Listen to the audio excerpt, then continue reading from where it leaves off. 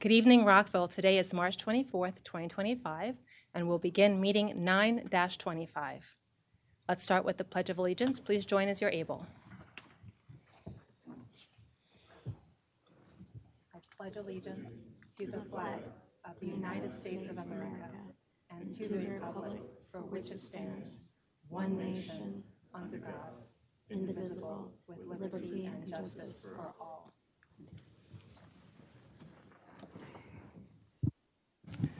Ms. Sarah Taylor Farrell, Agenda Review. Madam Mayor and council members, there are no changes to the agenda for this evening. Very nice, thank you. And now we move to our city manager's report. Welcome, Mr. Mihalik. Mayor Ashton, members of City Council, good evening. We have a potentially very long meeting tonight, so I'll be super brief. We've been very involved with budget matters, as you might expect. Obviously monitoring the legislative session, prepping our parks for the spring-summer season, and other important matters. Thank you, Mayor. Thank you very much. I just wanted to note, just in case folks have not heard yet, the City of Rockville has a Renew and Rise program for our federal employees, contractors, and grantees who have been impacted. There's information out in the FOIA and online if you look up City of Rockville federal workers, and it looks like this. There are programs to support mental health and activities for children, et cetera, as well as half off membership fees, and some of the classes are free. So please take advantage of that as you're able.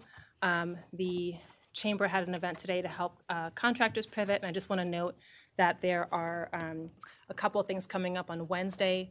WorkSource Montgomery is having a job fair for federal workers. I know so many people have been impacted by this, so I wanted to make sure I call that out. In addition, in April, there will be a Veterans Fair on April 3rd. So if you go to our website, you can find out more information.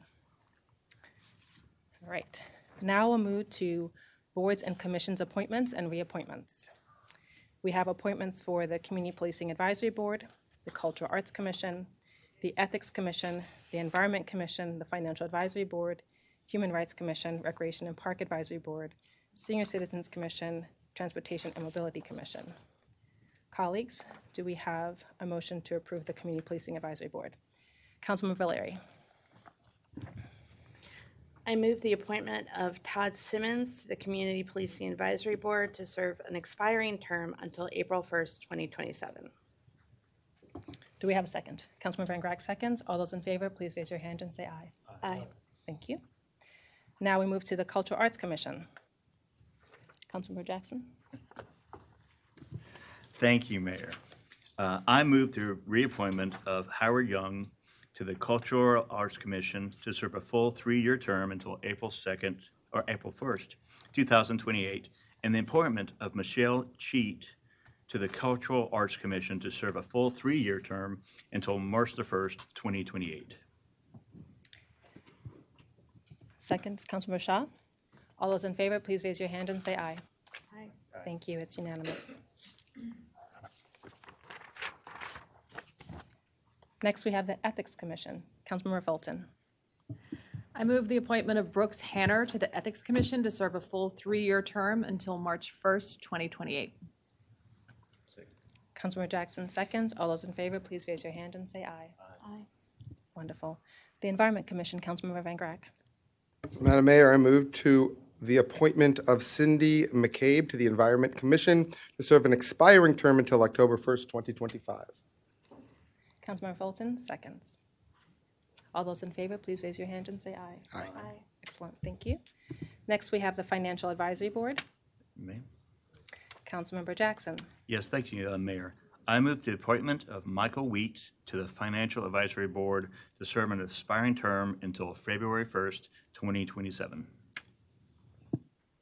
Councilmember Larry seconds. All those in favor, please raise your hand and say aye. Aye. Excellent, thank you. Next, we have the Human Rights Commission. Councilmember Shaw.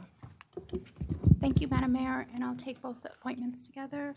I move to appoint Jacob Goodman and Ja Sira to serve a full 3-year term until March 1st, 2028. Excellent, thank you. Do we have a second? Councilmember Fulton seconds. All those in favor, please raise your hand and say aye. Excellent, thank you. Recreation and Parks Advisory Board, Councilmember Van Grack. Madam Mayor, I move the reappointment of Vincent Chip Boylan to the Recreation and Park Advisory Board to serve a full 3-year term until March 1st, 2028, and the appointment of Tiffany Holland to the Recreation and Park Advisory Board to serve a full 3-year term until March 1st, 2028. Thank you. Do we have a second? Councilmember Jackson seconds. All those in favor, please raise your hand, say aye. Aye. It is unanimous. Senior Citizens Commission. Thank you, Mayor.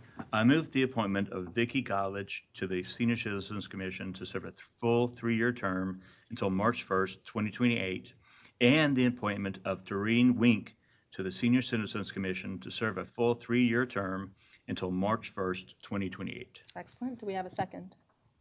Councilmember Fulton seconds. All those in favor, please raise your hand and say aye. Aye. Excellent. Thank you. Now we have the Transportation and Mobility Commission. Councilmember Leary.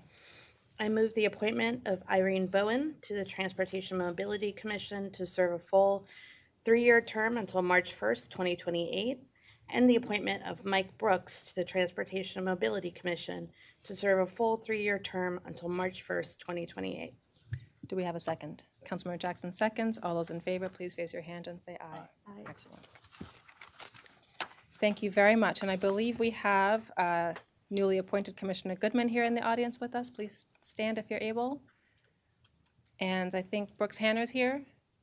And if there are any other new commissioners, please raise your hand or stand as you're able. Irene Bowen. Irene Bowen. Welcome all. Thank you so much for volunteering.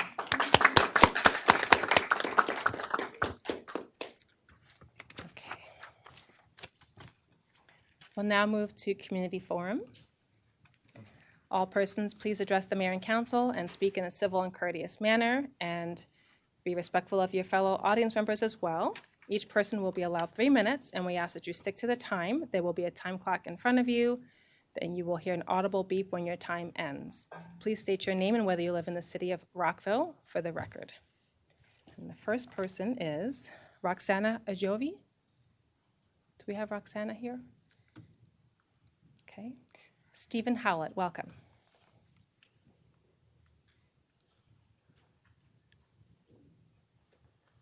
Now, Madam Mayor, you might have to get a translator for my Texas accent here, but I always appreciate being able to address the mayor and council. I'm from Rockville Little Theater, Vice President of Development. We're the oldest community theater in the city of Rockville, now 77 years old. And 65 years ago, we moved into the Fitz Theater, which we are now renovating. Thank you very much for all your support on that.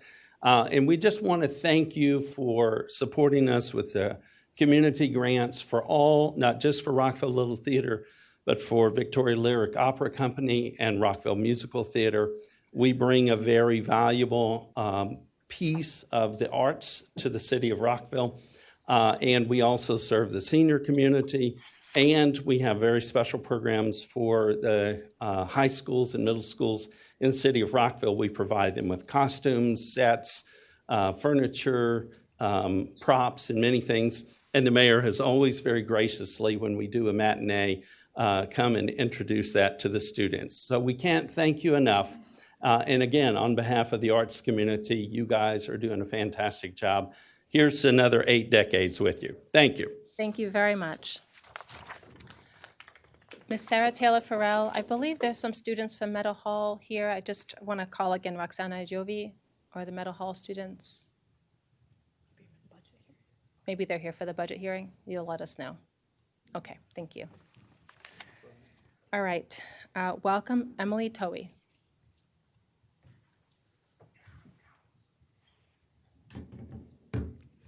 Good evening. Thank you, Mayor Ashton and Council, for giving me the opportunity tonight to testify again in support of adding rent stabilization onto the agenda for your housing discussions. My name is Emily Towie, and I am a City of Gaithersburg resident, but I work in the City of Rockville as I'm an outreach coordinator for the Montgomery County Renters Alliance.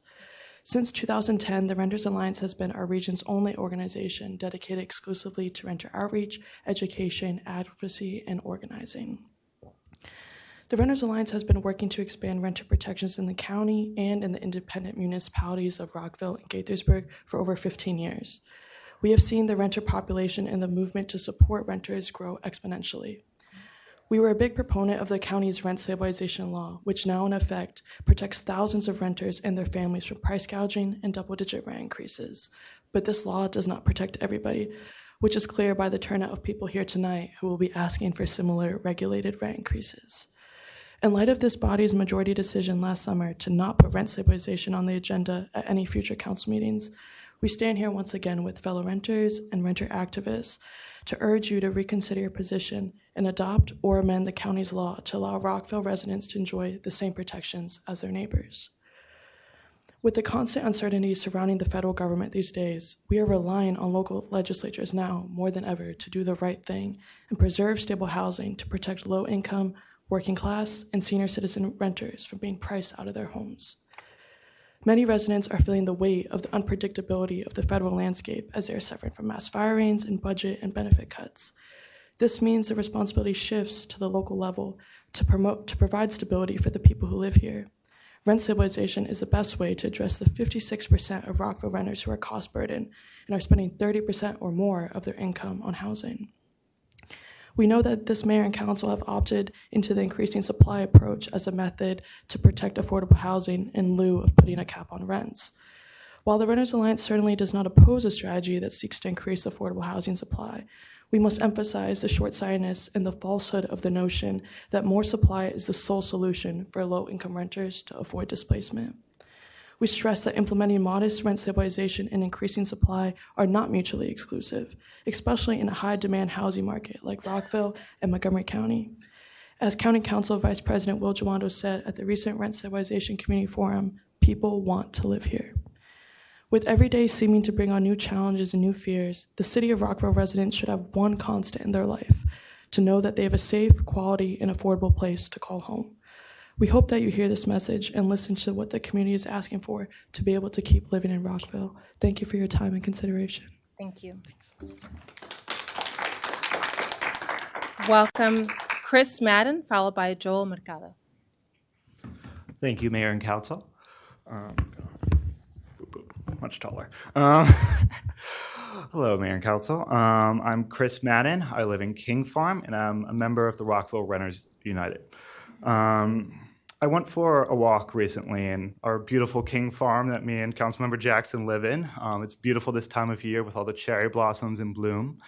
And I found myself sitting at King Farm Park on a bench and remembering why I moved to Rockville for diversity. I looked around at King Farm Park and I saw every race, religion, creed, ethnicity, sexual orientation, gender identity, and economic orientation. And I just thought about how beautiful it was to live in a community like this, where such a wide variety of people live in, especially in this time where it feels like diversity is under attack at a national level, that it feels like Rockville is a sanctuary kind of for this. But the walls, I feel, on this sanctuary are getting higher and higher. We are now in an affordability crisis where the prices of our goods that we need to live are getting higher and higher each day. And paramount to that is, to that sanctuary and to those needs are shelter. The price to live in Rockville with renting or buying a house is too high for most people to get. And especially with the rents increasing at a higher and higher rate. A lot of the economically diverse community that we live in, a lot of poor and middle class Rockville residents are being forced out of their homes and having to move to other communities.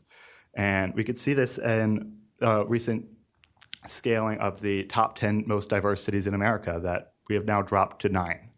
instead of where we were at 8.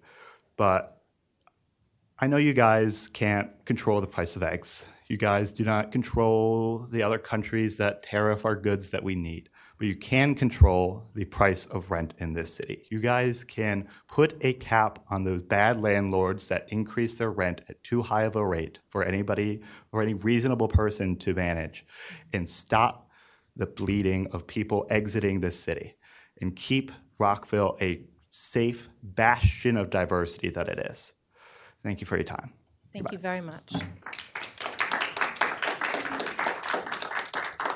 Welcome Joel Mercado, followed by Brian Beekman.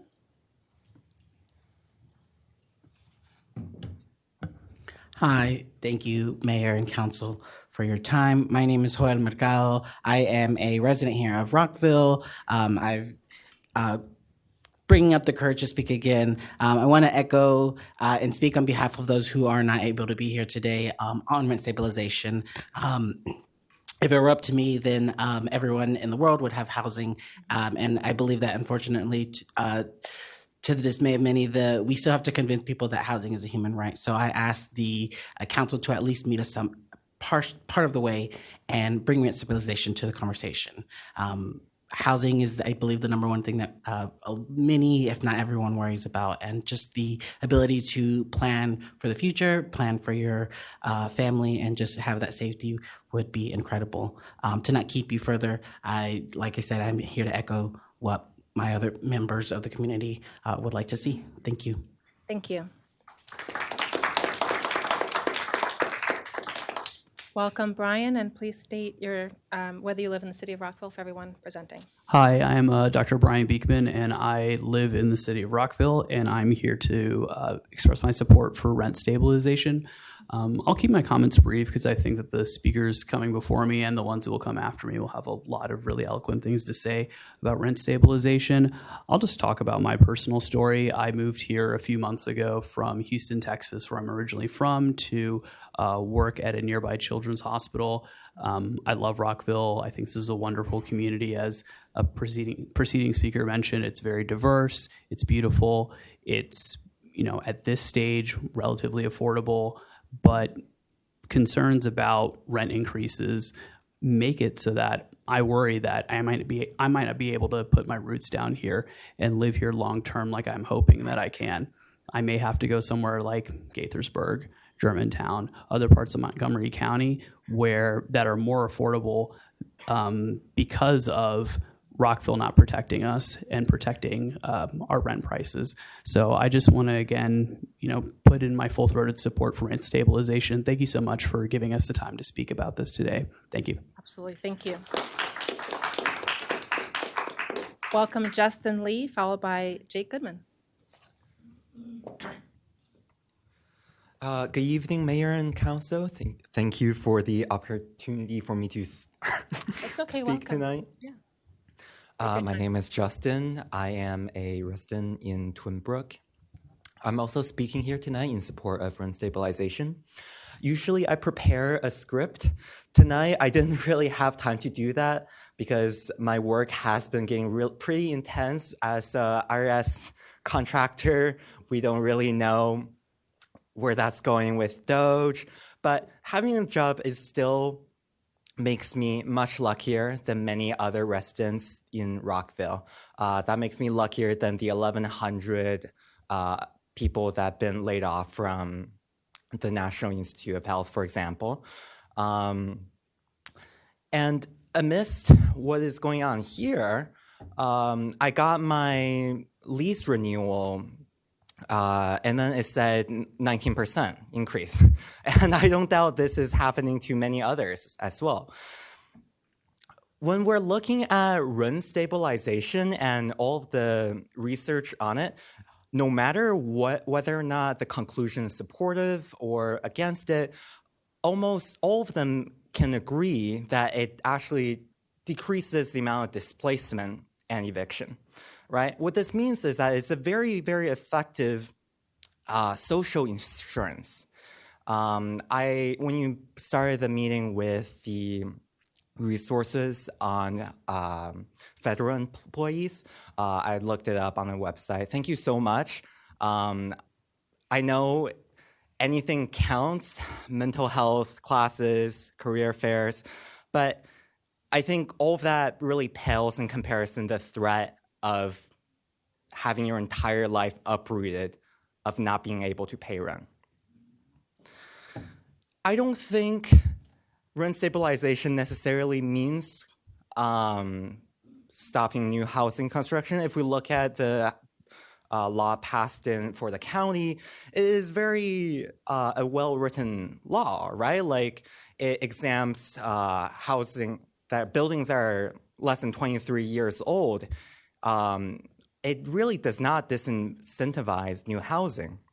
And 6% is much higher, it is already higher than most of the average annual rent increases for most of the years anyways. So what this really does is to prevent the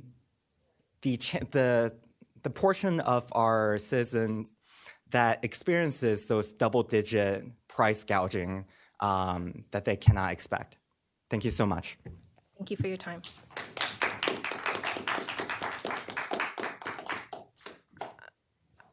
Ms. Sarah Taylor Farrell, can Ms. Penny just have a list outside in case other people who came later want to sign up, just so we have that list coming up? All right, I'll continue with the list that I have so far. Please state your name if I need to repronounce or if you want to correct a pronunciation, and as well as if you live in the city of Rockville.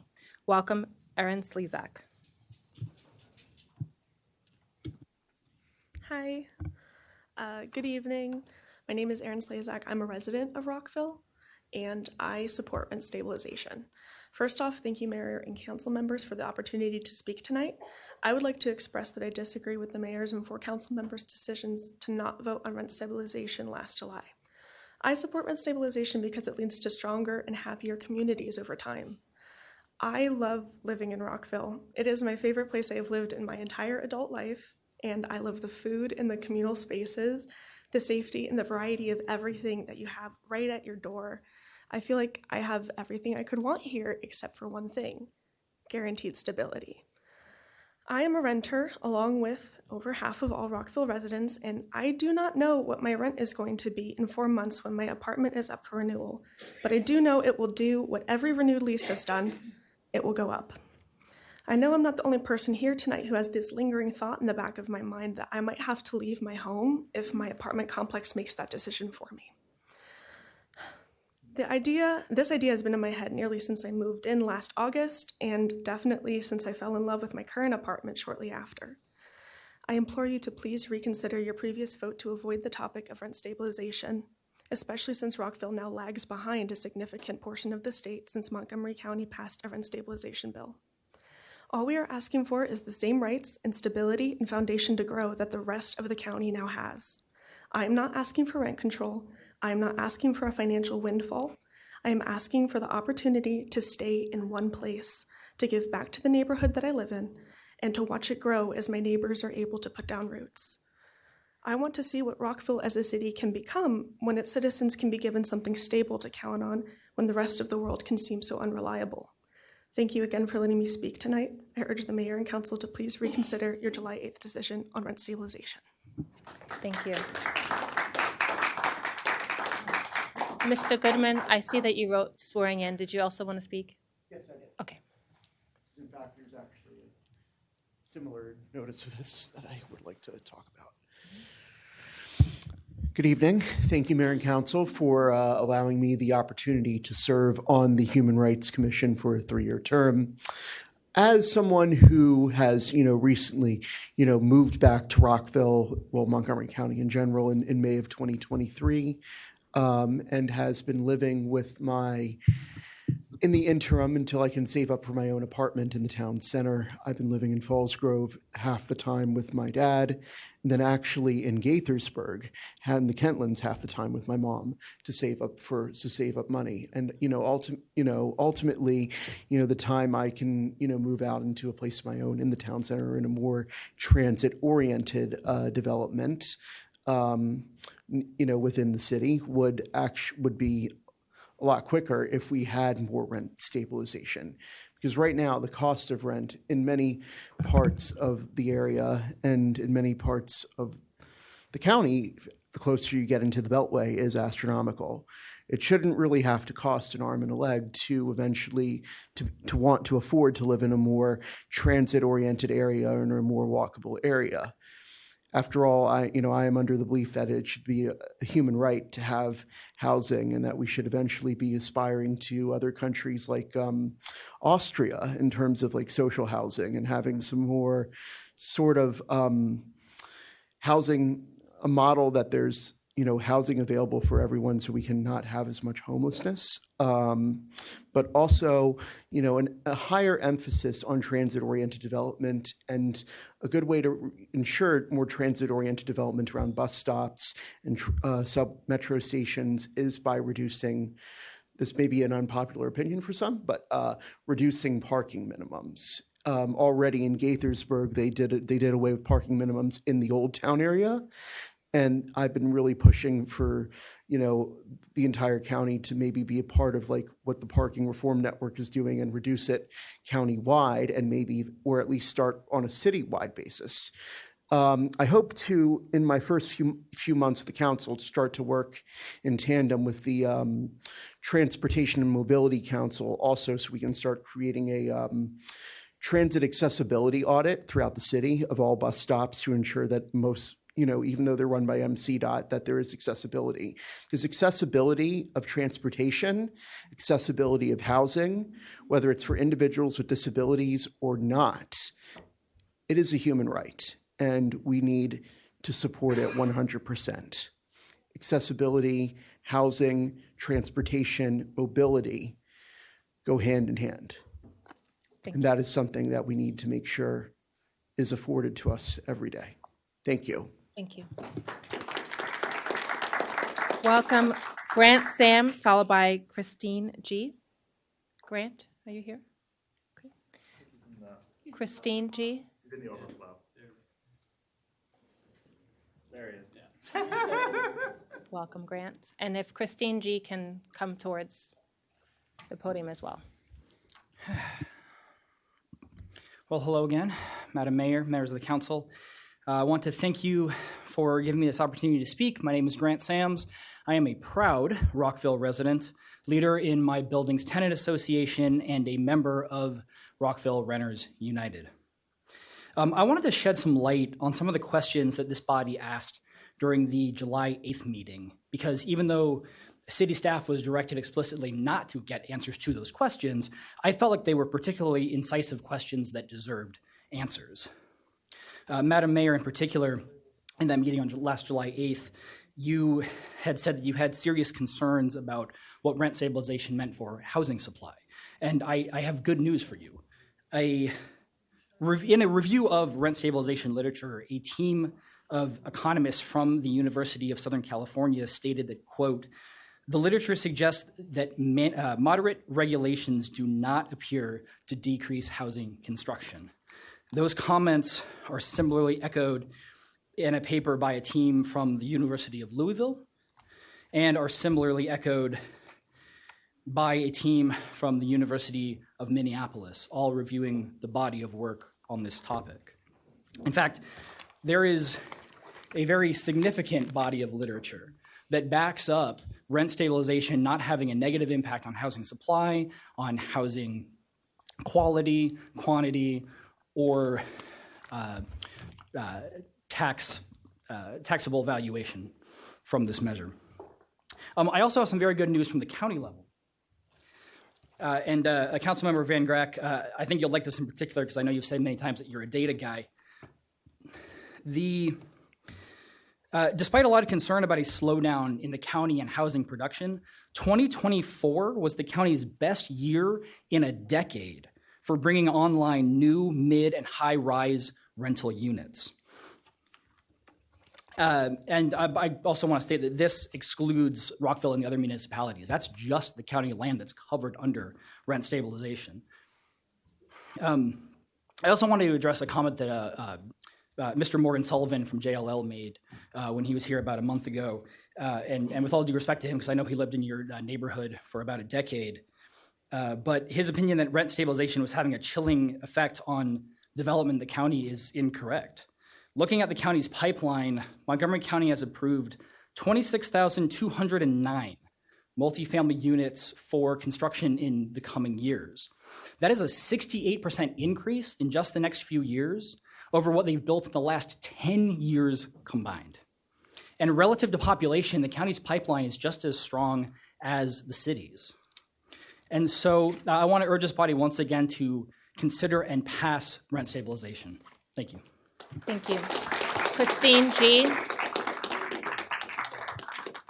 Followed by Tyler McClarison. Welcome, Christine.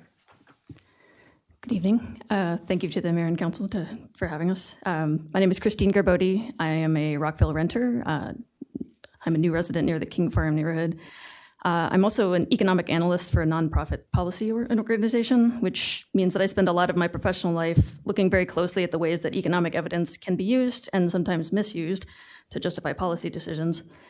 But I'm not here in that capacity tonight. I'm here independently as a Rockville renter. I became a Rockville resident last summer, and I was actually a DC renter in one of the few units exempt from the district's rent stabilization measure at that time. So back-to-back increases of 9 to 13% forced myself and my roommate to leave our neighborhood of 3 years. Because I had some connections here, I chose to go to Rockville and try to rebuild here. So I'm now wondering if I will face the same challenges again this fall. It's not looking great based on what I've been hearing from what others in the community have experienced in terms of increases lately. I am heartened to see that the council has been taking the region's housing crisis seriously, as evidenced by the flyer by the door. There's clearly a lot of good work being done here. But to echo what others have said tonight, the solutions that the council has kept on the table are missing this critical stopgap that is a well-designed rent stabilization measure.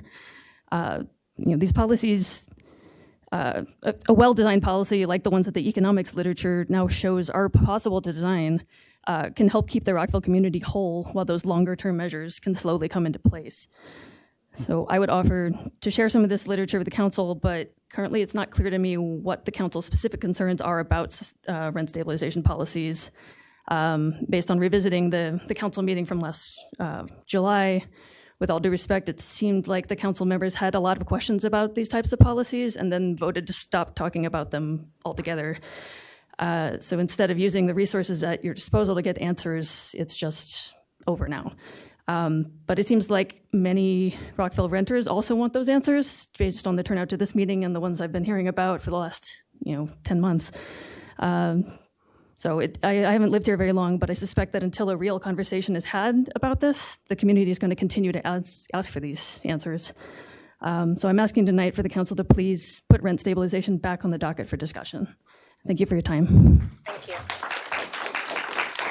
Tyler, followed by Michelle Shen. Welcome.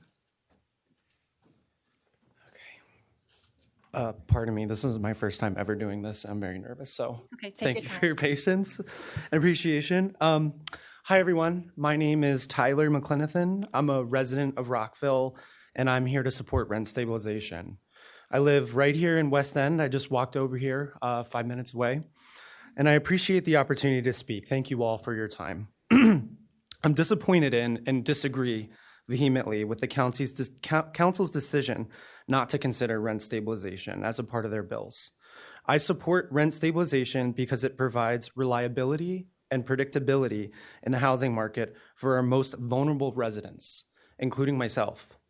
For the past 6 years, I've been living, working, playing, and growing my family right here in Rockville, right here in downtown. I work at Montgomery College. I give out food to our neighbors. I volunteer to shovel snow for my senior community members. I've got my thank you invite here to prove that, right? I brought my daughter and I are active members of Maryvale Elementary School. I'm vice president of the PTA. And we're a member of the Rockville Ballet. I'm a part of the Friends of Rockville Civic Ballet. We've got a show this weekend. Please come and check us out at the college. We'd love to have you there. And I've had many of my daughter's birthday parties. I'd love to have mine there too, to be honest, at the Rockville pool. We love it here. And I don't mention this to toot my own horn. I really don't.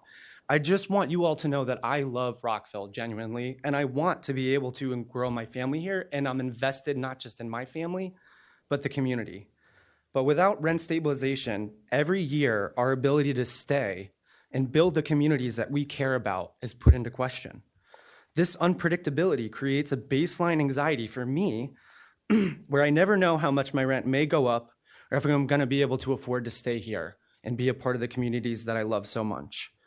Rent stabilization would provide me with stability and predictability so that I could focus more on being the father that I want to be and the community member that I want to be.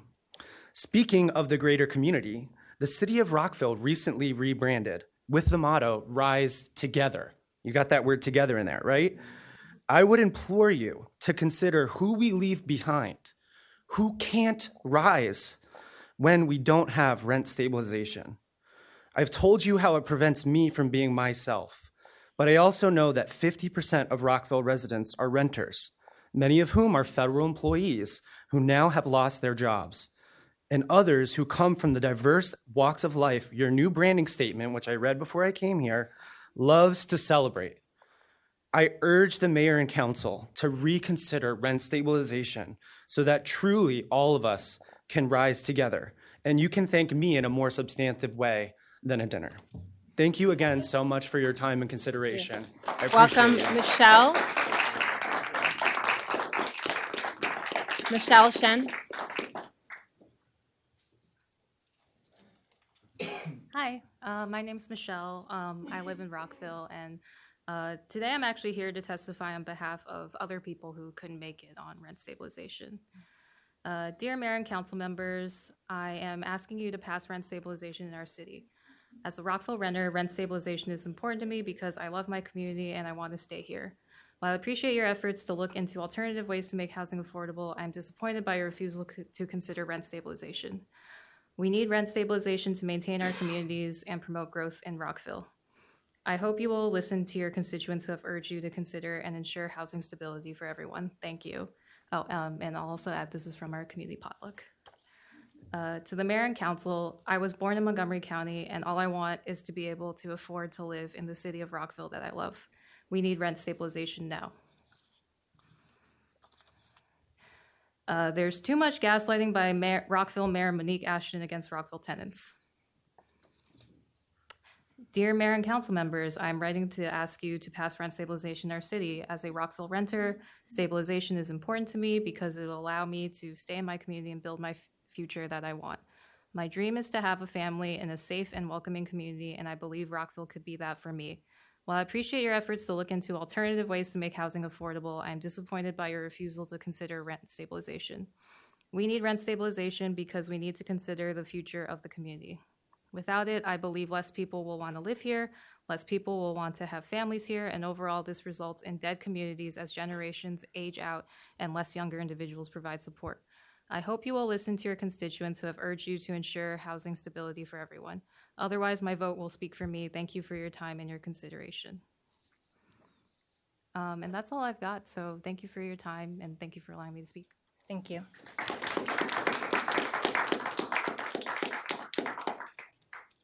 Judy, do we have a new list? Okay. Welcome, Ms. Anita Neal Powell.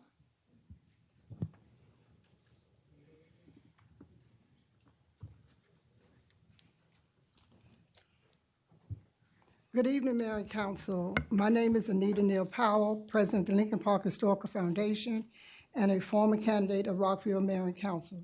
Tonight I stand to support the construction of the Lincoln Park Community Center Improvement Capital Improvement Program project. I also want to thank you for transparency of all those who submitted their proposal.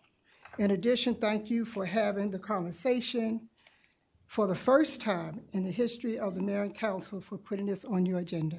Thank you. Thank you. Good afternoon, Mayor and Council. My name is Gladys Lyons. I'm back the second time on Ashley Avenue. And the first time was the cars. Now I'm back for the trees across the street. Who owns that land there? Because those trees are rotten. Trash, I think they came out and picked up trash last week. But those trees come down with a high wind, will come right in my driveway, in my car, on my car. So we need to know who's in charge of the land across the street. I'm a homeowner. I own my home in Lincoln Park, and I want something to be done. I'm a widow, and also I'm gonna take a minute and address the traffic on the 3 going south, North Horners, Westmore, and Ashley. Though it's like on a racetrack.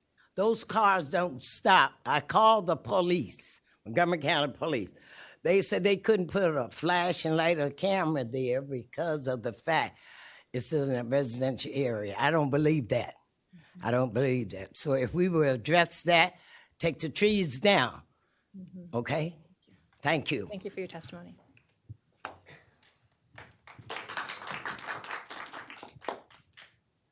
Ms. Penny, do we have any others who have signed up? Okay. All right.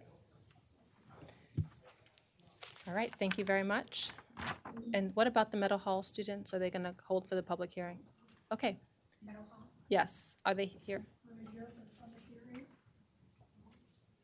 We can take them, whatever.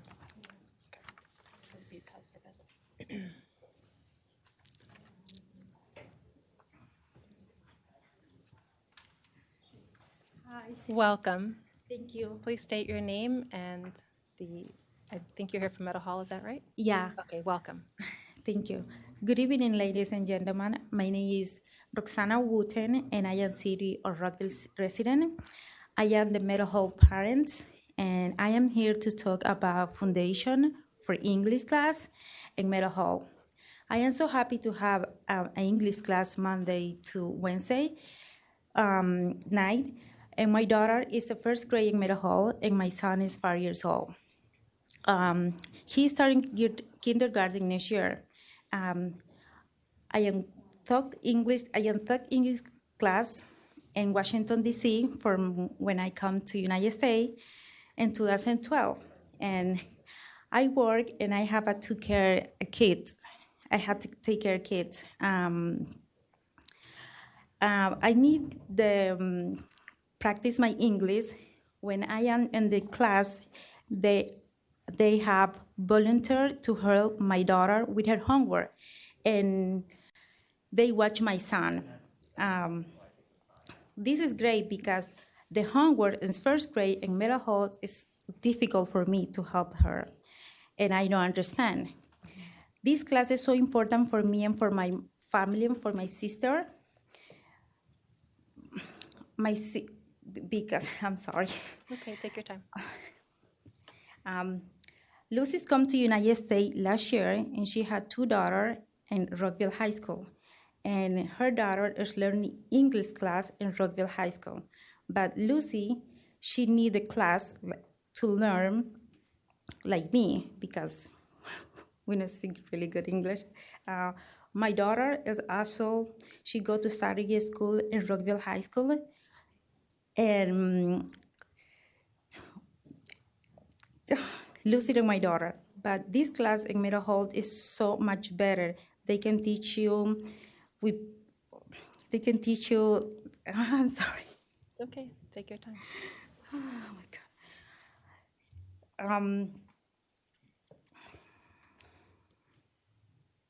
So Saturday school in Rockville High School, my daughter. The Saturday school is part of Saturday.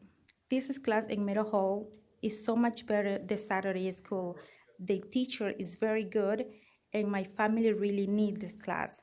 The Meadow Hall parents and I really need this foundation to continue our English class, English skill, and the next year school. Thank you. Thank you very much. Well done.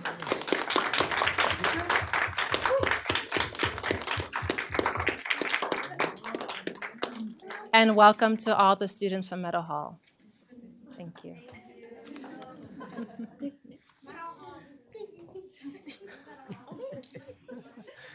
Okay. Is there anyone else from Meadow Hall who would like to speak? Okay.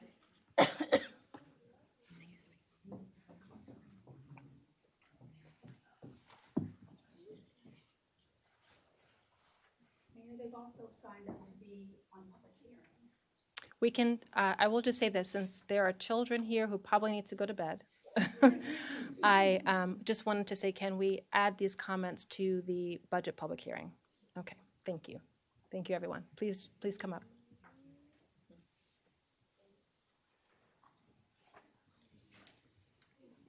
Thank you very much.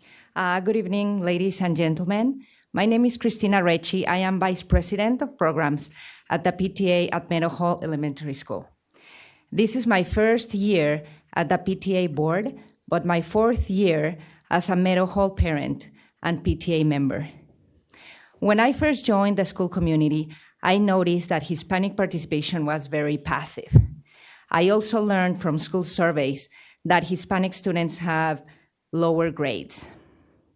At the end of the school year 2023-2024, PTA board members held a brainstorming session with Hispanic parents, some of them are here today, to learn how to support their children to excel and thrive in elementary school. Some of the feedback received included the lack of English proficiency on their end to be able to help their children do homework, study for exams, or even communicate with teachers and other parents. This situation contributes to low grades in students and slows down their development. Starting this school year, the PTA at Meadow Hall partnered with Ms. Jessica Jackson, our community school liaison for Meadow Hall Elementary School, and Ms. Cecilia Rojas, program director of the Language Outreach Program, to provide English conversation sessions twice a week in the fall, winter, and spring. While parents take their English conversation sessions, students take tutoring to do their homework at Meadow Hall. After 2 English sessions, I have learned firsthand from these parents that these sessions have provided them the language skills to help their children do homework or study for their exams, resulting in higher grades. There's still a lot to do. These parents are more confident now while communicating with staff or other parents. We will soon start our 3rd session in April, and they are already registered and looking forward to it. The constant attendance of both parents and students proves the benefits that these sessions provide. After 4 years of being part of the school community, I'm happy to finally see more active participation and involvement of Hispanic parents in school activities. And more importantly, I can see their children making progress. But as I have mentioned before, there's still a lot to be done. This would not be possible without the funding and resources to do so, reason why I'm testifying tonight at this council. This is an ongoing activity that our school community needs to help our elementary students be more prepared for the school years ahead. The funding that you provide to our school community really makes an impact. I'm sure that this investment will benefit our economic numbers in Montgomery County and City of Rockville in the future. Before I conclude my remarks, I want to rest assured that your funding will be well used educating these wonderful children and their families. Thank you. Thank you very much.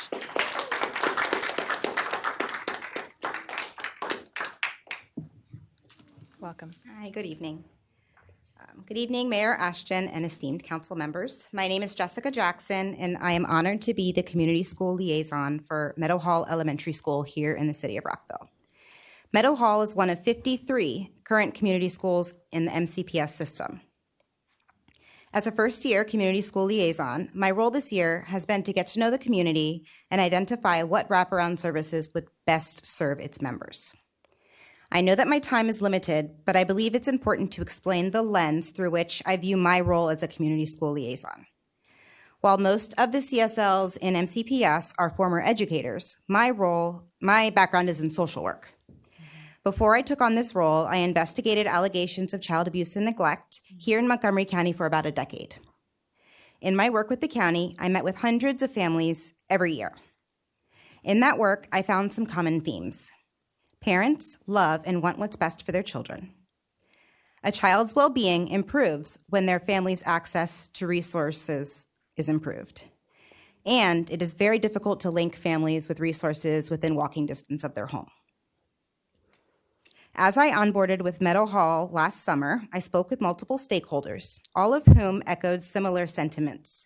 English classes were needed for the parents at Meadow Hall.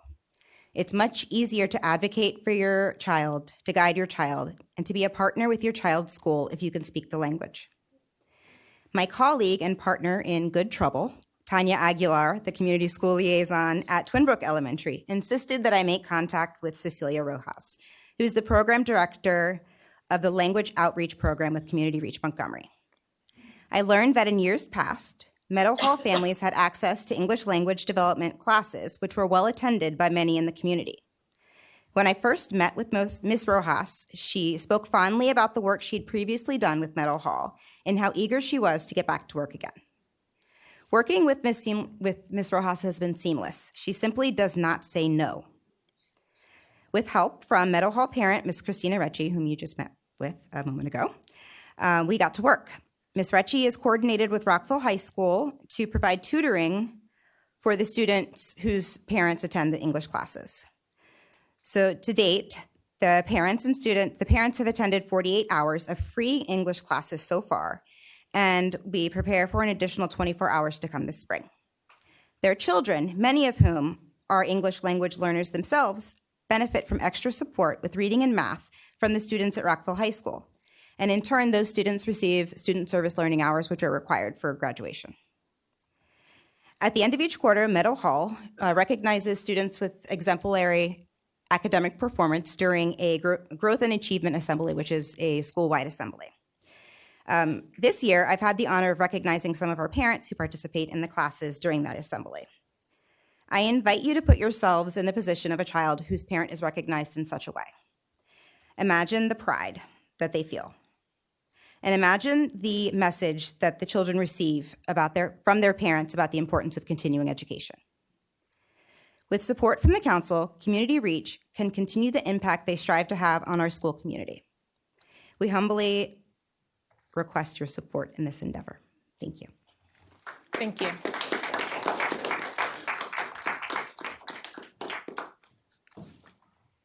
Thank you, Meadow Hall. Ms. Penny, is there anyone else who signed up?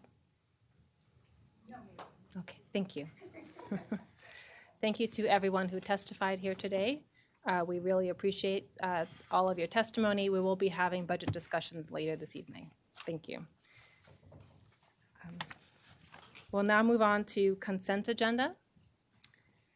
And we have a few items to approve. Award and authorize the city manager to execute a contract responsive to IFB, construction of Lincoln Park Community Center improvements. We also have award and authorize the city manager to execute a contract for the LED streetlight conversion phase 2. Colleagues, do you have any questions about these items that you want to pull? If not, we have a motion to approve. Councilmember Van Grack. Madam Mayor, I move for the approval of consent agenda items A and B as noted in the agenda booklet and the agenda item. Councilmember Miles? Second. Thank you. All those in favor, please raise your hand and say aye. Aye. All right, thank you very much. We'll now move on to our budget public hearing. I would like to ask Ms. Sarah Taylor Farrell, has this been properly advertised? Madam Mayor and council members, yes, it has been properly advertised. Thank you. Mr. Chambers, welcome. And I know you're joined by Kim Francisco as a panelist.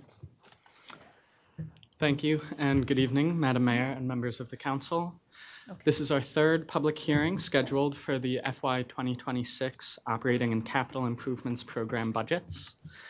The public record will remain open through April 7th, and members of the public may continue to submit written testimony, as well as take our Community Budget Priorities Survey, which they can find at www.rockvillemd.gov/budget, which will also remain open through April 7th. As of today, we have over 730 responses to our survey, which is about 90% of the responses we had received this time last year. After the survey closes, along with the public record, again, on April 7th, a final report including all results will be provided to the mayor and council. That concludes my remarks, and we ask that the mayor and council proceed with this public hearing and keep the budget public record open one last time through April 7th. Thank you very much. We're going to proceed to the public hearing, but I just wanted to note if anyone has any questions for staff or need any help on resources, we do have staff members in the back. Mr. Mihalik, who would you assign just so that they can see raised hand? Mr. Matite is here in case anyone would like to talk to him about city programs, resources, or questions. All right, so we now welcome our first speaker, Mr. Jake Jakubek.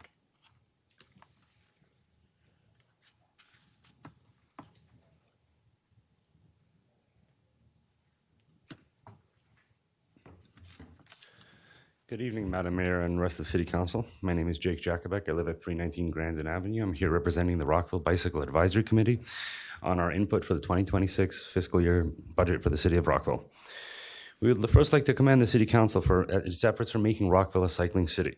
In my short time in the city, significant complete streets projects have come to fruition. Maryland Avenue, the town center, we've got all kinds of things coming in. Baltimore Avenue is finished. Further initiatives are coming along with Fleet and Monroe Streets, and other things are planned at the southern border of the city. The committee appreciates the effort of the council as well as those of city staff, and we wish to maintain this momentum. Our budget priorities for the 2026 budget are: we are asking for the city to dedicate the funds to have a half-time staff city member to assess with cycling initiatives. We also continue to ask for funding for feasibility studies for complete streets and cycling safety projects. And thirdly, we would like to discuss funding cycling education in the city. My colleague Shannon will be speaking about that a little bit later. I imagine that the city is aware that Tour to Cookie is not going to be happening this year. We have made regular contact with the Treehouse, and they are immensely busy, and it's not likely we will see this event happening this time around, and they don't have the time to organize something like this. This leaves the city of Rockville without a signature cycling event to draw people to town, see how much fun it is to ride a bike here. Looking over prior issues of Rockville reports from about 2012, I found an issue that the city once held an event named Ride and Stride, which is a combined bike ride and run. Looks like there were 2 bike routes and 1 running route, which, showcased the city and those kinds of things is organized here. And I think that the committee feels that this is something worth revisiting. One of the main limitations to such an initiative would be staff time. Naturally, our esteemed colleague Brian Barnett was immensely busy doing all the work that he does, and I'm sure you would appreciate somebody who would be able to spend half their time doing that kind of work and maybe begin to organize an event. Obviously not for this year, it's far too soon, but perhaps next year and times forward. Feasibility studies are the key to fulfilling goals set up in the Vision Zero Master Plan, the Complete Streets Policy, and the Rockville Bikeway Master Plan. These studies lay the foundation to carry out important complete streets projects, bicycle projects, projects that involve removing parking or reducing the amount of car driving lanes, and any of those kinds of elements that will allow people to ride bikes safely. High priority projects are often on roads that are backbones for our transportation system, such as the Complete Streets project on North Washington Street. And many high priority bike projects will require separate bike infrastructure to ensure that it's truly safe for everybody to ride. Feasibility study is important now because the city has completed much of the so-called low-hanging fruit in the Bikeway Master Plan, and now we're kind of going to the stuff that's a little bit lower. The ideas that we had for this year to discuss, one very important one is the Research Boulevard shared use bike path that would go between the Carlton Millennium Trail and the Friendship Bridge. I understand that some work was done on that. We had a little setback. However, I would like to keep that in focus. Another option that it could be studied would be a path from Maryvale Park to Redgate Park, like a side view path that would take you into the back of Taft Court and create a very safe bike connection for people to ride from those 2 parks. Another element to potentially discuss would be a Chapman Avenue bike lane from Twin Brook Parkway to the city border. This is actually number 7 on the Rockville Bicycle Advisory Committee bike lane priorities and would also connect to the Bethesda Trolley Trail and point southward. Another element would be the Fortune City bicycle lane from 7 Locks to Park Potomac. This is number 15 on our list and a fairly short segment. Our final thought on this matter would be to have I'm sure we're all aware of the connection between the Yale Place and the Carlton Millennium Trail. It's there. It's pretty awkward. You've got a little grade and stuff. So that would be a really nice connection to smooth out and iron out to make it more comfortable for people to use and ride. One thing that the feasibility studies allow us to do is that they need cost-benefit analyses that not only include impacts on traffic, but other assurance redesigns will be effective and their locations equitable for all city businesses and residents. Feasibility studies ensure that community members have opportunities for input and feedback. Finally, feasibility studies set the stage for Rockville to be eligible to receive local, state, and federal funding to design and build the infrastructure that we are proposing. As the mayor and council know, this funding often becomes available quickly and requires so-called shovel-ready projects. Having the groundwork done ahead of time would give Rockville a substantial edge in being selected for government grants. I thank you for your time today, Mayor and Council. I look forward to working on the budget with you this year. Have a good night. Thank you.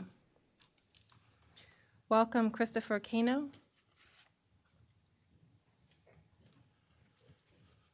Good evening, council members, mayor. My name is Christopher Cano. I'm the political director for SCIU Local 500. Excuse my attire. Usually I put a suit and tie on for more august bodies like this one. But I wanted to share with you this evening exactly how much of a common man that I am. And in reviewing this city's budget, the one thing that struck out to me the most was there's nothing involved in rent stabilization in the city's budget. And that alarms me and our 23,000 members severely. We worked very hard to be a part of the Rent Stabilization Coalition in Montgomery County. And I find the fact that the intransigence of this council to move forward on this issue, when half of the renters, half of the people in Rockville are renters, is disturbing. Now, the cost of inaction can be measured in homeless families. The cost of inaction can be measured in economic distress. The cost of inaction can be measured in the seats on this council that can be replaced in the next election. I want to be abundantly clear. We have a major issue in Annapolis right now with the state budget. And it really is disturbing to think that we have to come back and focus on local issues when we entrust you to be the voice of the people. And according to what I saw this evening in these public comments, the voice of the people are not being heard right now. Now, I'm going to be abundantly clear one more time. I firmly believe that you should address this, and you should address it in this coming year's budget, and that it should be addressed expeditiously. Otherwise, we're going to have to put our thumb on the scale and make sure that our thousands of members know that we can pack this city council chamber out next go around, that you all can be held accountable. So I'm asking very civilly, very nicely, address it, and thank you very much for your time. Have a great evening. Thank you. Welcome, Andrea Kepner-Wink.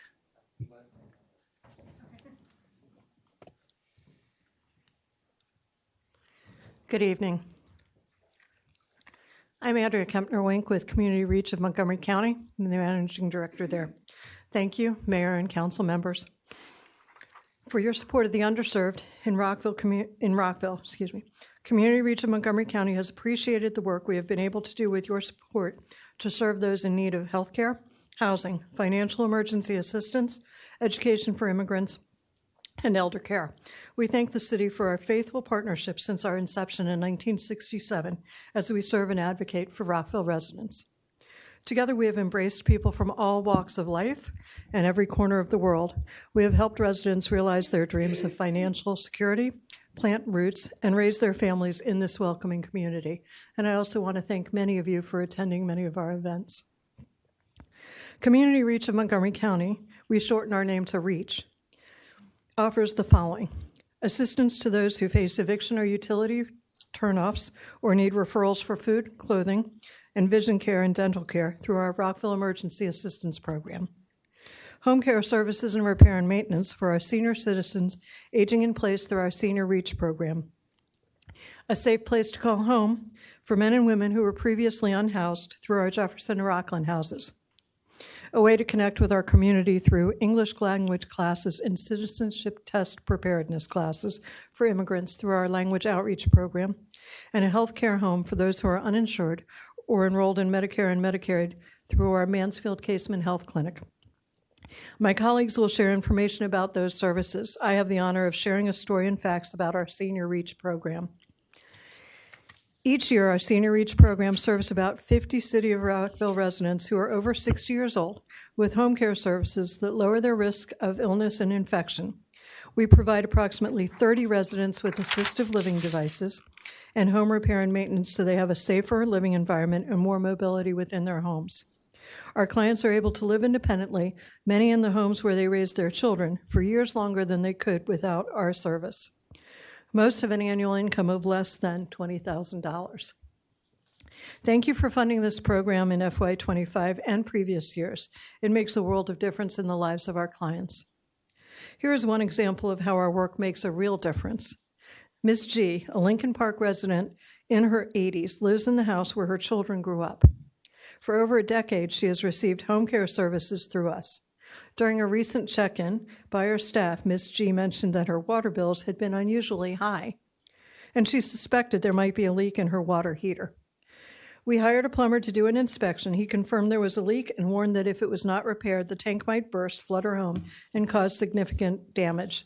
Senior Reach contracted for a new water heater to be installed. With a letter from the plumber, Ms. G was able to get a partial refund from the water company. She thanked us immensely for everything that we did for her. In 2024, we ramped up our technology assistance for Rockville seniors. At Victory Court, we offered 2 hours each week when any resident could meet with a volunteer who would help walk them through their concerns and questions about their cell phones, tablets, laptops, and other technology. Senior Reach has held similar one-time activities with student volunteer groups. Not only do these events provide useful learning opportunities for Rockville residents, they also offer socialization experiences between generations. Although we're proud of our Senior Reach successes, there are many more whose quality of life, health, and safety would be vastly improved with the help of our program. We always have waiting lists of more than 10 lower-income Rockville seniors for both home care and home repair due to funding shortages. Home care services are increasing in cost year after year. We expect that materials and labor for home repairs will rise more quickly this year and in the future as the economic situation changes. The average age of our population is increasing, and senior citizens are a rapidly expanding demographic. We ask for your continued and increased support as we strive to help all our seniors age with quality of life, assuring no one is left behind due to age or socioeconomics. Thank you very much. Thank you. Welcome, Cecilia Rojas.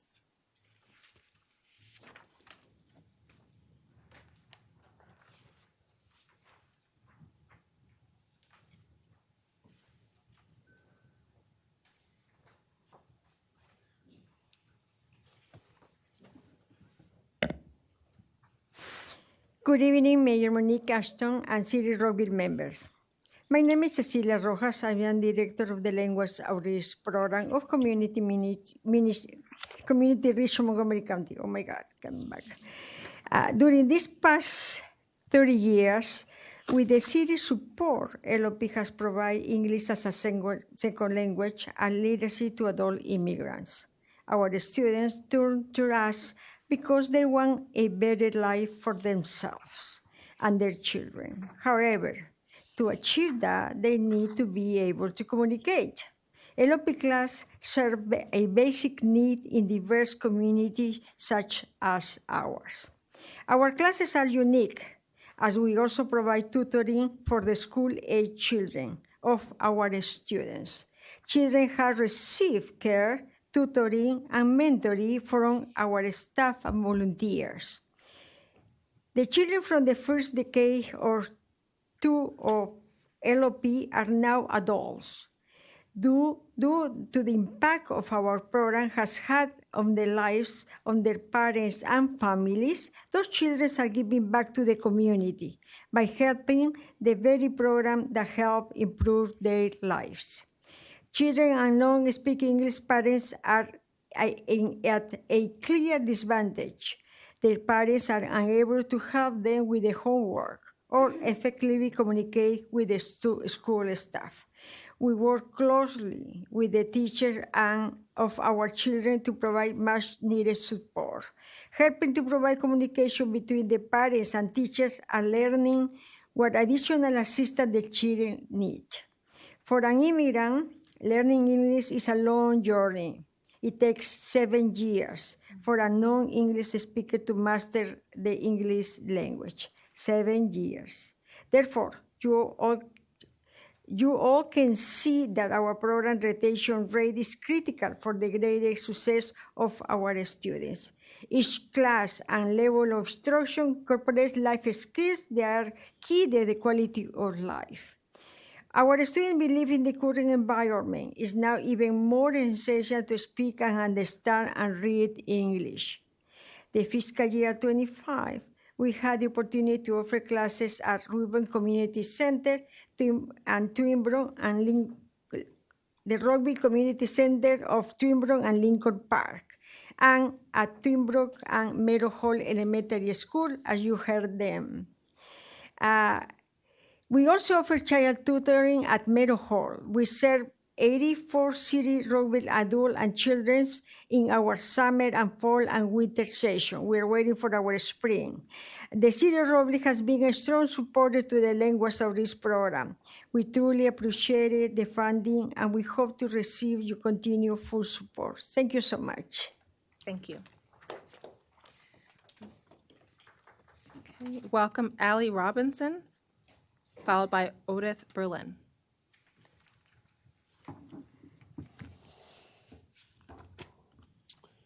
My name is Ali Robinson.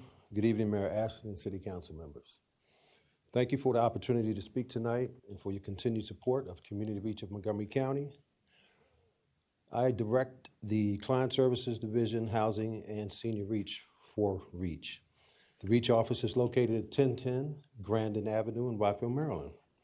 I would like to thank you for the opportunity to speak about our housing program and to express our organization's sincere thanks to all the City Council members and you, Mayor, for your support over the past years. I'm honored to stand before you to advocate for the vital programming and the funding to the most vulnerable members of our community. Our permanent supportive housing program provides stable long-term housing for formerly homeless individuals. We operate 2 permanent housing homes, the Rockland Home in Twinbrook, that houses up to 5 women, and the Jefferson House in Rockville, just a few blocks up the road, which houses up to 6 men. Residents receive individualized case management, create service plans individually, and receive life skills training, attend financial literacy workshops, as well as have access to basic computer skills. We work with a host of collaborators throughout the county to provide the services to help our residents prepare for a productive future. Jefferson House, many of the residents there are building meaningful connections throughout this community. They're attending collaborations with Tree of Hope and other community engagement. One of the residents there said he has a new goal after attending multiple meetings and groups. He says that he wants to become a peer recovery specialist. He says he wants to give back to the community, which has helped him, and he wants to stay engaged and attends meetings weekly. Another Jefferson resident wants to pursue an entrepreneur training. He says after now attending some of the programming that we have, he wants to open up his own mobile detailing company. He's asking about entrepreneur programs. He's asking how can he get training? How can he open a business? The success of our men looks like what it does. A community-based program offering hope, giving them the support they need to reach their goals. Our Rockland House is a powerful testament to the resilience and faith that Community Reach impacts. Our house manager there is volunteering on organizations such as the Rockville Human Services Advisory Commission Board. She's prioritizing her self-care, and another resident through Reach has started her social media page to assist and help other women who walk that similar path. So in closing, I'd like to ask that the county continue to support us. Please keep us in mind as you go into fiscal year 26. Thank you. And thank you. Thank you very much. Welcome, Odith. Ms. Berlin, please. Yes, good evening, Mayor and Council members. My name is Odette Berlin, and I have the distinguished pleasure of directing our Rockville Emergency Assistance Program of Community Reach of Montgomery County, and I'm here to really express our deepest thanks for the 2026 Rockville Emergency Assistance funding in your base budget. With your faithful financial contributions over the years, you have demonstrated your deep commitment to our work by providing financial assistance to our Rockville residents who are facing rental eviction, utility disconnect, and medication assistance, as well as those who live in Montgomery County who need human services such as dental, vision, clothing, food, and computer referrals. Your support has repeatedly played a key role in our success. Let me tell you a story. Miss L, who is a single mother of 3 young children, 6, 8, and 10, was recently laid off from work, could not pay her rent, and was about to lose her home. REAP was able to provide emergency financial assistance to stop her eviction. Losing her home would result in them being displaced. It would be more difficult for the children to attend their school regularly, and it would be a greater impact to even having them to change their school.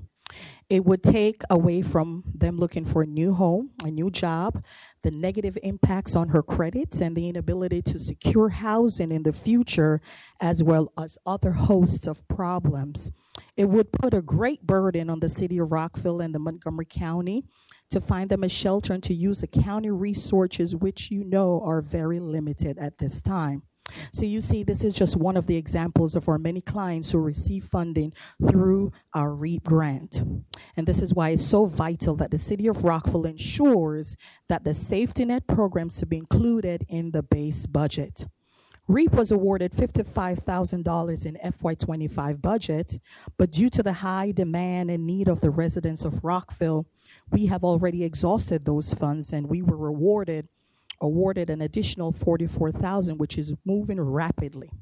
REAP helps with other funding sources and provides referrals as well as case management to the Rockville residents. So I just want to pause and say, on behalf of our REAP clients, which are vulnerable and often are afraid to shy away from coming just to say thank you, we want to offer a big thank you again, and we look forward to your continued partnership as well as the continued servicing for our most vulnerable of Montgomery County. Thank you. Thank you very much. Welcome, Carmen Lezama.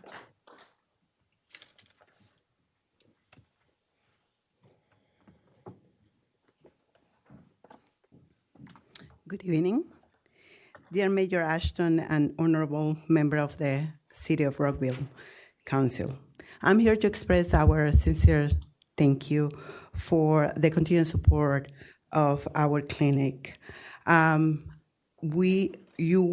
commitment is crucial to the success of our clinic and directly impacts the health and well-being of uninsured and underinsured patients of Rockville.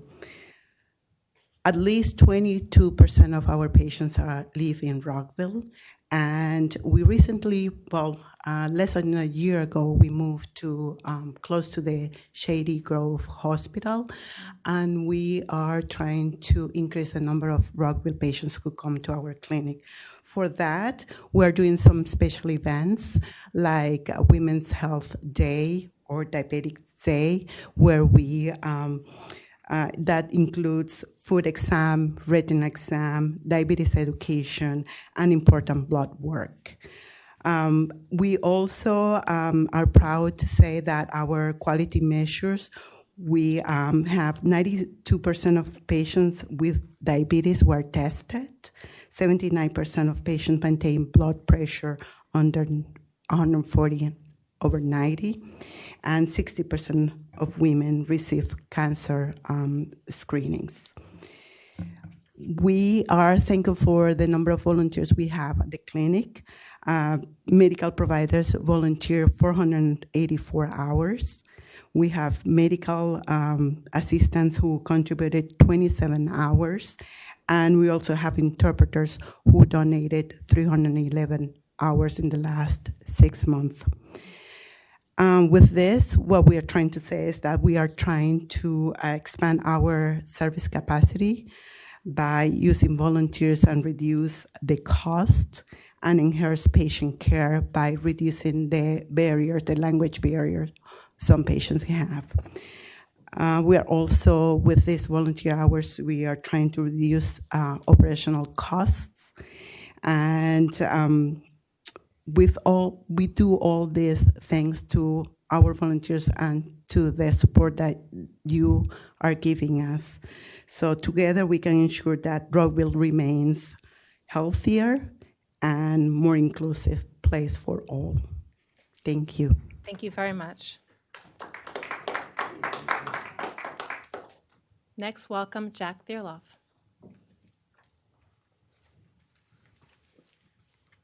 Great. Mayor Ashton, members of the council, thank you very much for the chance to speak with you today. I'm a member of the Rockville Recreation and Parks Advisory Board. I grew up in Rockville. All of the Rockville parks, the pool were a big part of my experience growing up. It was a big part of what drew our family to move back. We visited my parents and went up at Welsh Park, and that's what convinced my wife from Philadelphia that it was okay to move back to Rockville. So thank you for all the improvements to that park. We are typically here each year saying thank you for the capital investments and the operational investments that the city makes. We're really excited about the Rockville Swim and Fitness Center. It was over there today. They've put up the poles to attach the slides. That's going to be incredibly exciting and a really big thing for all of us residents of Rockville to remember for the next 20 or 30 years. So we've typically come and really encouraged for strong investments from the city into parks, into programs, into supporting not just the infrastructure, but also the people who make these programs work so well.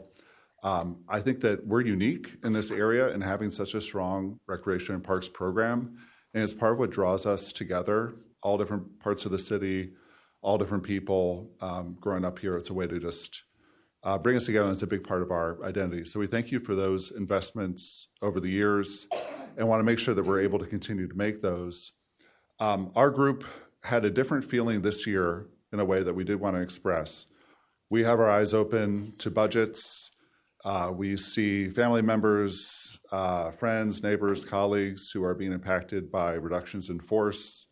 We see that the pressure on the budget here in the city and in the state and the county are likely going to be tougher in years ahead.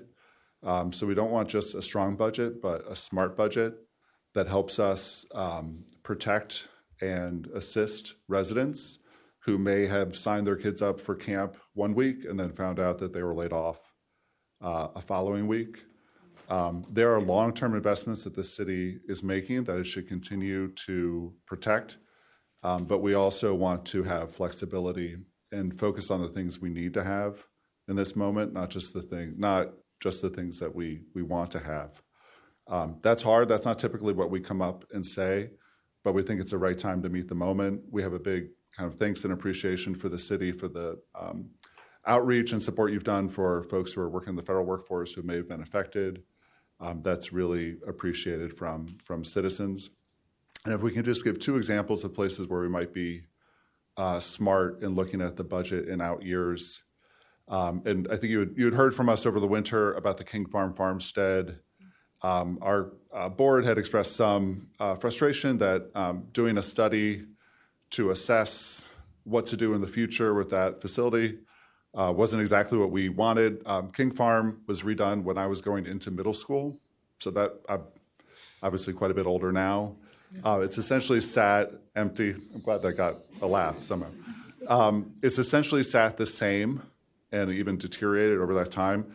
We really appreciate your sense of urgency and the sense of like, we got to do something about this. Our committee felt that it wasn't the right to have an outside consultant. We'd really love the city to be able to authentically connect with the community directly and know what needs to happen. It's been 25, 30 years since this has been open. The realm of possibilities should be fairly well known, and we should take that money and try to make physical improvements so that it is used and useful, hopefully before like my kids are up here someday talking. Another point was Redgate. Huge opportunity for the city. I agree with the gentleman from the Bicycle Advocacy Committee. Red Gate's great. The challenge is that it used to be a golf course and try to keep people off. It's now a park trying to welcome people in. Coming off of Avery Road is not easy. Being able to come in off of Taft Court or off of 28 would be great. But it may be, there are things that need to be done at Red Gate, but it's working pretty well as it is today. And I'm not sure, I sure hope that in the next 10, 15 years, the city has the financial wherewithal to make huge investments into Red Gate and to fulfill its potential. I'm not sure that we will, and that we should make realistic decisions now and have that money available to support us in this time where budgets may be tougher, and we want to be smart about how we get there. So again, thank you. Recreation Parks works really well because the people from the city do it really well. So sometimes it's the dog doesn't bark, it's the problem that you don't see, so you underinvest in it. We appreciate all the support, and also look forward to working with you to just have eyes open and have a long-term plan that really works for the city. Thank you. Thank you very much. I think Kristen Ariki already spoke from Meadow Hall, but just checking to see if anyone else is here from Meadow Hall. Okay. Welcome, Shanna Brusher-Shea.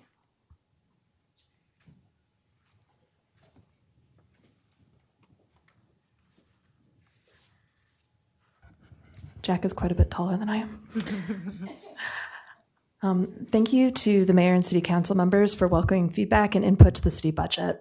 I'm Shannon Brusher-Shea. I am a resident of Rockville over in Lincoln Park. I'm also a member of the Rockville Bicycle Advisory Committee, but am representing myself as an individual.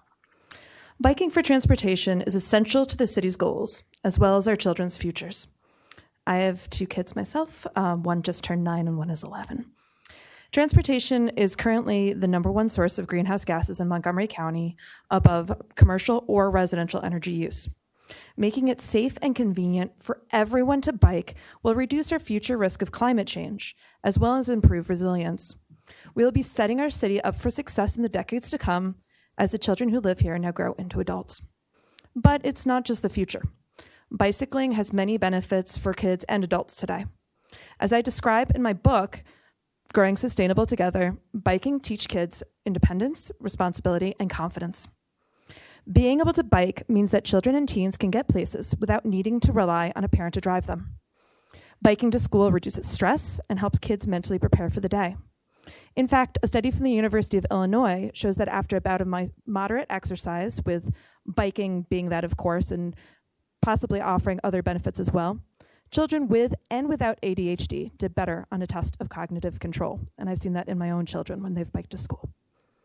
But children and adults alike can't take advantage of the benefits without the right education. Bicycle education sets teens, adults, and children up to embrace this environmentally sustainable and healthy form of transportation. Unfortunately, there is very limited bicycle education available in Montgomery County. The few classes that exist are for adults only and are only happening because of county government support. Unlike Washington, D.C. public schools, Montgomery County public schools do not offer comprehensive bicycle education as a standard part of their curriculum. Considering this lack of resources, I strongly encourage the city to include funding for bicycle education in the budget for parks and recreation. Ideally, the city could contract with an organization such as Washington Area Bicycle Association or Rockville Bike Hub to offer classes for both children and adults. The children's classes would be Learn to Ride that often also offer basic bicycle safety education.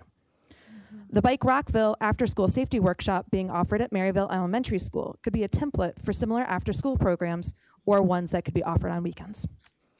As many adults have never learned to ride a bicycle, adult education is also important. The Rockville Bicycle Advisory Committee understands that bicycle education is a full community effort. Our community bike rides support new bicyclists and those new to biking for transportation. Thank you again for welcoming input into the budget, and I hope you'll find funding to support bicycle education in Rockville. Thank you. Next, we have Tanya Aguilar. Is Tanya here? Okay. Miriam Bono. Okay. All right, hold on. All right. Am I speaking now or at the end? I am virtual. Go ahead. Okay. Greetings, Mayor and Council. My name is Dr. Miriam Piano, and I am the Education and Outreach Manager for Peerless Rockville. I am here to speak about our community grant. We are grateful to be funded by the city and work diligently to deliver quality professional services to city residents and visitors. Let me tell you what Peerless accomplishes with these funds.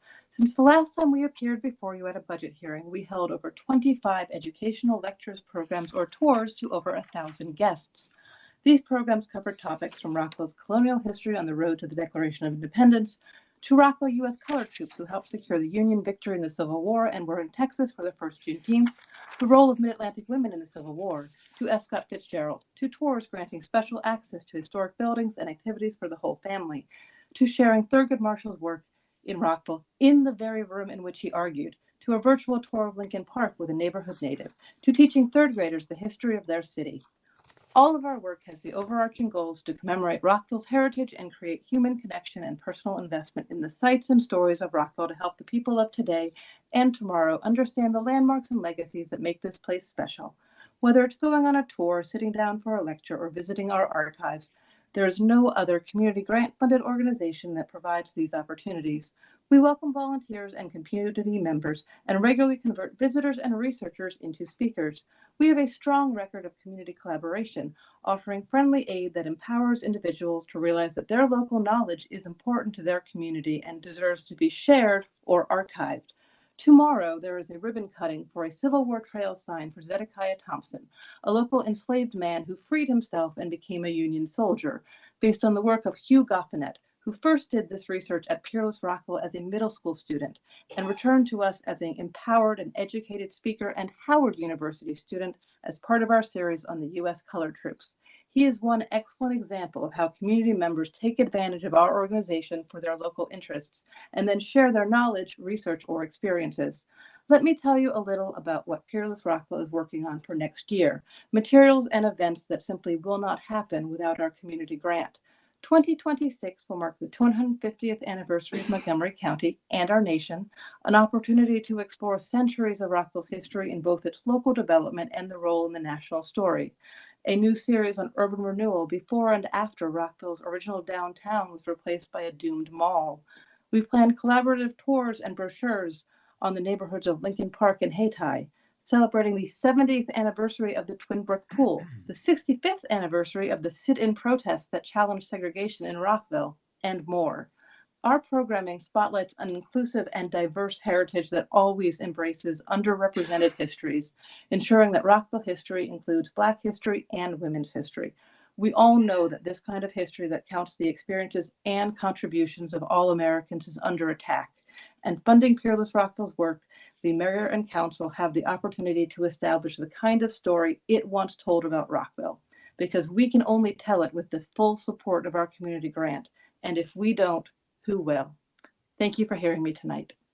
Thank you. Welcome, Catherine Rogers. Good evening, Mayor and Council. My name is Catherine Rogers, and I am the Archives and Collections Manager at Peerless Rockville. I oversee the objects, archival records, and photographs which have been donated to our care. I'm here tonight to speak about our community grant. We're grateful to the city for the funding which allows us to provide access to our collection to city residents and visitors.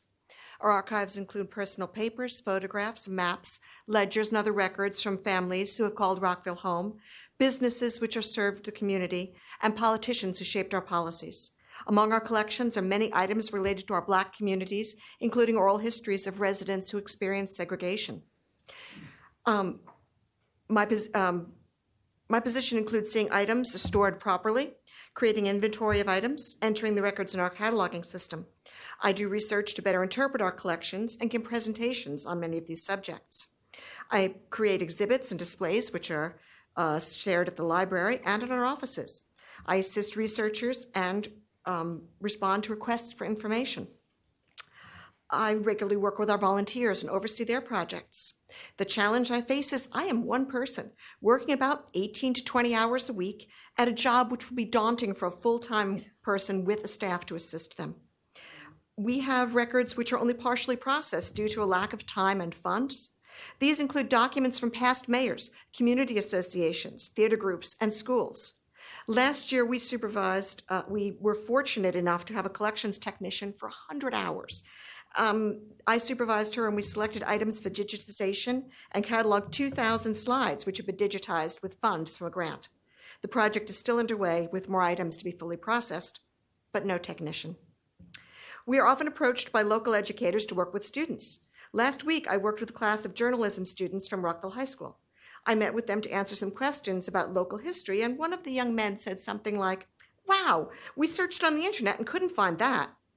I tell this story for two reasons. One is that while we are starting to put collections online, digitizing archives and sharing them online is a bigger challenge than many people realize. But when we can share online, wonderful things happen. Last year, researchers from New Zealand contacted us when they were trying to find information about someone who was involved in a scientific expedition to New Zealand 150 years ago, and saw this name on a photograph on our website. The man, astronomer Edwin Smith, lived here in Rockville. When this group visited the U.S. last December to speak about their project at the Library of Congress, I was invited to join them and present some history of the Smith family and Rockville. But the other part of that student's question was helping people realize that as important as the internet is for research, libraries and archives hold a wealth of information for people, and it may not be available anywhere else. Besides the records, the archivists, collections managers, and librarians themselves are valuable resources. We are here to answer the sometimes difficult questions and help people think about how the past shaped the present. Which leads to my last point, which is sharing our collections and the opening of our virtual exhibit on urban renewal in Rockville. We will be launching our exhibit, Changing the Map, next week, and there will be a series of talks exploring topics related to the project during the coming months. We will also continue to add access to more photographs, archival records, and oral histories via our website. In the coming months, we'll add information on urban renewal, housing in Twinbrook, historic maps, and images from the mid-20th century showing daily life and celebrations in downtown Rockville. Thank you for this opportunity to speak to you. Your support will ensure that these items are cared for and shared with the community. Thank you.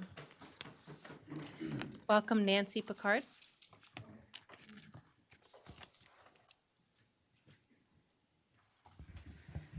Thank you. Sorry, greetings, Mayor Ashton and members of council. It's my pleasure to speak with you this evening.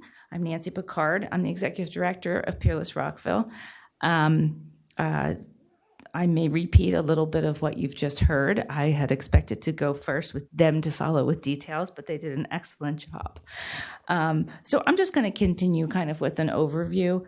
On behalf of Peerless Rockville, I thank the city for many years of support, and I thank the city manager and his staff and the review committee for our inclusion as a community grant recipient this year. I'm here tonight to request full funding of our community grant so that we may continue our archival work, public education programs, and heritage services. As the primary organization for public history and the only archive and historical entity focused full-time on Rockville, our work provides an essential service to the city and its residents. And your support for our grant is vital. The community grant funds our educational lectures and events, online and fixed exhibits, and a variety of place-based programs and tours. It sustains our community archival collections and allows us to provide professional cultural heritage services.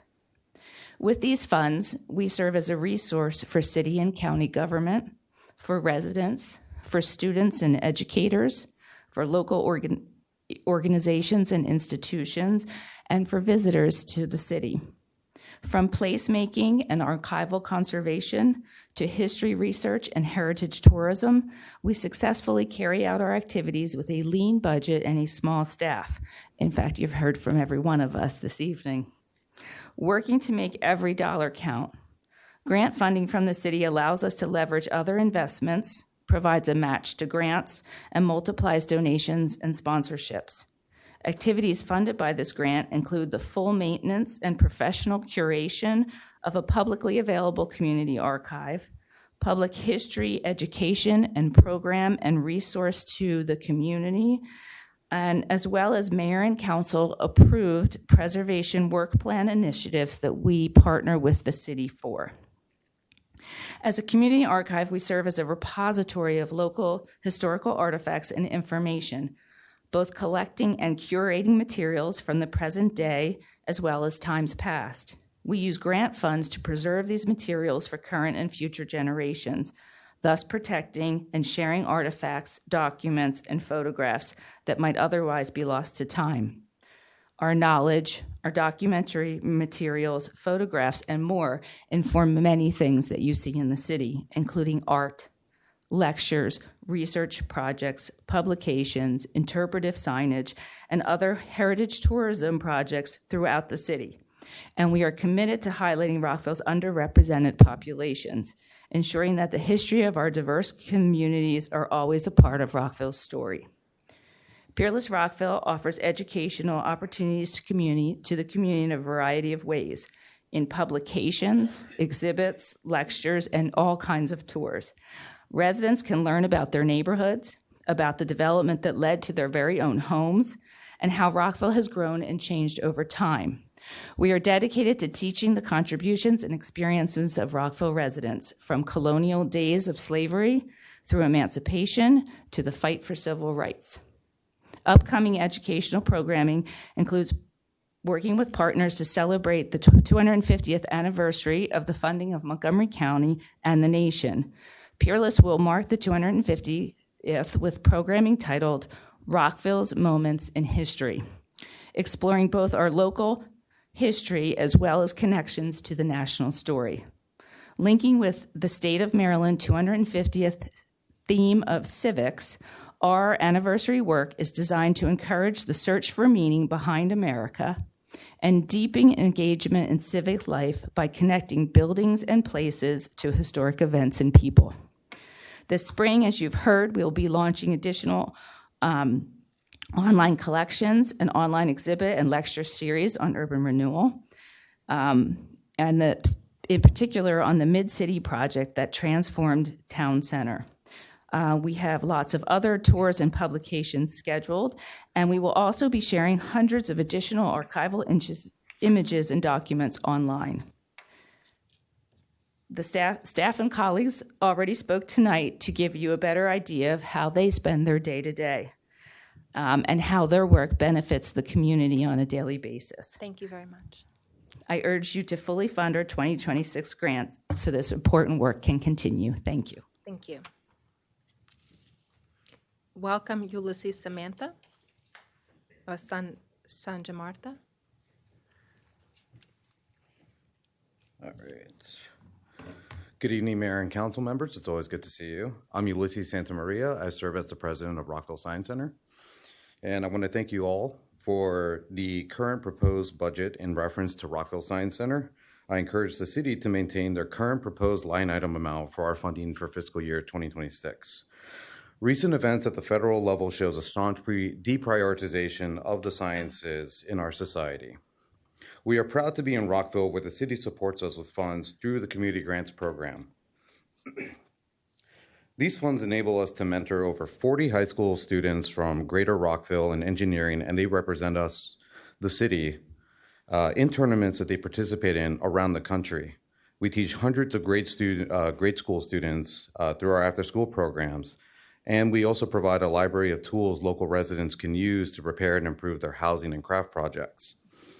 Finally, we also conduct the largest STEM event in Montgomery County, Rockville Science Day, that showcases 100 scientific organizations from around the region for over 3,000 members of the general public. The proposed budget, which provides additional funding for us, reinforces our commitment to the intellectual development of our community. We plan on expanding our core programming based on our community feedback that includes useful AI applications, cybersecurity, and trade skills. I come basically to say thank you for your support and thank you for including us in the line item this year. Thank you. Thank you very much, Mr. Santa Maria. Next, we have a virtual speaker, Tara Owens. Is Ms. Owens on the line? Yes, hi, good evening, Mayor and Council members. Thank you for the opportunity to speak tonight. My name is Tara Owens, and I serve as the Executive Director of Main Street. I am honored to speak in strong support of our FY26 funding request through the Community Services and Enrichment Grant Program. Main Street is an inclusive community model created by Jillian and Scott Copeland in response to the lack of housing and social opportunities for their son, Nickel, an adult with developmental disabilities. Recognizing the need for affordable, accessible inclusion, they launched Main Street in 2020, which has since become a vibrant hub in Rockville. As many of you know, Main Street is three things: an accessible apartment building with 70 units, 75% affordable, with 25% of those reserved for adults with disabilities. A community of over 270 members of all abilities, including 95 Rockville residents who participate in 12 to 15 weekly programs across social, cultural, educational, and wellness topics. An inclusive employer anchored by the Soulful Cafe, which provides competitive jobs to people with and without disabilities. The grant request before you supports one of the most essential aspects of our mission, our social mainstays, a series of weekly staff-facilitated programs that offer safe, affordable, and inclusive social opportunities for adults with disabilities. These programs help participants build relationships, engage with their community, and grow in confidence and independence. Our social mainstays include Food for Thought, a facilitated discussion over lunch at Soulful Cafe, right down the street from you guys. The Hang, group games like trivia and Jeopardy held virtually and in person. Friday Vibes, a dinner with a unique theme each week. Sunday Social, providing fun and creative experiences. Eating Out, group dinners at local Rockville restaurants. And this program in particular has a direct economic benefit. It provides consistent business to restaurants in the city of Rockville. It brings new people to Rockville. Members who might not otherwise visit the area are now dining and shopping locally. These programs fill a major gap for adults with disabilities. After leaving the school system, many lose access to regular social opportunities. Social mainstays bring that connection back. We're also proud of how these programs promote civic engagement and community partnership. Here's a few examples: Rockville staff speaking on voting, regular coffee with a cop events at our cafe, city planners gathering feedback on Rockville's master plan, BJ Dawkins, chair of Montgomery County Black Chamber of Commerce, speaking on Juneteenth. These collaborations help our members connect more deeply with the city of Rockville and its resources. We requested $27,946 in the FY26 grant funding and were recommended for an award of $25,000. And we are incredibly grateful. This proposed funding will support the cost of social mainstays for 87 Rockville participants after member contributions. This grant will allow us to continue and expand these life-enriching programs. It ensures that all residents, regardless of ability or income, have access to consistent, meaningful community engagement. Let me close with a story that shows you what this impact looked like. Picture this: Maddie is a new Main Street member. She is 34 years old, adult, with little to no social interaction other than her sisters. They had just recently suffered a tremendous loss of their mother, her primary caregiver. At the urging of her sister, Ellie, Maddie reluctantly came to a Main Street program. She was shy, didn't contribute much, but she continued to return. Slowly, she started to participate, and now she's formed strong bonds with members and staff. After just a few short months of being a Main Streeter, she is now working out in our gym weekly. She attends weekly social and educational programs. And get this, this was amazing last week when I was speaking with her. Maddie just made plans to go to a movie with a friend, and it was her first time ever completely on her own by herself going. Thank you very much. Please wrap up.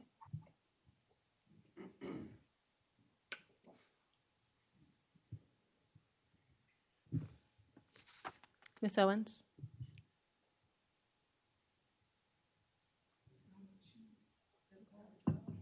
Sorry, I was muted. So it's moments like these at Main Street is what we're all about, empowering people to lead full, connected lives, and in the process, supporting our local economy and enriching our city. So thank you for your time, your support, and your commitment to a more connected Rockville. Thank you. Welcome, Mary Grace.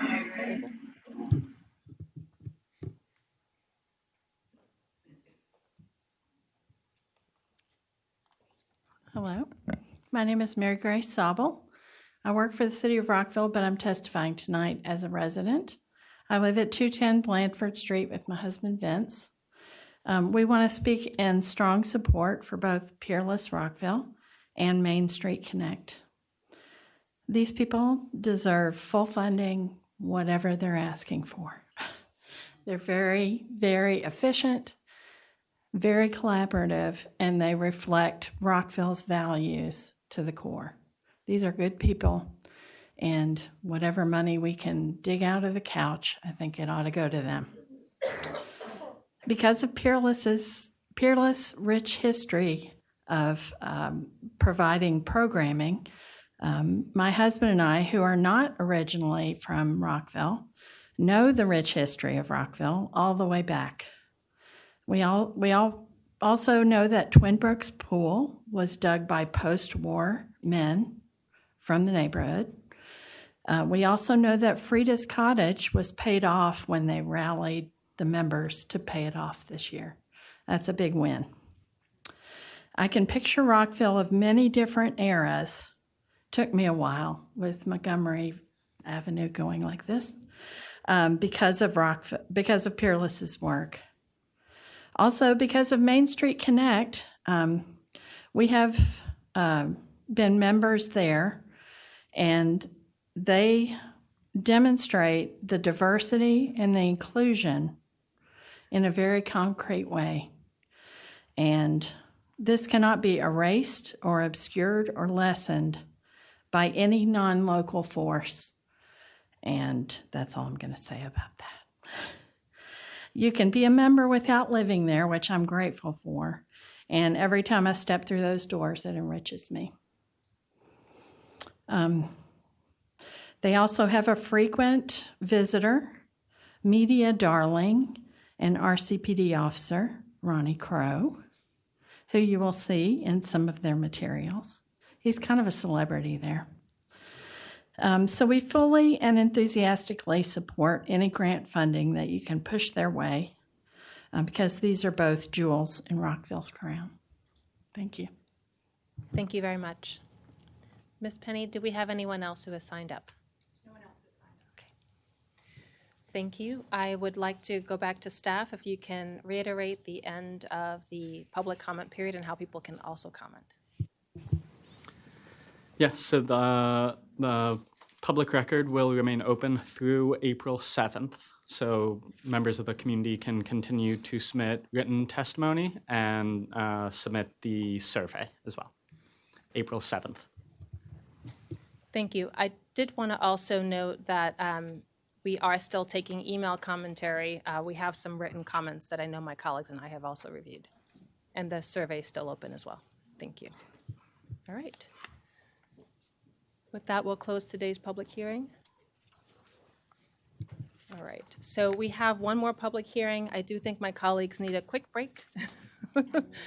So if we can come back in about 5 minutes and also just get the next set of slides up and ready. Thank you very much, everyone. I appreciate everyone coming out for Community Forum as well as for the public hearing.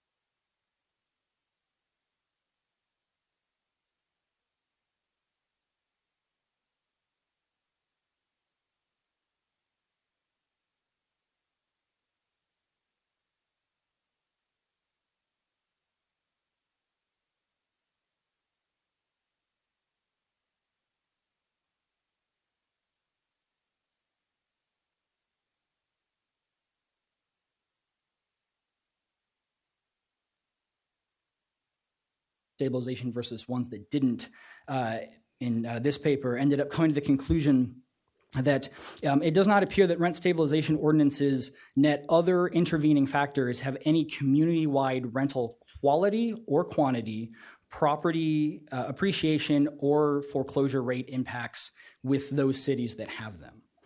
So other research also finds this, that there is no negative impact to real estate values, and therefore there's not a negative impact to the tax base that the city could expect to get back from those properties.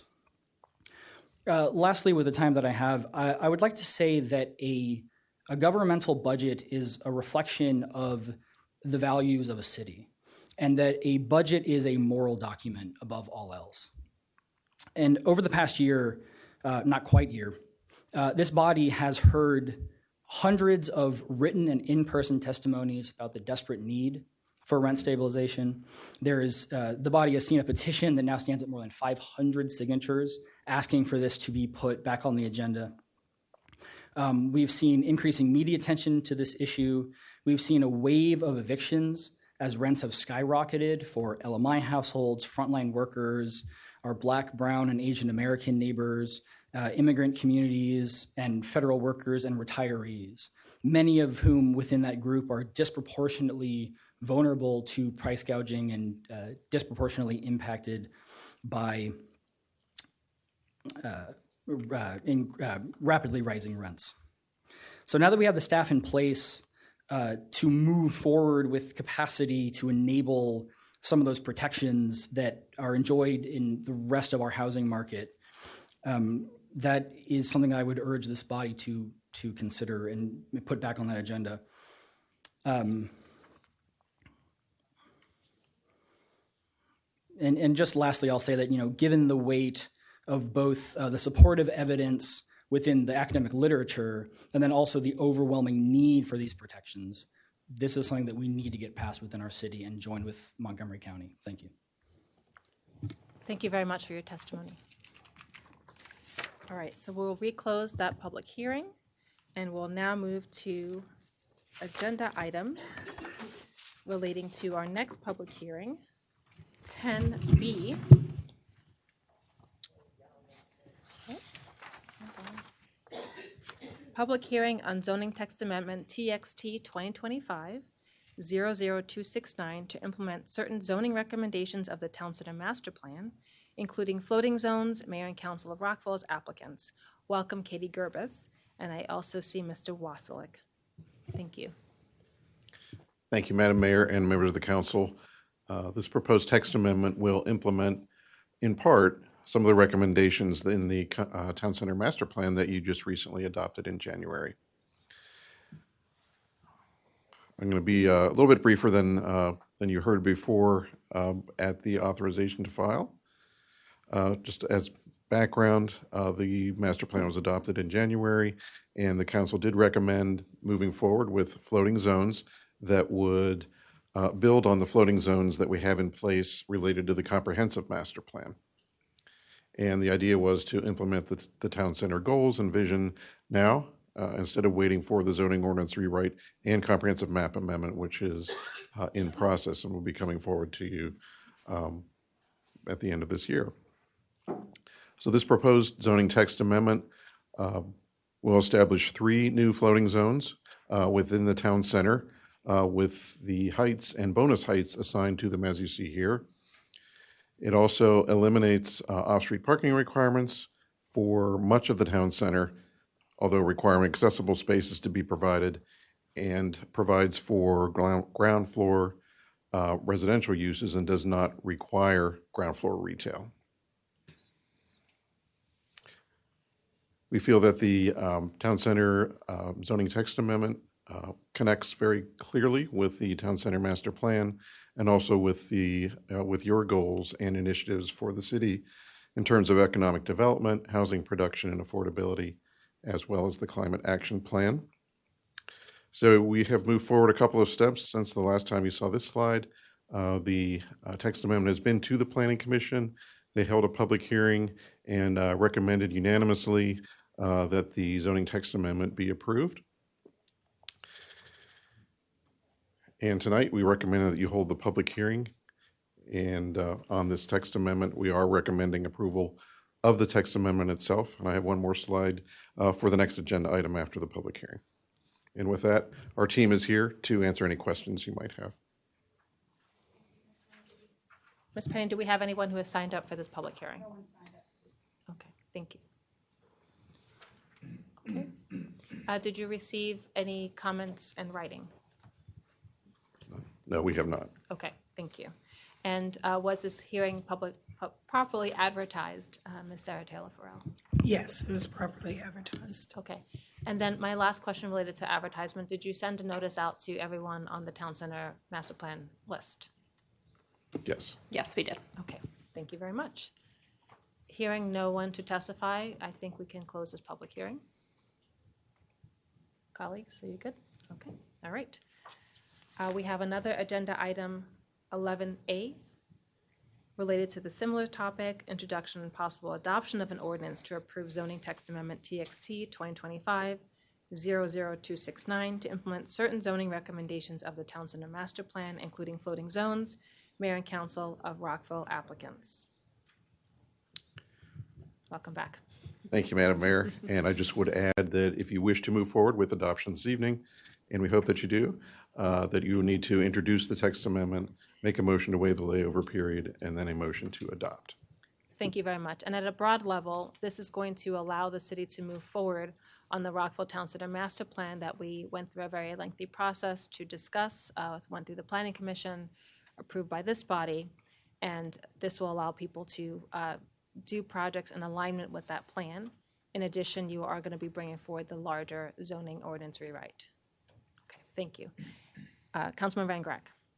First, thank you guys for putting this together. I know you've heard from this whole body after we passed it that we wanted to see implementation as soon as possible on what we were doing for the Town Center Master Plan, so thank you. But I did have one question, and I apologize if I didn't realize this in the text from previously, but I noticed in section F of what you're proposing, you've adjusted the change from previously from a waiver to modification.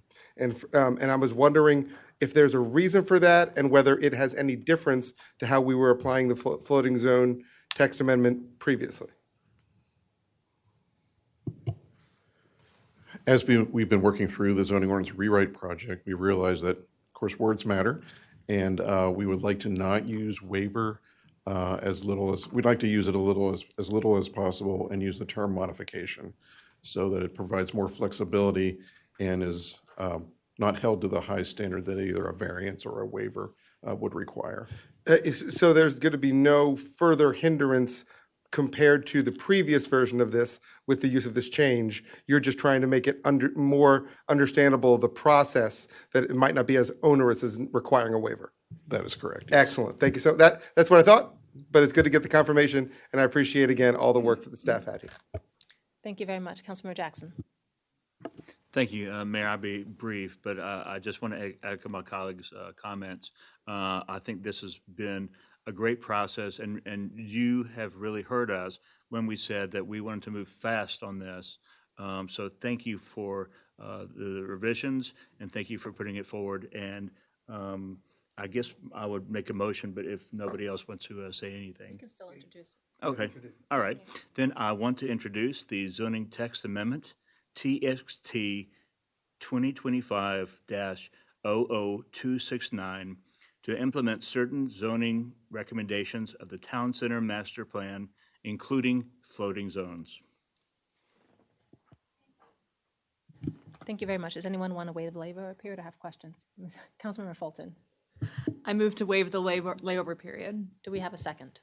Second. Councilmember Valeri seconds. All those in favor, please raise your hand and say aye. Aye. Excellent. I have one question. You're still working on defining certain zones, new zones that are being created. Can you just speak to how that interplays with the floating zone? So the way the floating zone works, they're based on the existing zones that we have, but allow for flexibility and modifications to the standards as needed to implement what's recommended in the plan.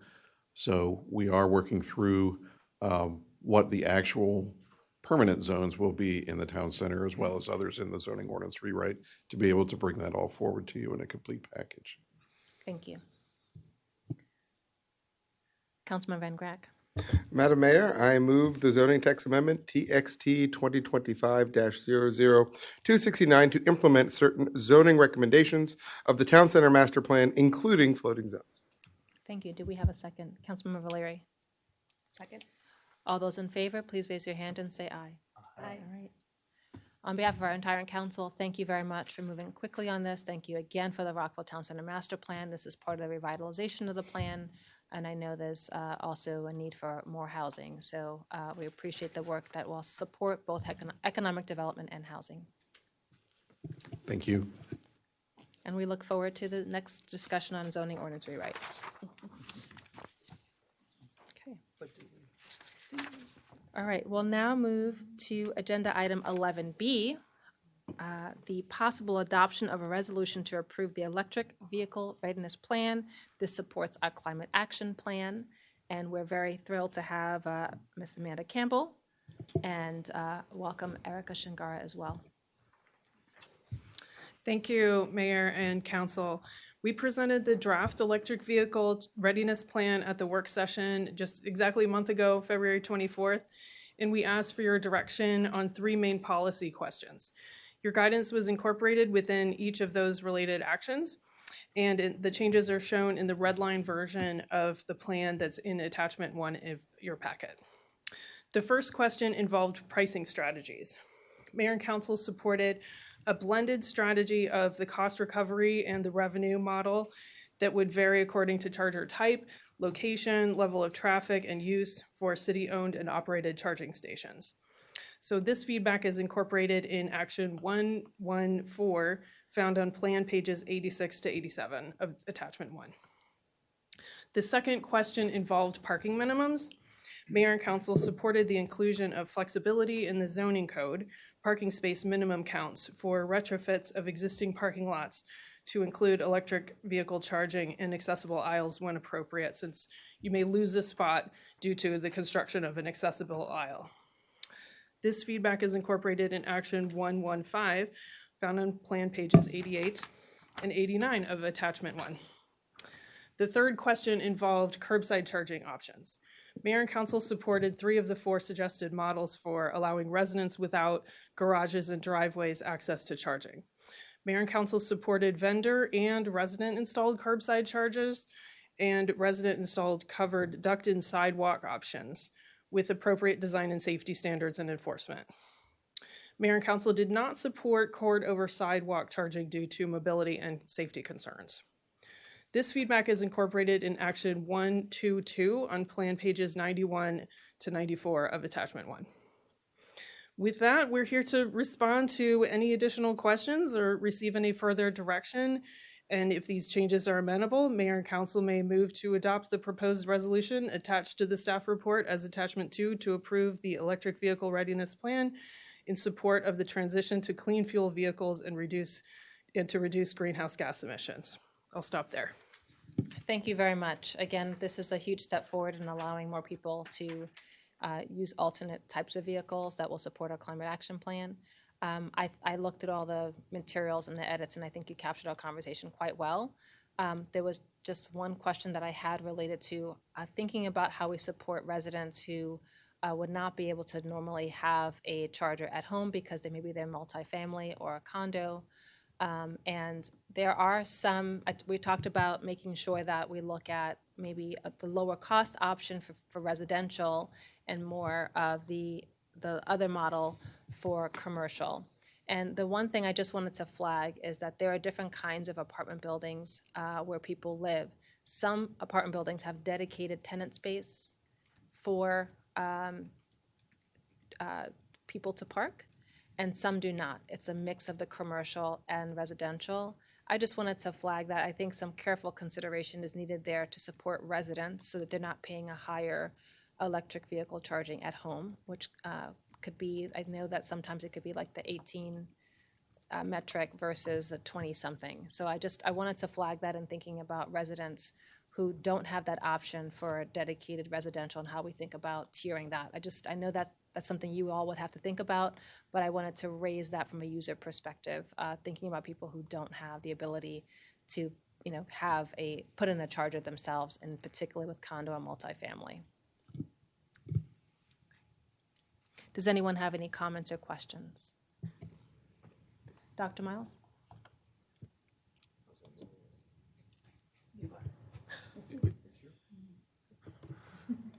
Also, thank you, Madam Mayor. Just want to echo the thanks. Although I didn't get everything I wanted in this, it's all good. That's what this collaborative process is about.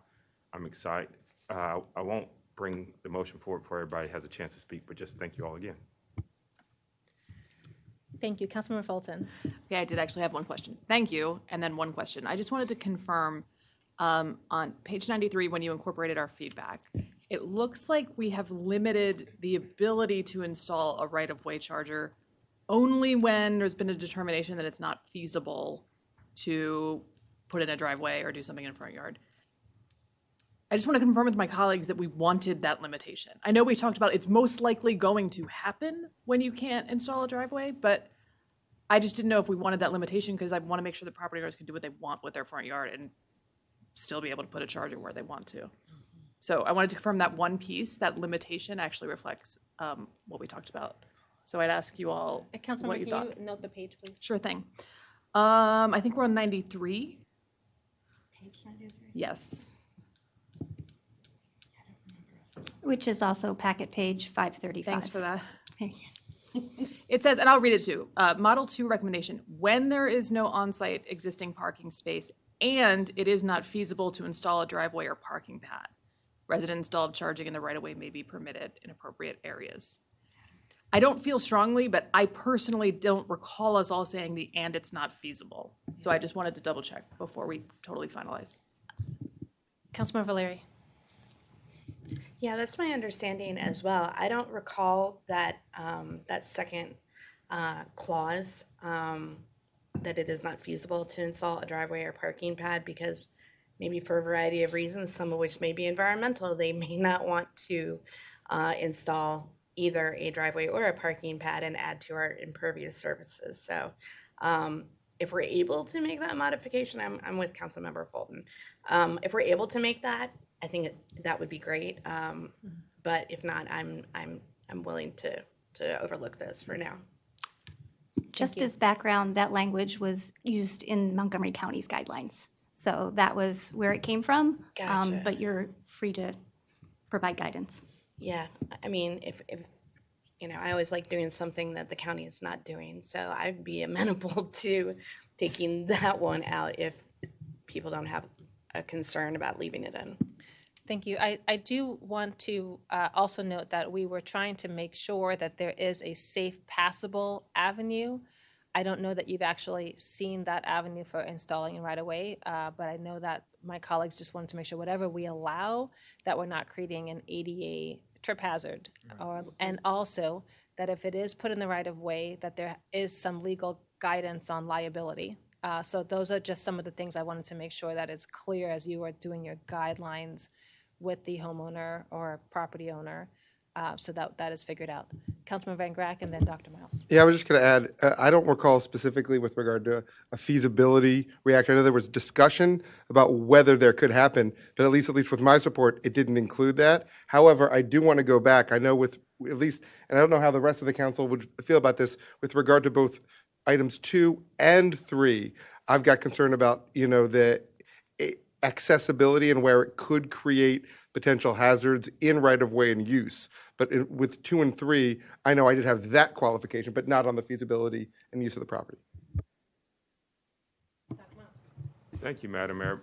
My read of Model 2 on packet page 535, I think I'm okay with it because I think what I'm reading, again, to just be my interpretation, I'll leave it up to staff to sift through this, is that it's not saying that they couldn't install a park pad because of something that's being written in this EV plan. It's just it could be they couldn't get the permit, or it could be a stormwater issue.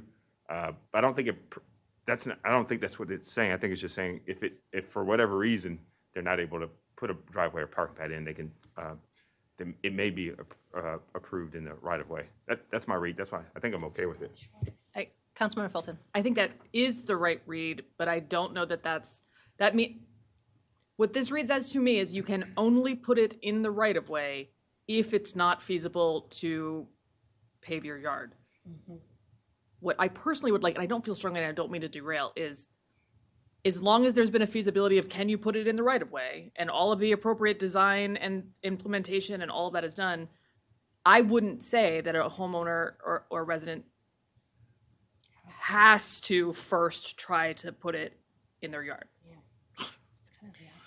Can I ask, just the question is, how do you deem not feasible? If someone doesn't want to break up their flower beds and grass or whatever they have. The county has grades, utilities, storm drains, trees, and other items in the right of way. So it's only like if there's a public good issue, otherwise people have to rip up their front yards and put a driveway? That's the preference, to put a driveway in. Okay. Okay. And I guess this is contingent on, have you all seen the effective models? I know we looked at one and we were interested in one that it could be put in right of way and it will not cause an ADA issue. Are you guys feeling comfortable with that that's not going to be an issue? Yes. Okay. Now, some of us were doing some things around the city and have seen caps that on sidewalks that come apart, unfortunately. Just want to confirm, how would that be handled if that cover now is a trip hazard? You guys would make sure that the owner is liable for that, correct?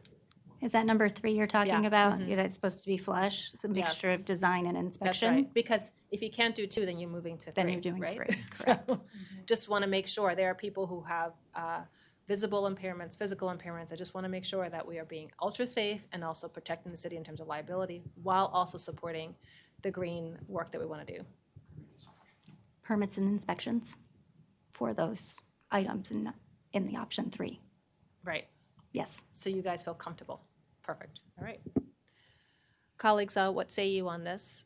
And Mr. Mihalik, did you want to say something? Okay. Do you want to keep this as is or remove the language of not requiring someone to put a parking pad if they don't have one? Councilman Valeri.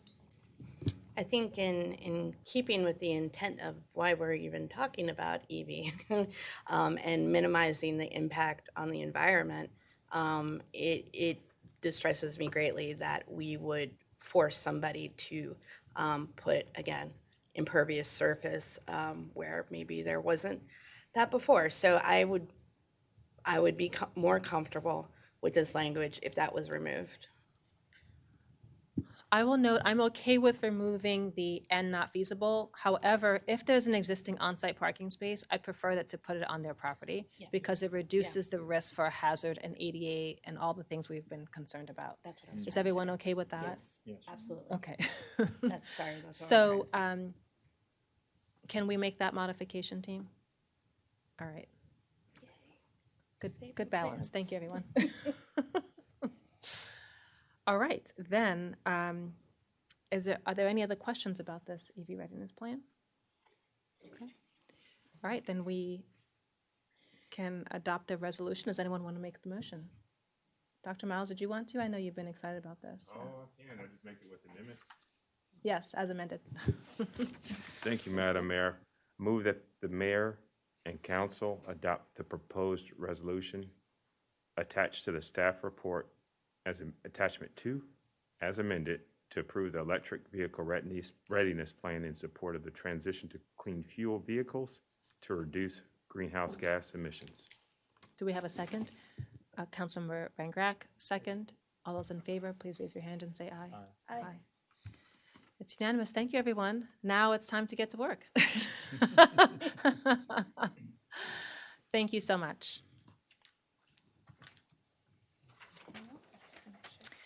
Okay, so now we're moving to agenda item 12, which is a work session. The FY26 budget work session 2, focused on operating expenditures, grants, and fund balance, noting that the previous session we discussed the overall operating revenues and strategic priorities. Now we're moving into operating expenditures, grants, and fund balance. And I know that our next meeting will be on CIP, Capital Improvement Program. I'd like to welcome Kim Francisco and Stacy Webster.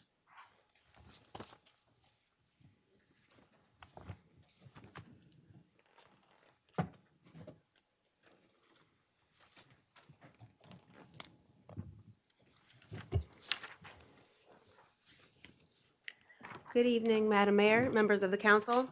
This is the Mayor and Council's second budget work session related to the FY 2026 proposed operating budget and capital improvements program. During this work session, staff would like to cover operating expenditures by department, funding to outside organizations, and recommended uses of fund balance. In the interest of time, I would ask that you allow me to work through the presentation materials, and then we can open the floor for questions and discussion at the end. First, I will share operating budget highlights by department. Much of this information will sound familiar and is consistent with what we shared last week when we presented these highlights based on each related guiding principle. The FY 2026 proposed operating expenditures for all funds and departments totals $173 million. This is a 4.5% increase from the FY 2025 adopted budget. 49% of the budget is allocated to personnel costs, which includes regular employee wages, temporary employee wages, overtime, and benefits. The operating category is made up of contractual services and commodities. The capital outlay category includes equipment and vehicle replacements and costs associated with new capital assets that would not qualify as a CIP. The other category consists of transfers to other funds, including the CIP transfer, administrative expenses, depreciation, debt service, community services and enrichment grants, vehicle and equipment leases, and software subscription expenses. This slide shows the total operating expenditure budget and staffing levels for the Mayor and Council department. The department's FY 2026 outlook includes rewriting the city's election code, updating and coordinating changes, revisions, and codification of the Rockville City Code, facilitating training for boards and commissions, task forces, and volunteers, and scheduling retreats. The major changes for FY 2026 include funding for new boards and commission software and funding for more frequent electronic updates to the city code. This slide shows the total operating expenditure budget and staffing levels for the Office of the City Attorney. The department's FY 2026 outlook includes providing legal advice and support for updates to the city's election code and PDU program and zoning ordinance, providing continued legal advice and support related to the award and execution of contracts and agreements in pending opioid litigation cases. FY 2026 major changes include increases for travel, training, and professional resources. This slide shows the total operating expenditure budget and staffing levels for the city manager's office. The department's FY 2026 outlook includes advocating for the Mayor and Council's 2026 legislative priorities, finalizing the city's art and public places implementation plan and cataloging public artworks, and implementing a new customer relationship management system. Major changes to the budget include funding for the biennial community survey, funding for the development of a JEDI strategic plan, increased funding to support Rockville Economic Development, Inc., READY, and decreases for personnel and operating costs for newly established departments as part of that reorganization that we discussed last week.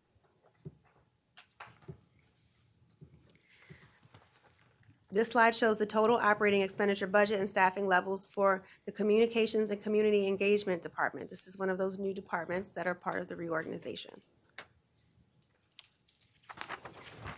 The department's FY 2026 outlook includes completing and launching the city's first mobile app, launching the Engage Rockville initiative in alignment with the city's community engagement framework, and creating a new weekly news show. Major changes to the budget include funding for 2.5 FTE positions, which support enhanced public information coordination, community engagement efforts, and administrative functions of this department. This slide shows the total operating expenditure budget and staffing levels for the Community Planning and Development Services Department.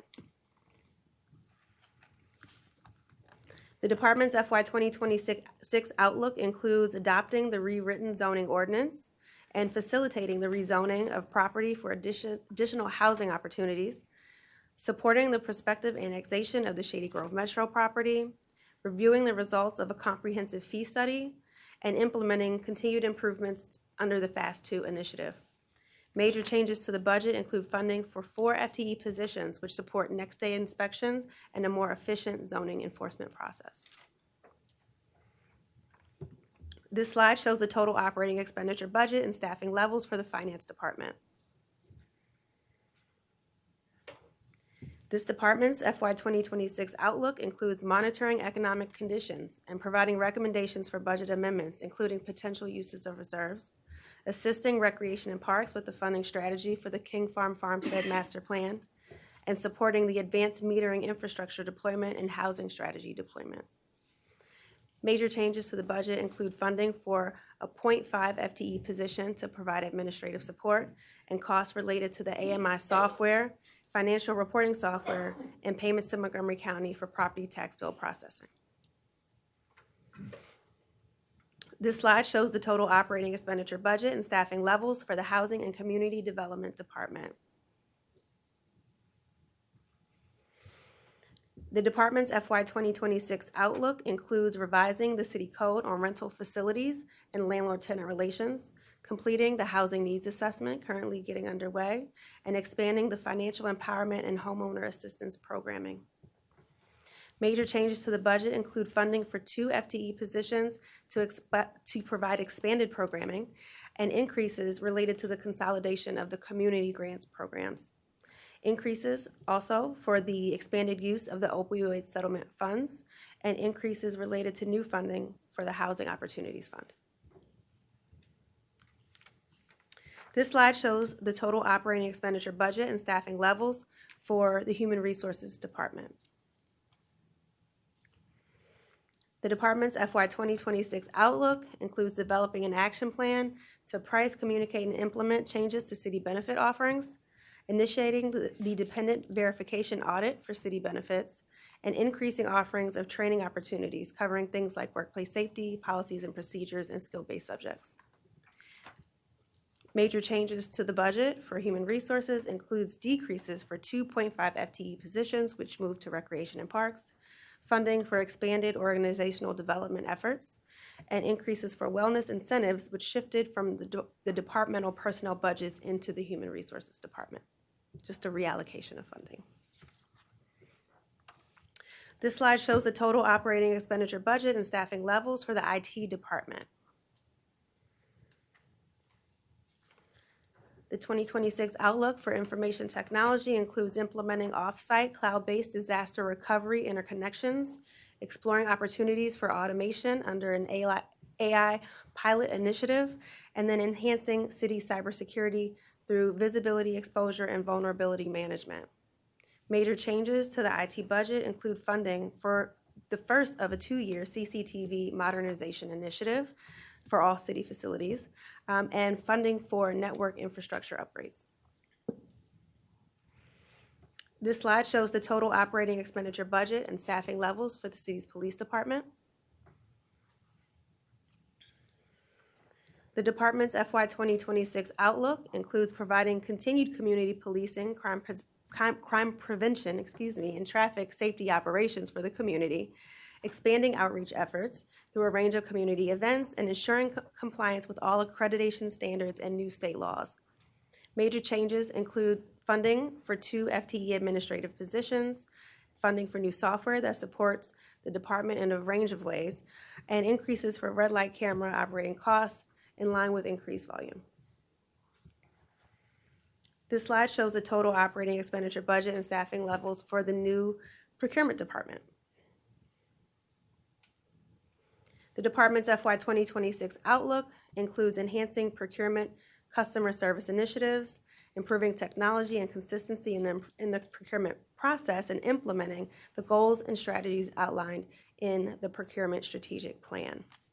Major changes to the budget include funding for a 1.0 FTE position in support of more efficient procurement processing and MFDV initiatives, Along with that, there's reduced funding for temporary staffing that is being enhanced with that regular FTE position. This slide shows the total operating expenditure budget and staffing levels for the Department of Public Works. The department's FY 2026 outlook includes continuing the implementation of the Vision Zero, climate action, and electric vehicle readiness plans, and managing a range of design and construction management functions for capital projects across multiple program areas. Major changes to the DPW budget include funding for 1.5 FTE positions. These support enhanced plan review and permitting and EPA water quality compliance requirements. Other budgetary changes include funding for new vehicle telematics for snow and ice operations, funding for a new neighborhood signage initiative, and decreases based on the FY 2026 fleet replacement schedule. This slide shows the total operating expenditure budget and staffing levels for the Recreation and Parks Department. The FY 2026 outlook for the department includes implementing the new Enterprise Asset Management System, finalizing the King Farm Farmstead Master Plan, managing a range of design and construction management functions for capital projects in the recreation program area. Major changes to the Rec and Parks budget include funding for a 0.5 FTE position in support of expanded programming and 2.5 FTE positions which transferred in from HR. In addition, there's also expanded contractual services funding to address non-native invasive species, funding for expanded youth and adult programming, and funding for mental health support focused on seniors. Non-departmental expenditures are expenditures for obligations not directly attributable to one department. For this year, we put capacity for the implementation of the compensation and classification study in the non-departmental budget as we were awaiting the results of the study. You'll see those changes come through during our next work session when we do those final adjustments and final balancing. In addition to that, which is unique to this year's budget, the non-departmental expenditures also include things like insurance policies, contingency accounts, depreciation, transfers to other funds, debt service payments, and things like that. Now I will briefly summarize the city's FY 2026 community service and enrichment grants recommendations. The FY 2026 budget merges the former Caregiver Grant Program and Community Organizations Grant Program to the new Community Service and Enrichment Grants. Consolidating these two programs provided alignment and timing of the grant process and due dates, and also provided consistency in the panel application review and scoring process. As part of this change and in recognition of community needs, the FY 2026 budget took a fresh look at the grant funding levels. This chart compares the FY 2026 proposed grant funding levels to the amounts provided over the last 9 years. The FY 2026 budget proposes an increase of more than $250,000 for the grants program, a 22.3% increase over FY 2025. The $1.5 million in proposed funding does not include the recommended use of assigned fund balance for an emergency response vehicle for the Rockville Volunteer Fire Department. Attachment 2 of this packet includes the FY 2026 proposed grant listing. The grants are placed into categories that are intended to align with the area of community impact. These categories include housing services, youth development, adult education, food and clothing, senior services, public safety services, arts and culture, and healthcare. Rockville Economic Development, Inc., READY, is a private-public partnership formed by the City of Rockville to strengthen and broaden the city's economic base through a range of programs. I will briefly summarize the city's FY 2026 proposed funding levels to this outside organization. The FY 2026 proposed budget includes a $1.6 million allocation to READY. This is a 10.8% increase from the funding level in the FY 2025 adopted budget. The FY 2026 allocation includes $100,000 for a new business development associate, $50,000 for marketing costs associated with the implementation of the new life sciences branding initiative, and additional funding for operating expenses. The proposed funding level continues the city's support of the incentive program, the Small Business Impact Grants, and the Maryland Women's Business Center. This chart compares the FY 2026 proposed grant funding levels to the amounts provided over the last 9 years. As part of tonight's discussion, we are seeking direction on the use of general fund reserves exceeding the target for several initiatives. The city's policy is to maintain reserves of at least 20% of adopted general fund revenue. To the extent that the general fund unassigned fund balance exceeds the target, the city may draw upon the fund balance to provide pay-go financing for capital projects or for other significant one-time items. The city currently has reserves that exceed the target. We project that the FY 2026 year will end with approximately $3.7 million in reserves exceeding the target. This factors in all recommended uses of reserves. Those are all taken into account. Staff recommends that we maintain at least $3 million above the target to address the economic uncertainties associated with the changes in federal employment levels in this region. This provides the city with a funding source if there are emerging community needs and/or revenue reductions that are impacting the budget. Over the last 10 years, the city has always ended the fiscal year with reserves exceeding the target. Prior to FY16, the city had a 15% reserve target, but it has been maintained at 20% since that time. The city budgets conservatively to help provide financial protections from economic uncertainties. This promotes healthy reserve balances, which support the city's AAA bond rating and provides resources that have historically been drawn upon to meet one-time needs. The city will occasionally make recommendations for uses of reserves exceeding the target, and this can happen on a budget amendment or as a commitment of reserves in the budget ordinance as proposed in this year's budget. The FY 2026 budget recommends 4 commitments of reserves which support the Housing Opportunities Fund, the development of a green space management plan, an emergency response vehicle for the Rockville Volunteer Fire Department, and the construction of the Senior Center entrance from West Goody Drive.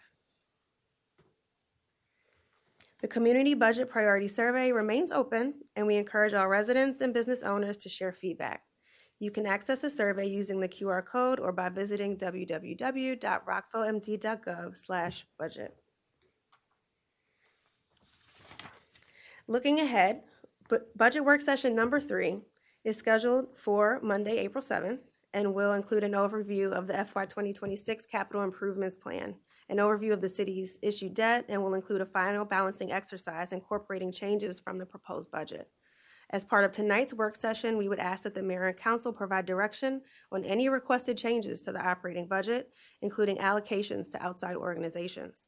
We are also looking to confirm the support for the 4 commitments of reserves, with the understanding that funding could pivot to the operating budget as part of that final balancing. With that said, I will turn the discussion over to you, Mayor Ashton.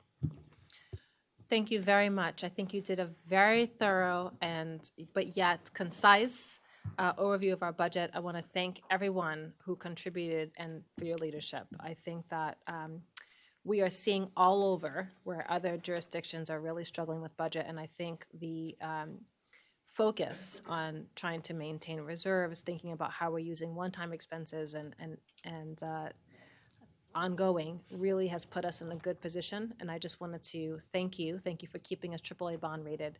We do not know what's going to happen with some of the uncertainties, grant shifts, federal worker shift, contractor, there's a lot going on, and so I think you've devised a budget to really help us navigate whatever may come. So I just want to start with thank you to all the department heads and all the staff who contributed. Thank you to the city manager's office, and thank you to the finance team. We really appreciate you.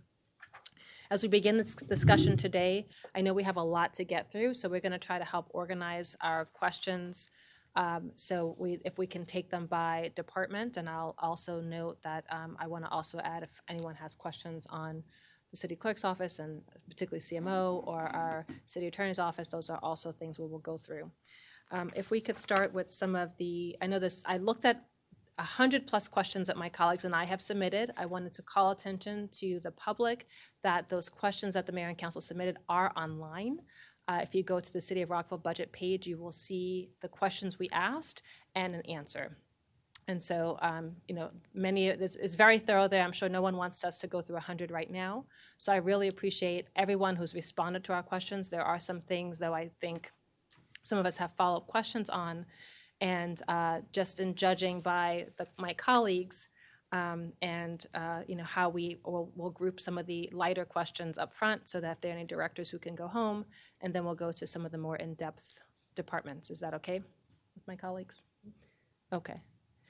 Does anyone have any overarching questions? Because we're going to start to go by department for Stacy, Ms. Francesco, and Ms. Webb. Okay. All right. So if we can start with IT. Does anyone have any questions for IT?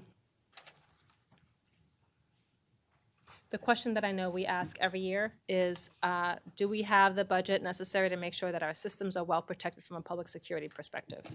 We do. Okay. Councilmember Larry. Not a question, but I just want to give this department a shout out because not often does IT get a shout out. But as somebody who has worked in not this specific industry, but in industries adjacent to it, I know that there's a lot of things that go on in the background. So I just want to give a shout out to IT and thank you for everything that you're doing. And I'm always amazed at how your budget does not shift, but yet you still do a lot more. So thank you. Thank you very much. I have a question for IT. Some of the new systems that we're putting in place, CRM, asset management, are you putting those in the department's budgets, right, versus IT? I just want to understand the interplay. I believe that there are some ongoing subscription-based costs that do reside in the IT budget, but there's definitely some coordination and collaboration between departments. Okay, thank you. Councilmember Van Grack. I just wanted to note, I know that we're in this, we're talking about somewhere in the neighborhood between around a 13% increase for a lot of the funding. To what degree is the IT increases here or projected for a year or two dealing with what we might have to do with the Taft Court and integration of IT from City Hall versus Taft Court? And are we looking in the future for an increase in this department, or are we contemplating that in the increases that we're doing now? When we look at the IT department, there are a couple of major drivers. And the biggest one is that CCTV modernization initiative. That's a 2-year initiative. It's going to cost about $1 million in total. So you're going to see $500,000 in FY 2026 and another $500,000 in FY 2027. In addition to that, there is a significant infrastructure upgrade that's being planned. That's going to basically be spread over 7 years. So that's going to be something that's more ongoing in nature. We are evaluating, looking at a different model in terms of whether we're buying a bunch of really expensive equipment or taking more of a leasing approach and smoothing out those costs so that they aren't hitting the city's budget all at one time. And is that incorporated into the increase here, or are we Yes. looking for it? Okay, so that's part of Yes, this increase. it is Okay, included. that was the question. I knew that was coming from somewhere. That explains it. Yes. So, perfect. Thank you. Thank you. In terms of some of the more effective government things that involve IT, one of the questions I had is you included in here the customer relations management, which I know when the city of all of my colleagues got together, we said we want to have. I just want to also understand, how are you using the customer relations tool, and will that also modernize report a concern? The answer to that is yes and yes. We plan on rolling that out later on this year. I think it's going to be, I think we're pretty efficient in answering residents' concerns and questions right now, but this is going to automate it, number one. Number two, it's going to easily identify trends, which would help us make future decisions, both operationally and budget. So you'll see that roll out in a more robust way over the next year, Mayor. That's exactly what I wanted to hear. Thank you. Councilmember Jackson. Thank you, Mayor. I guess, first of all, thank you for this presentation and for all the work that has gone into it. I really do know what a great deal of work it is. And having read through the budget, I know how complicated it is. So thank you for actually explaining it to me. So what I want to ask about, though, in IT especially, is we talk a lot about, well, you talk a lot about AI and, using it to enhance services, using it as a new AI pilot initiative. So number one, what is the budget, or, how much money are we putting towards AI? And then the second part of that question is, what is the overall policy guidelines for the city as we venture into using AI for various things? The pilot AI initiative comes with a price tag of under $20,000.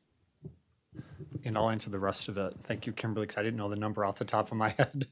Um, Candidly, we're easing into AI. I would even say we're a little bit behind, to be candid with you. But as you look at this whole budget and areas where we have to be a little bit more lean, this is one of those areas.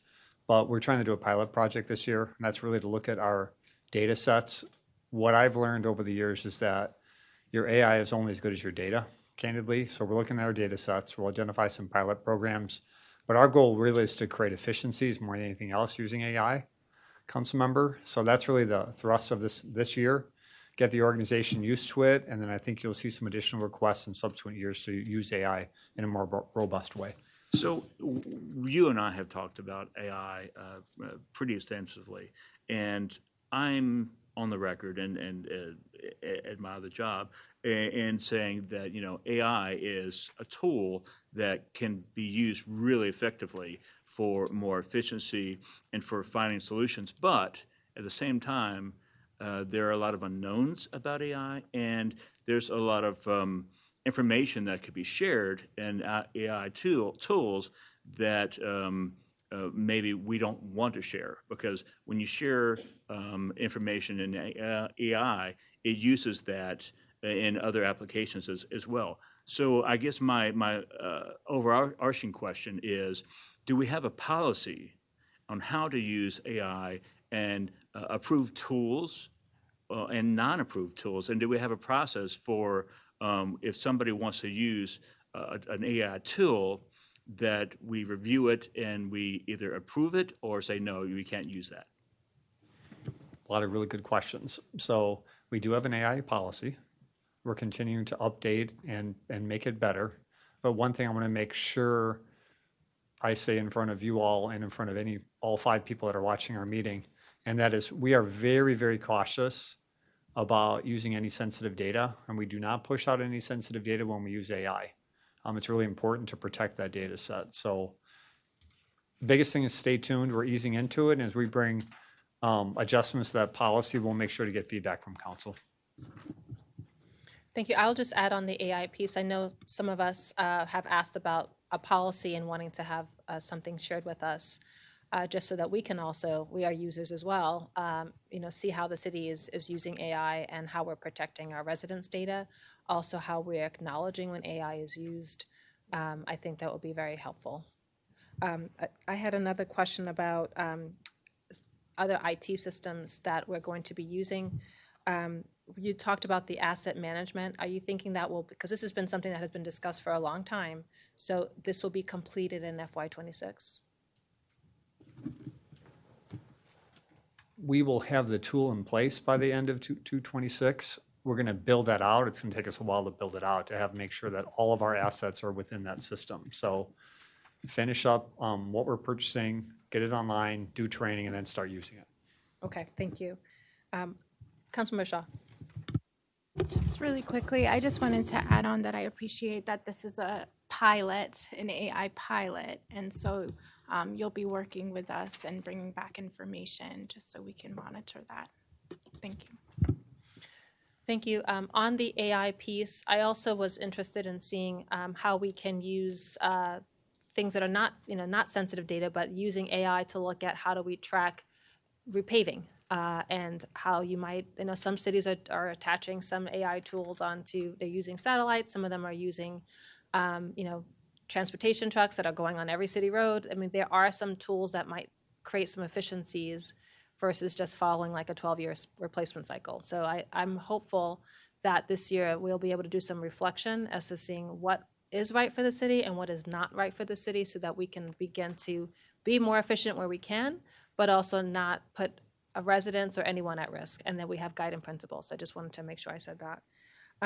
The other thing that relates to a department, but also as an IT, is one of the things we talked about last year during the budget cycle is looking at permitting, and DPW, Public Works, and the CPDS planning were not using the same systems that talk to each other, I believe. So can you just clarify, is that already happening now? Have we hit that mark, or is that something that you will accomplish in FY26?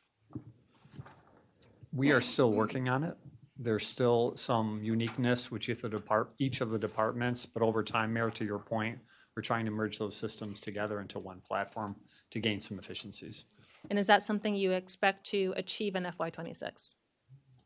Do I expect I to see achieve? that, Yeah. Mr. Simon, I don't know if you want to speak, but can you just share?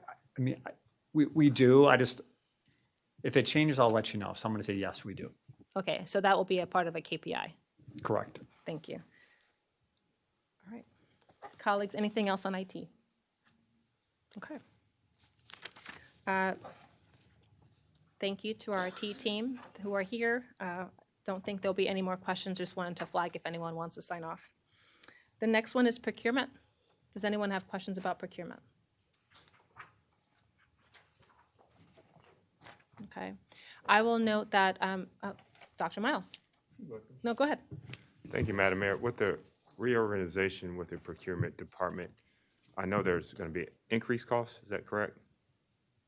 Or It's really just a reallocation of costs. So Okay. the operating costs and the personnel that were previously in the CMO budget are now pulled out and they're separate department.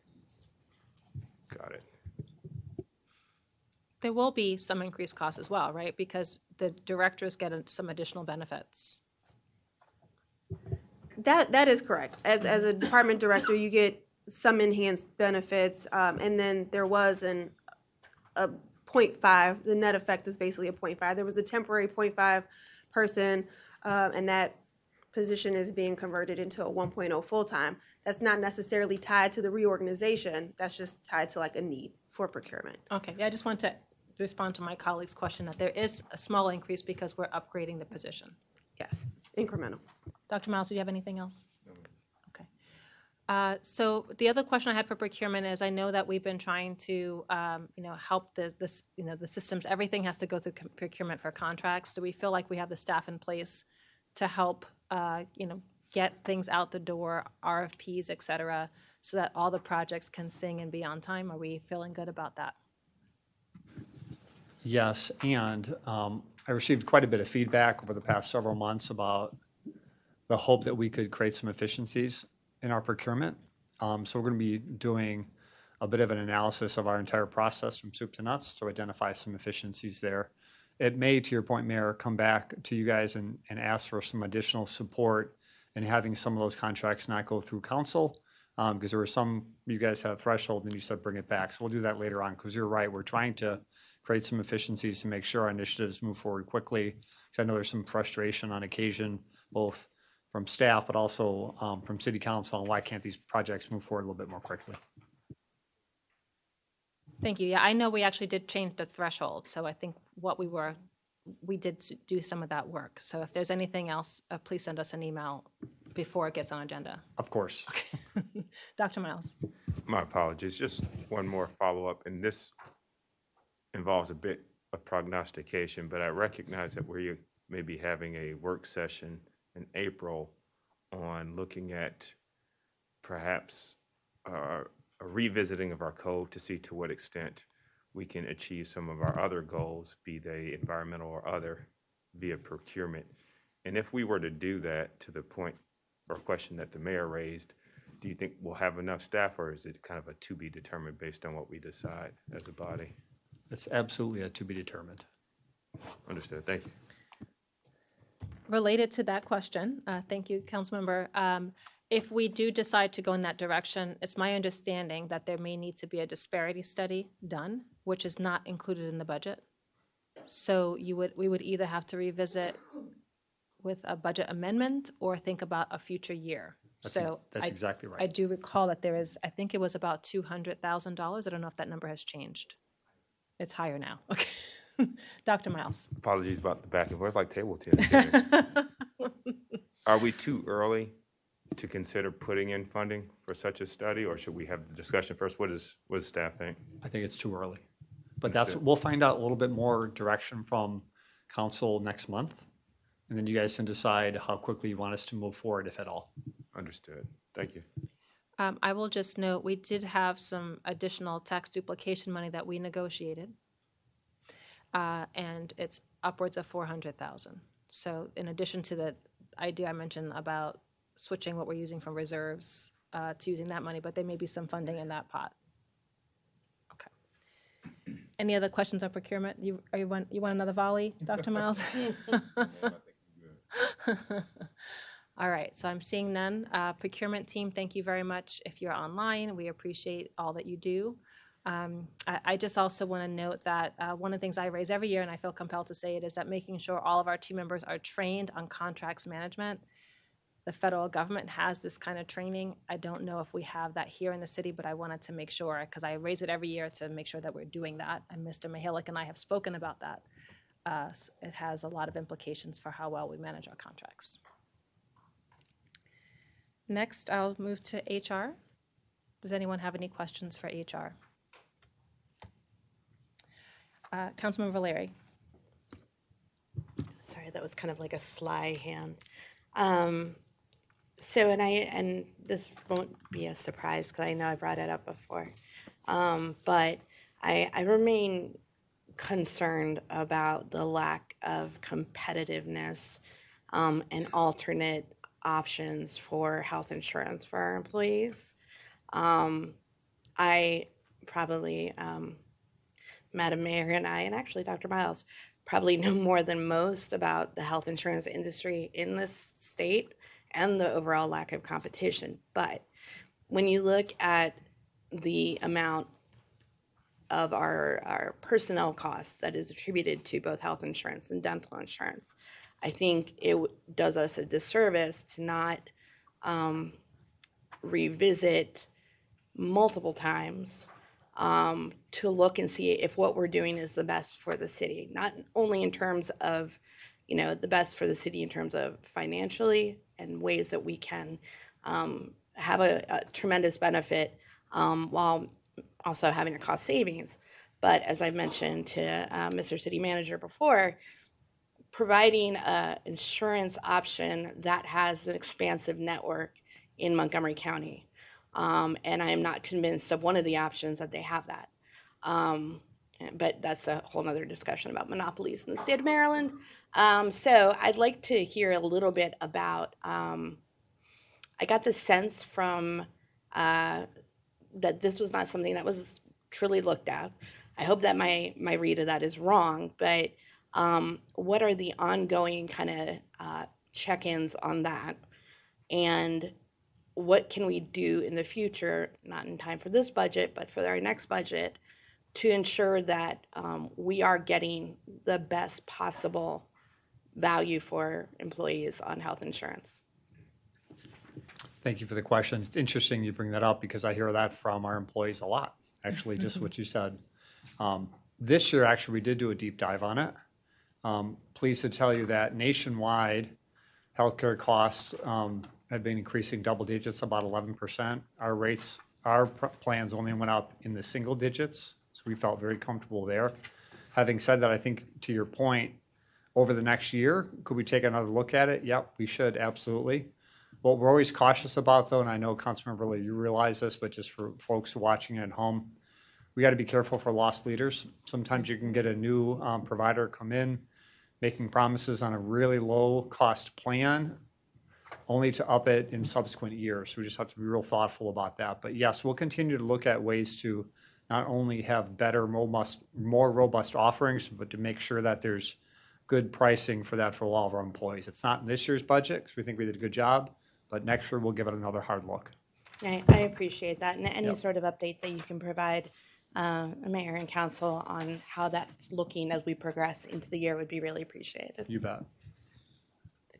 Thank you. I was just going to add that this year we saw single-digit increases, but the previous years, there were some real concerns. And I was wondering who was really negotiating on our behalf. So I know that had an impact on the city spending additional money, but also our employees. So I do think we need to watch this to make sure our employees are getting the best and that we're making whatever buyer we're using competitive. So I wanted to flag that.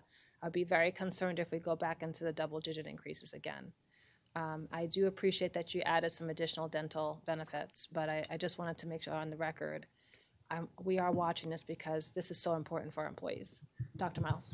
Thank you, Madam Mayor. It's a related question. This is about the dental insurance plan. It's one that staff already answered, and the answer of which is available online. But there was an increase in the dental plan, I think about 27% or so. And I think the response from the city staff, and y'all correct me if I'm wrong, is that the same carrier as prior years. It's just the levels increased for the dental plans in FY26. So just the same sort of conversation that my colleagues have had. Just I don't need to tell y'all to be fiscally mindful. Y'all have kept us, in the black for so many years, but just more of the same. That's all. Do employees have the option to stick with the basic dental plan and get the better benefit plan, or are all their costs going up as well? There are two different options. There's a high and a low plan. There's one carrier, two options. My understanding is that as part of this year's renewal, the benefit coverage levels were increased under both of those plans, and that's really what that increase is reflecting. But it's not an astronomical increase for employees for the lower plan if they want to stay in that lower That's plan correct. out of pocket. Perfect, thank you. Councilmember Jackson. Thank you, Mayor. So let me switch gears a little bit. Going to the Department 2026 outlook, I noticed that one of the outcomes that have been proposed is develop and deliver training on HR policies and procedures. And we've had many conversations about this. So I was wondering, whether how they're going to be developed and delivered, but more importantly, like what policies and procedures do you envision being kind of institutionalized? Yep, another great question. So we do plan, we had a choice between outsourcing some things or adding additional staff, and we had to make a hard decision of not recommending additional staff, but to outsource some things and to do some training that then we could use a train-the-trainer model, if you will. Our goal here is to make sure that a couple things. One, we're doing our performance reviews the right way. I think that's a common challenge in organizations where, let's just say there's not enough training on how to do performance reviews, or we're not using the same model or methods. So we need to do that in a big way. And then the other one that we talked about a lot in this room, all the department heads, is really to make sure that we're providing good supervisory and management training. I think one of the challenges that I've seen in many organizations is first-time supervisors graduate into a position, if you will, with not a lot of training. And as they continue to move up in an organization, they really don't have that basic ability to supervise, manage, and lead. So those are the areas where we really want to focus, do some investment, and continue to grow all of our leaders in the organization that way. Yeah, and I think actually you answered my second question, because I was going to ask about the other metric of implementing development program for employees, supervisors, and managers. So I think you kind of answered that. Just out of curiosity, how much do we plan to spend on both of those line items? The allocation for that this year is $50,000. And do we feel like we can do what we need to do with those two outcomes with $50,000? Councilmember, we could always use more money, honestly, but we think it's a good start. Okay. Yep.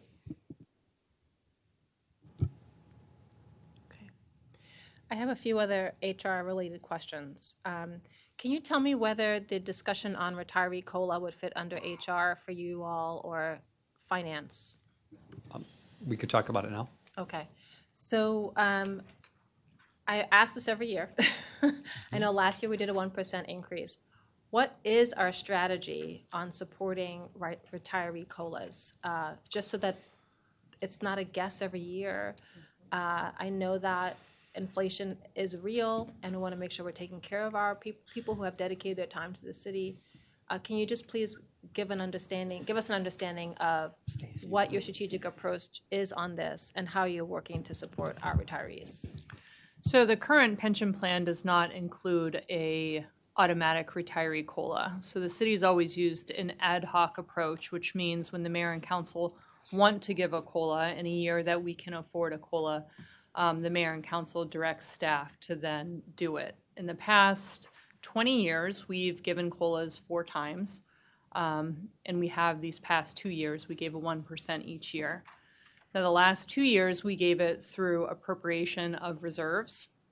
And what we do is we have our actuary value the present value of what a 1% COLA would be for our existing retirees. So we basically pay for that 1% upfront all at once. If the mayor and council wanted to change approach and do a built-in COLA over time, that would dramatically change what we contribute every year to our pension plan through our ADC. So in our personnel budget, we contribute under each department for our pension, which then leads to what our funded ratio is. Our actuary comes in once a year, looks at our assets versus our outstanding liabilities based on their actuary analysis, and gives us our funded ratio. We're currently at about 84%. We've been hanging out in the 80s for the past decade. The market has moved around a lot, but mid-80s is pretty reasonable to be in. If the mayor and council wanted to implement an automatic COLA, it would really, we would really take a hit in our funded ratio. Now, because of those reasons, in the past few years, we've stuck to the ad hoc COLA. And we did do an analysis of this last fall to see what others do. And it turns out that others that have bigger pension plans, like the pension plan offered by the state, they do have an automatic COLA, but they also have way more resources and just a variety of revenue sources than the city does. So the smaller plans don't necessarily even have a pension, and the ones that do don't have an automatic COLA tied to any indices. So it is staff's recommendation that if the mayor and council wanted to move forward with a retiree COLA, that you take the approach of the ad hoc COLA and do it with reserves like we've done in the past few years. And currently a 1% retiree COLA would equal about $830,000. Thank you. Thank you. Councilmember Jackson. No, thank you, Mayor, and thanks for raising this issue. It's one that I've been doing a lot of thinking about as well. And you know, we're going to keep having this discussion on the COLA. Last year we had it. This year we're kind of having it next year and then next year. So I don't know, and you know, now it's not really the time for it, but maybe we should have an in-depth discussion on this council about whether we do actually want to have some kind of some sort of move away from the ad hoc, just because it seems like it's kind of random. People don't know what to expect. I know that we haven't ever promised it before, but I mean, with inflation going the way it is, it does seem to make sense to have a regular schedule for a COLA and be able to do away with the ad hoc nature of giving COLAs by this body. But that's a discussion for another day. Thank you. Councilman Van Grack. I'm going to suggest something slightly different. I think I agree with what you're saying, that if we do a full commitment of it, we're potentially adjusting our resource base and our funding base alternatively. However, I think this needs to be something that we discuss every year, as opposed to if we're not going to automatically include it, which I understand your financial reasons for not doing it.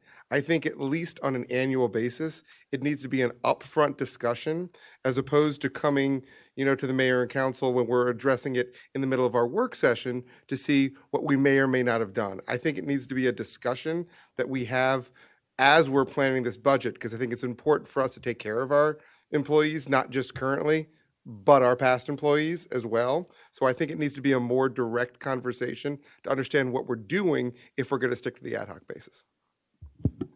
Thank you. Dr. Miles and then Councilmember Fulton. If you want to switch off, I'm fine with that too. For the gentleman, Dr. Miles. So on this topic, since we are talking about the topic, I find last year, I know that I think I actually raised it and I was very much in favor of it. I feel differently this year for a lot of the reasons that I think people talked about. I am familiar with pension systems where, you know, there's built-in entitlements. And I am very much in favor of following through on commitments we've made to employees and former employees. But because our pension system does not have that built-in sort of increase, we haven't made a commitment.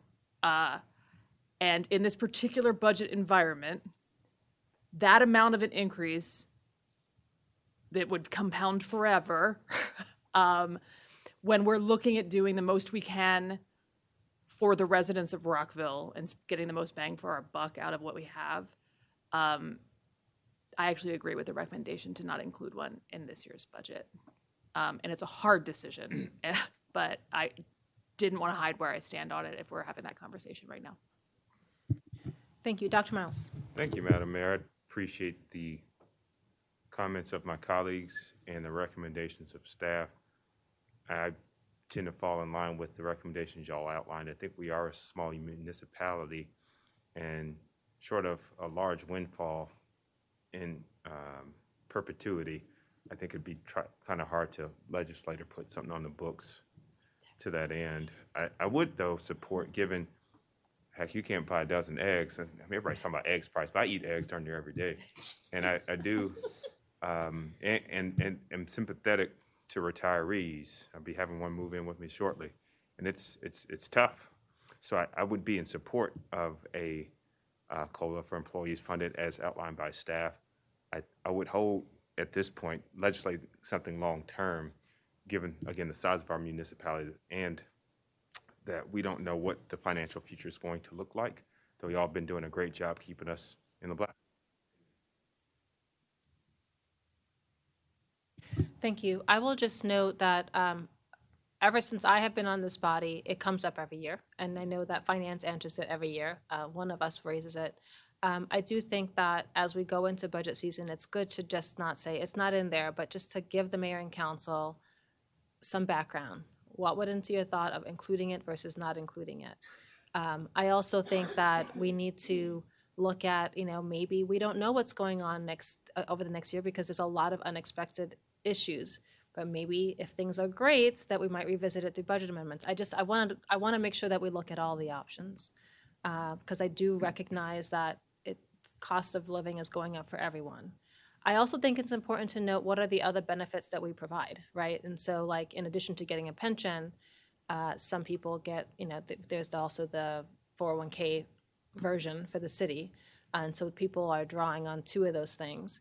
Even with that said, I would like to know what not just Montgomery County, but like other municipalities are doing this. I know we may not be as big as the state, we may not be as big as Montgomery County, but annually just know what have we seen similar jurisdictions of our size do in this region to just see where we sit in terms of competitiveness. Because I do know people look at that. They look at where they're going to spend their time and where they might move to. And so if we want to keep employees, I think it's just important for us to consider it. Any other comments? Councilmember Shaw. I actually think it's very important for our retirees to have some level of stability. And so I'm leaning towards having this be an automatic thing. But however, I do like the idea of actually having a time for our discussion every year, as Councilmember Van Grack stated.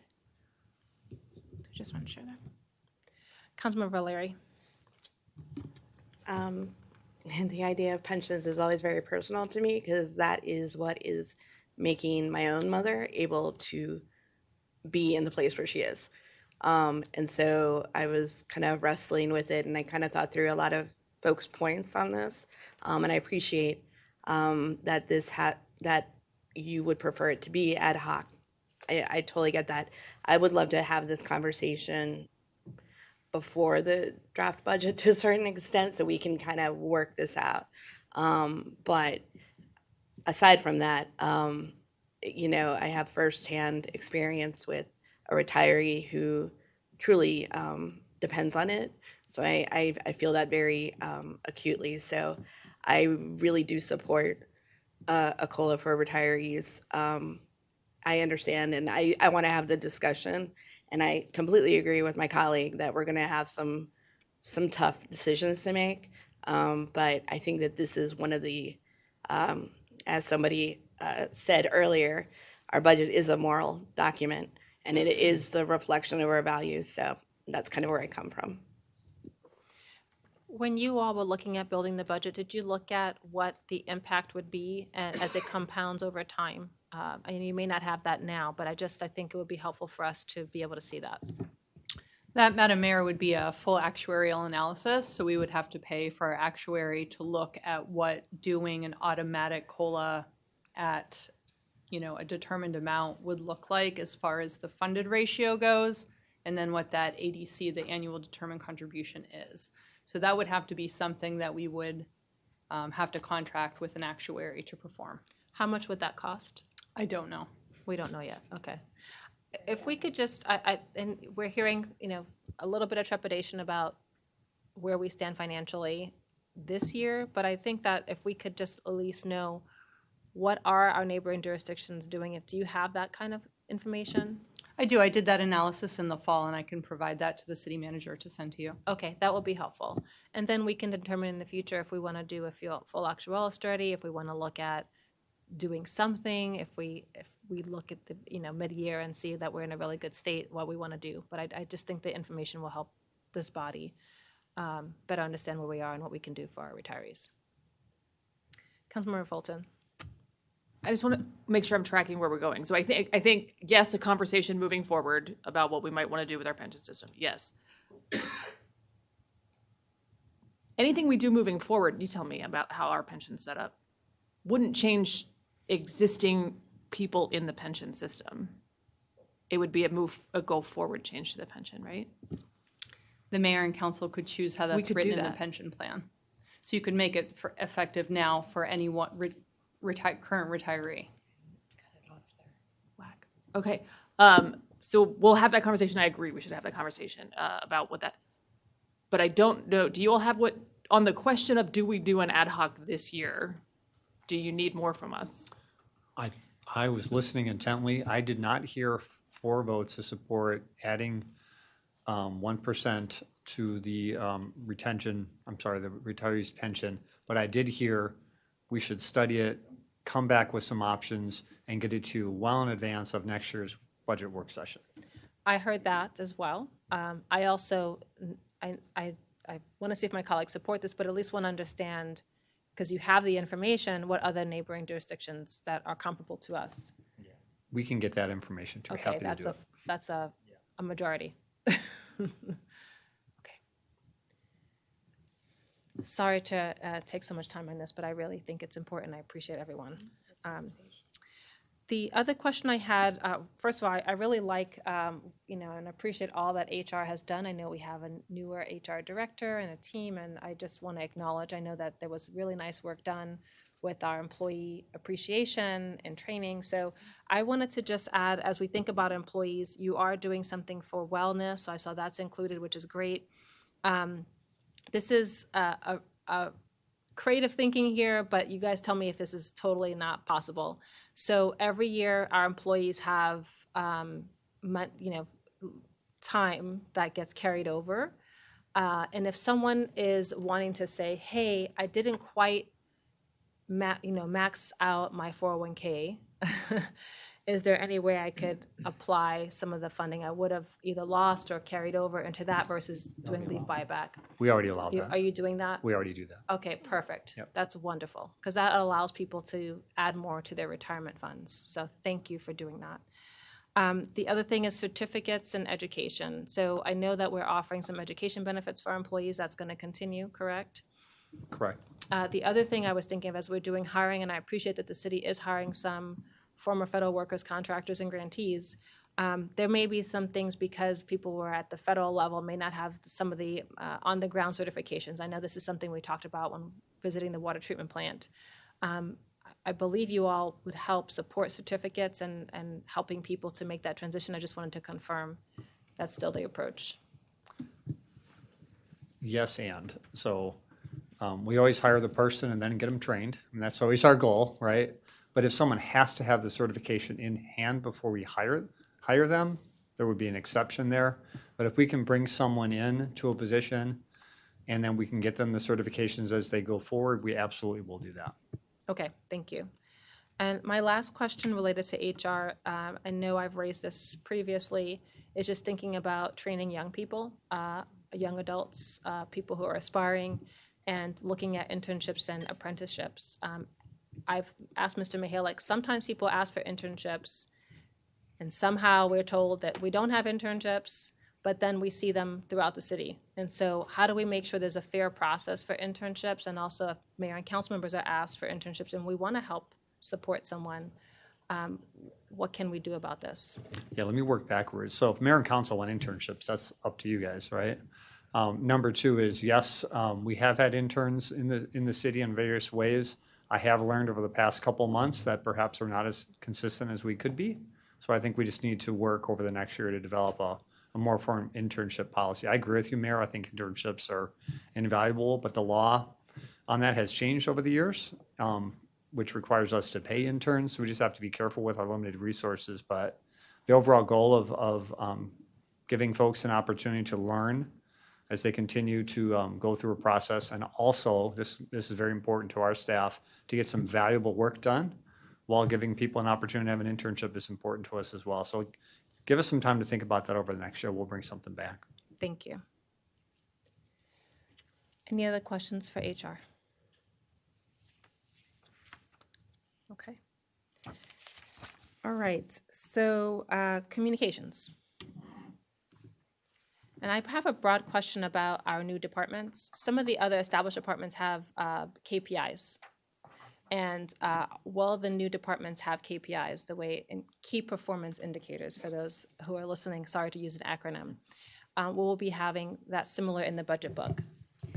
Every department has short-term objectives and performance measures, and that would include the two newly established departments.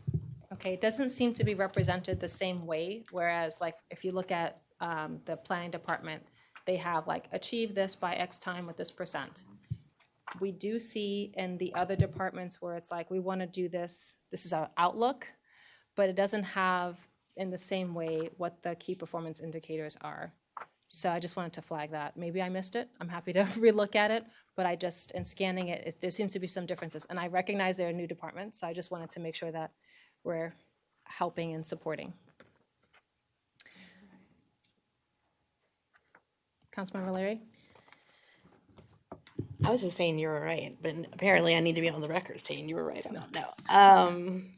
So on this department, and I know that it's new, so I'm going to kind of not be too scrutinizing just yet. How many of the proposed new FTE are for community engagement alone, where that is the primary, if not sole focus? One. So right now we're at one. So let me be clear, plus one. Plus one, but Plus one. But I didn't think that we had. So it's really, is it plus one in addition to the position that was vacant? Yes, that's correct. Okay, gotcha. So it's two total. Correct. Awesome. That is absolutely fantastic. I think that was all that I had on communications. Oh, no, there was one other thing. What, staffing wise, what does it look like for website support? Like, is this like drawn across several staff? Is there like a sole dedicated person? I would be curious to kind of know the outline of that. There is one person who has primary responsibility for all the web-based activities for the city, yes. Okay. Does staff feel comfortable? Because for a city this size, with the amount of web pages that we have, that seems extremely lean, to put it kindly. I'll just give you my perspective, still being the newish guy around. Person we have in that position right now is incredibly efficient. It like shocks me how quickly he can turn some things around. But what we've done a nice job here in the city is that each department is responsible for the content. There's the subject matter experts, the data set, what's behind it. And then our communications team really messages it and puts it in a digestible way. I think we're fine there right now, Councilmember Valeri. But as we finish branding now and we move into updating our website, if we get into it and we feel we need more resources, we won't be bashful about adding it, but not this coming year. No, and I can appreciate that. And of course, we can always look at the budget amendment. I will note that what everybody kind of assented to is not the only functions. You don't want 1 million people doing upgrading, maintenance, and software efficiency. So I just want to make sure I don't I don't want us to set up a new website and new branding. I don't want to set it up for failure. And it is an absolute critical need. So yes, I would love, if we need to come back, but I would like an honest assessment if the communications team could use an additional website support person. Thank you. On the website, just to clarify, it's my understanding that we do have a dedicated web person, but there are many content managers for the website. Isn't that correct? Absolutely correct. So who is the overarching quality assurance? And someone says that actually page is really outdated, or they're broke. Do we run broken link reports? Is that happening yet? Ongoing auditing. I think that's one of the benefits of creating the new department, is to have more opportunities for us to go in there, root around, find when there's broken links, make sure that there's data that's behind. So that's why we're recommending some increases in that department. I will still say at the end of the day, and the department heads know this, my expectation that the department heads are still responsible for the details within the website. And if they have changes, things that are dated, et cetera, they have to work with the communications department to make those changes. They're the experts. They should know when something needs to be changed out. And communications department is super busy, so I want the department heads to be able to reach out to comms and say, hey, can you help us work on this? Thank you. And just to clarify, the website will be redone, and it will be done this fiscal year or in FY26? Both. A little bit of both. So in other words, we're starting it right now. Completed. Correct. Completed next year. FY26. Correct. Okay. And then the app will be completed in FY26 as well? Correct. Okay. Perfect. Thank you. And then you also moved, just to follow the thread on what Councilman Valera was saying, you moved one of the community outreach people from CMO to the new communications office, correct? That's correct. Okay. And so now that team feels good with all of our Engage Rockville planning so far? They are ready to rock and roll. Okay. Councilmember Jackson. Thank you, Mayor. I'm really excited about this department, so thank you for setting it up. I have some questions about the metrics for 2025. Knowing Facebook followers, Instagram followers, how many people you reached, it's kind of squishy. I think what really matters should be, do you drive people to whatever events or other things on the city's website?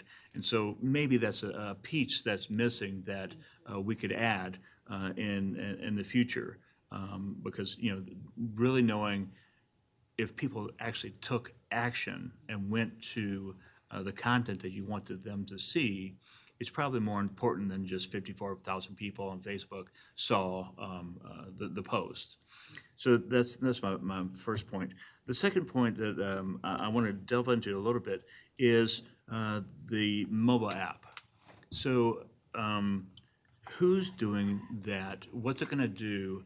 And who's really asking for a mobile app? I mean, did we just think that it was going to be cool to do, cool to have? Do we think that if we build it, they will come? Or somebody, do we feel that there's a need out there for a mobile app?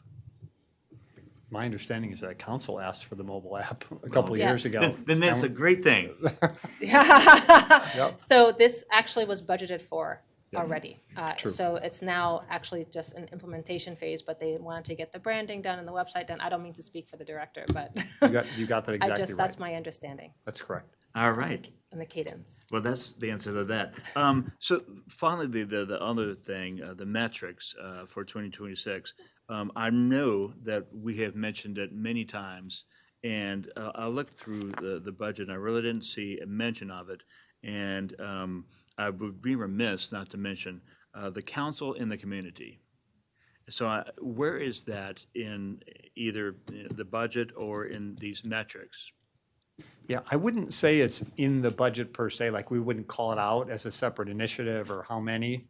But again, you guys were touching on it earlier, the reason to set up the department, stand it up in the first place, and the reason to add additional resources, because I've heard over the past 8.5 months how clearly you guys want to be out in the community. even more so than you already are, because it's amazing to me, and I am being kind when I say that. But we're going to continue to provide more and more opportunities for you guys to be out in the community, whether it's a listening session, a field trip, a walk around, or as you guys know, Kathy and Tim are going to be launching some new video productions, which is council out in the community, but via the website or someone's television, honestly. That's all built into the budget. We just didn't call it out at a and discrete so initiative. Sorry. I think maybe, at least from my perspective, it would be nice to have it actually called out. Okay. I mean, because I think that, having it in the budget, or at least in the metrics for success, means that there's an added emphasis on it. And that's something that then staff will look at it and be like, oh, we need to do this, council in the community, rather than, well, it's not in our plan, so, it takes a lower priority. At least that's my way of thinking. Thank you. I'll just note that I looked again, it's like, I think you're trying to use FY26 to establish performance measures, but I do think there's some basic ones that we could do now. Councilmember Fulton. I just wanted to, I'm in favor of council in the community, but I assumed it was covered by this, particularly, we're sending a message by setting up a department, right? I think that sends a really clear message. And I will say, as we get further into this conversation, we have, thanks to all the good work, a whole lot of ways that have been set up to track all of the initiatives we're doing. We're getting better at it, and there's dashboarding, and there's a whole lot of stuff on the website. I don't personally feel like a budget document needs to regurgitate every single thing that the city does. I think it starts to get hard to digest. I think it gets hard to be a directional document. So yes, there should be some, but I worry about turning the budget into just another tracking mechanism where things can get confused. No, and I totally hear that. I'm just singling out the council and the community just because I really feel like it's been our priority. So, I don't think of that about other budget items, but this one in particular, I feel like is really important. I would just note, I agree with my colleagues and mentioned earlier, I do think that there's some high-level metrics that other departments have gotten, and it helps us to say, how are we tracking? What are the big, not every little detail, but what are the major things that we are agreeing that we're going to be accountable for? That's in the budget document. Now we're going to make it so that it's not just we look at these things once a year and then we don't look at it until next year. With the new accountability and Invisio, Rockville, that will help us to track and see, are we hitting what we're supposed to? So I do agree that there are some metrics that should be in here, and that there's more thorough metrics that you all will be doing as your staff planning and Results Rockville. Councilmember Valeri. I just wanted to chime in one last time on the metrics, KPIs, whatever cool slangy thing we want to call it. I think what Councilmember Jackson might have been getting to was, and honestly, it could work for any departments. I don't want to communications to feel like I'm picking on them. Is conversions, right? It's not a matter of how many people are in your audience, but it's what they do when they see the message. Do they see that and go, oh, I'm going to go check out the data dashboard because the communications were effective enough to push them to do that?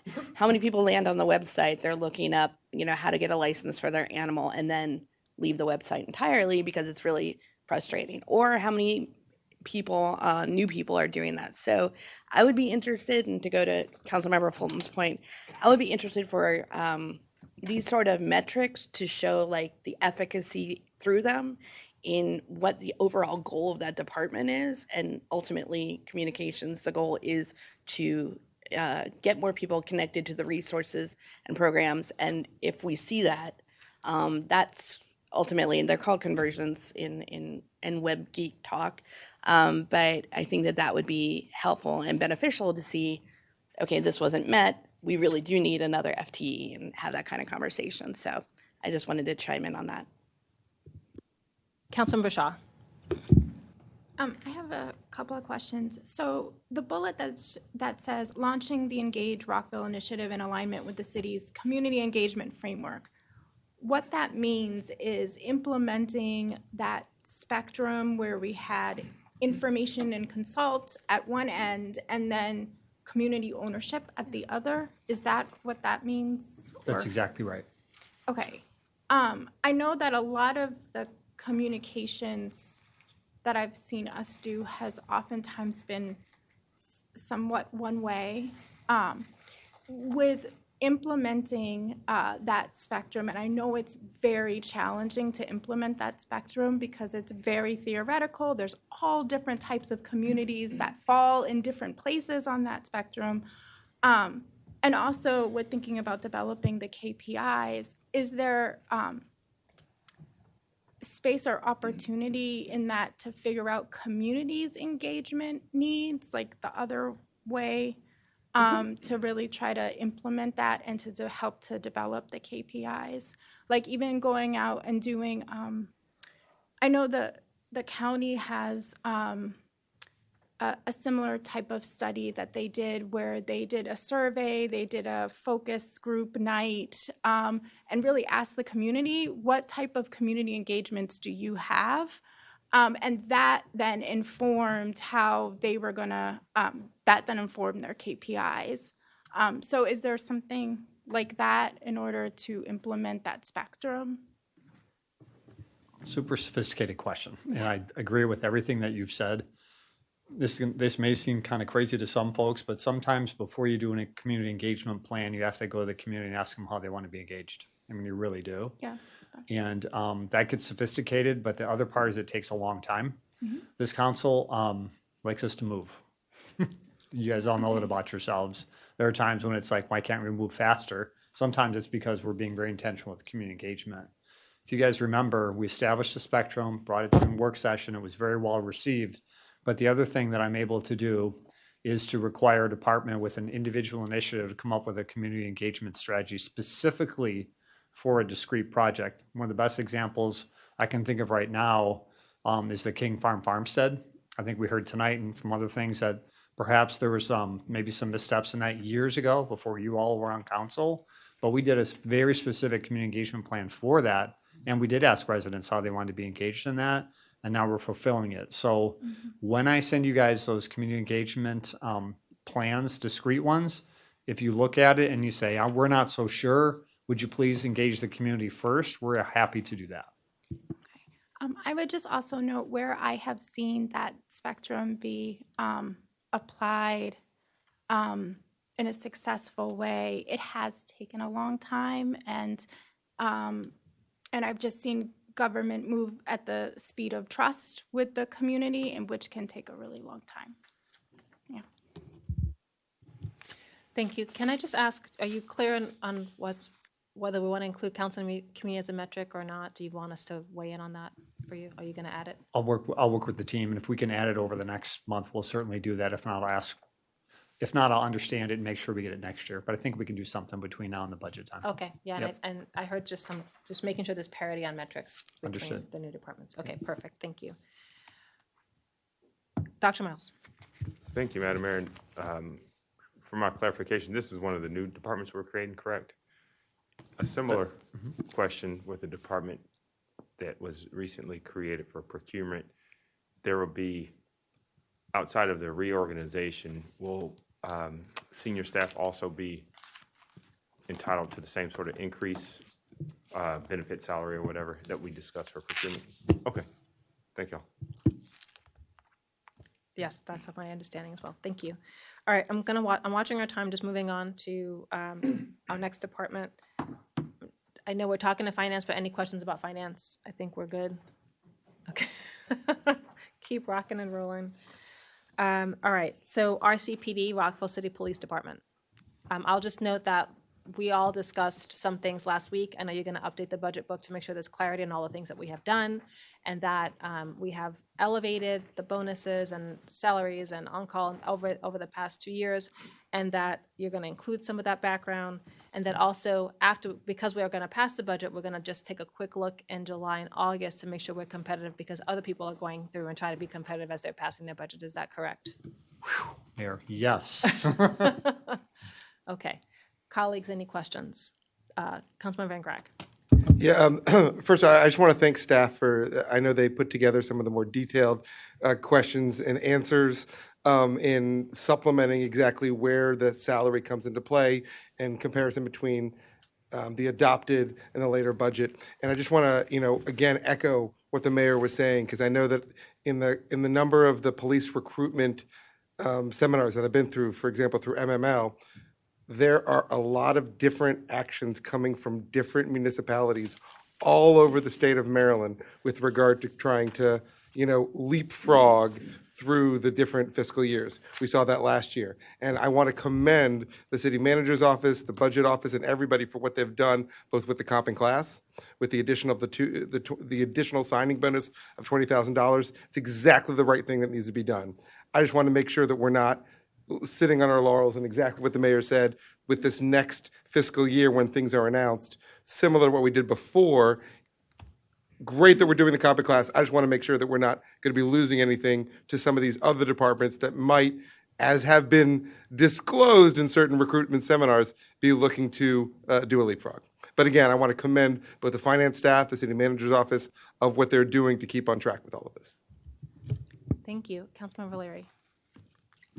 Thank you, and thank you to Councilmember Van Grack for that. I think it's really important that we do remain competitive while at the same time watching out for the nuclear arms race that may or may not occur. I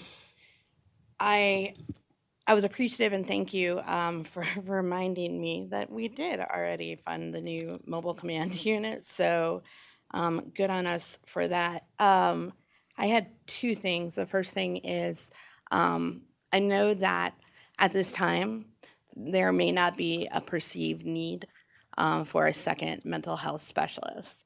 However, the process by which to get a second mental health specialist does take a significant amount of time.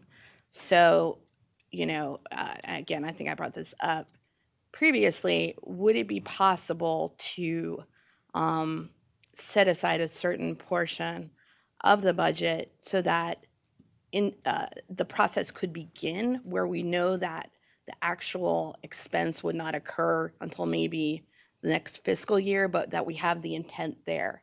Because I'm afraid for a couple different reasons. But first and foremost, we were already in a mental health crisis before the current upheaval on the federal level. I'm really concerned that that's going to increase significantly. And what could we do budgetarily so that the process could get started? Because we do know it's going to be about, a long lag time on that. Let me take a swing at that one. So thank you for bringing that up. Acting Chief West and I talked about that in some detail over the past couple of months. I've also met with a lot of the police officers, the county staff member, and it's a county staff member that supports us in that space. We actually want to take a much more deep dive into that space, which is even beyond what I think you're asking for. We've talked conceptually about perhaps bringing all of that in-house and not relying on county resources to do it. And if we do it, we likely would need more than one person in that space to make sure we can cover shifts, vacations, et cetera. I also want to be thoughtful that the department remains in transition. I don't want to make a lot of big changes in there right now, but what I can commit to you, and I've talked to Acting Chief West about this, is for us to take a deep dive into that service provision over the next year. And if we think that the numbers are getting really high and we need to make an adjustment, we'll bring it back to council within the next year. I appreciate that. Again, I just wanted to note it for the record too, that we do remain committed to this position and to looking at that thoughtfully, because it does to a certain extent free up a little of our police officers' time when there are specialists that can do it. They are wonderful. Our police officers are wonderful. They wear many different hats, but our mental health specialist is trained in a different way. So that's one. The second one is, and I made a note of it, and it came up actually through my review of the proposed project submissions. And I know that as a body, mayor and council, we talked about this super briefly, but we didn't have the extended conversation on the fact that we have no real security measures here at City Hall. And, I hate to go in this direction. We do have some security measures, don't get me wrong, but we have a council building across the street on Maryland Avenue that has metal detectors. And most people are used to that going into government buildings. It's not kind of a new thing that has popped up. So I would be curious. I would like to get thoughts from not only Mr. City Manager, but from Acting Chief West as well on whether that seems reasonable.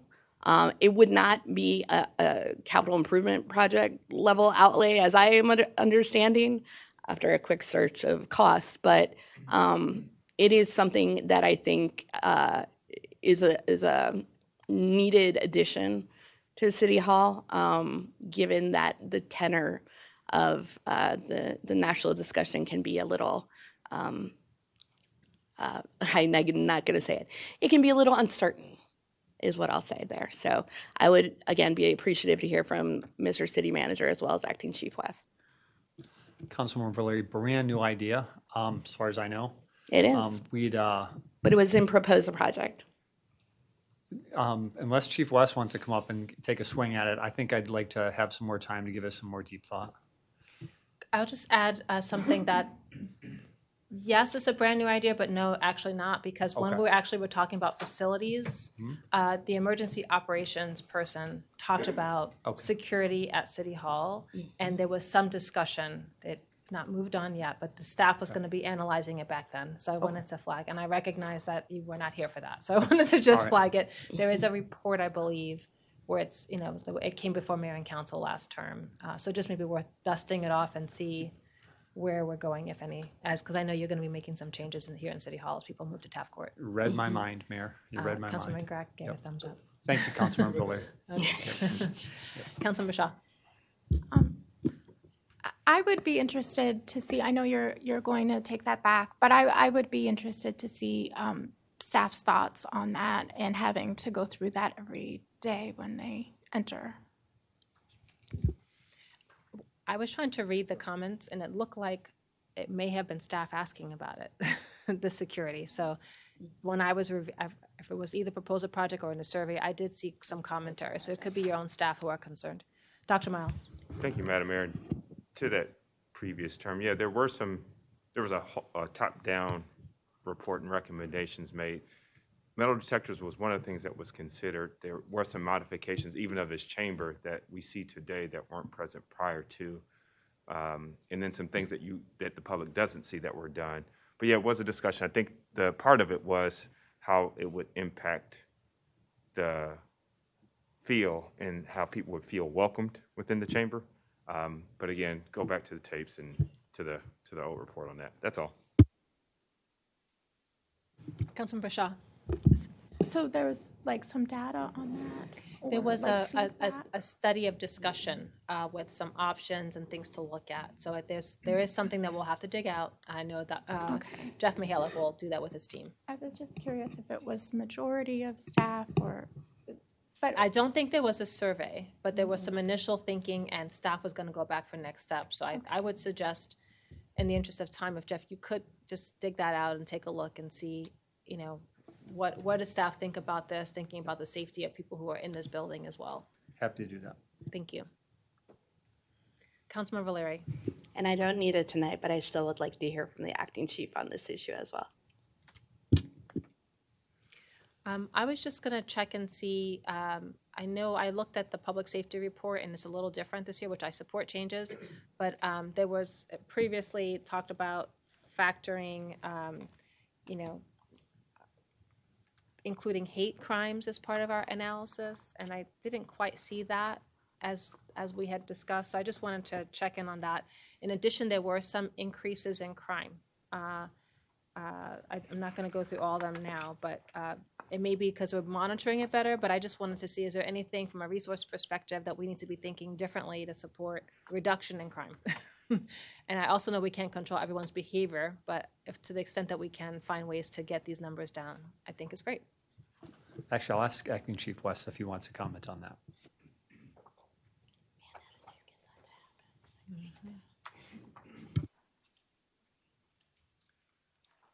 Good evening, Mayor and Council. There were some increases in crime, as you see in our annual report this year. Some of those categories were property-related crimes. through our recruitment and retention efforts, we're adding additional personnel, we're filling our vacancies, and we're working on different deployment strategies to fight crime and to reduce crime in the city. Thank you. Councilman Van Grack. Just another budget line item.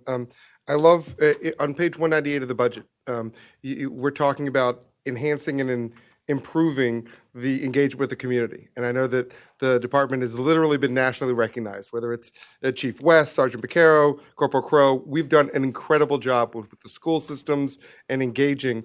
And I know we're talking about growing it, which we should. I understand from staff and the finance that there isn't necessarily a line item increase for that growing. I would just ask, staff, if it appears that we're growing and we need the additional funding, to the extent there's an ability in the middle of the year through an amendment to add to that, to the resources. And I know the finance staff did a great job of explaining that we would look for partnerships. And to the extent that we might not be able to get some partnerships, I don't want to see any diminishing because of the amazing job and the national recognition that the city gets in this area. To the extent that the partnerships don't come through, we need additional funding. And there can be a mid-year amendment in that context. I'd just like staff to look at that and potentially bring it back to the mayor and council. Thank you, Councilman Valeri. I had another question it is about a line item as well.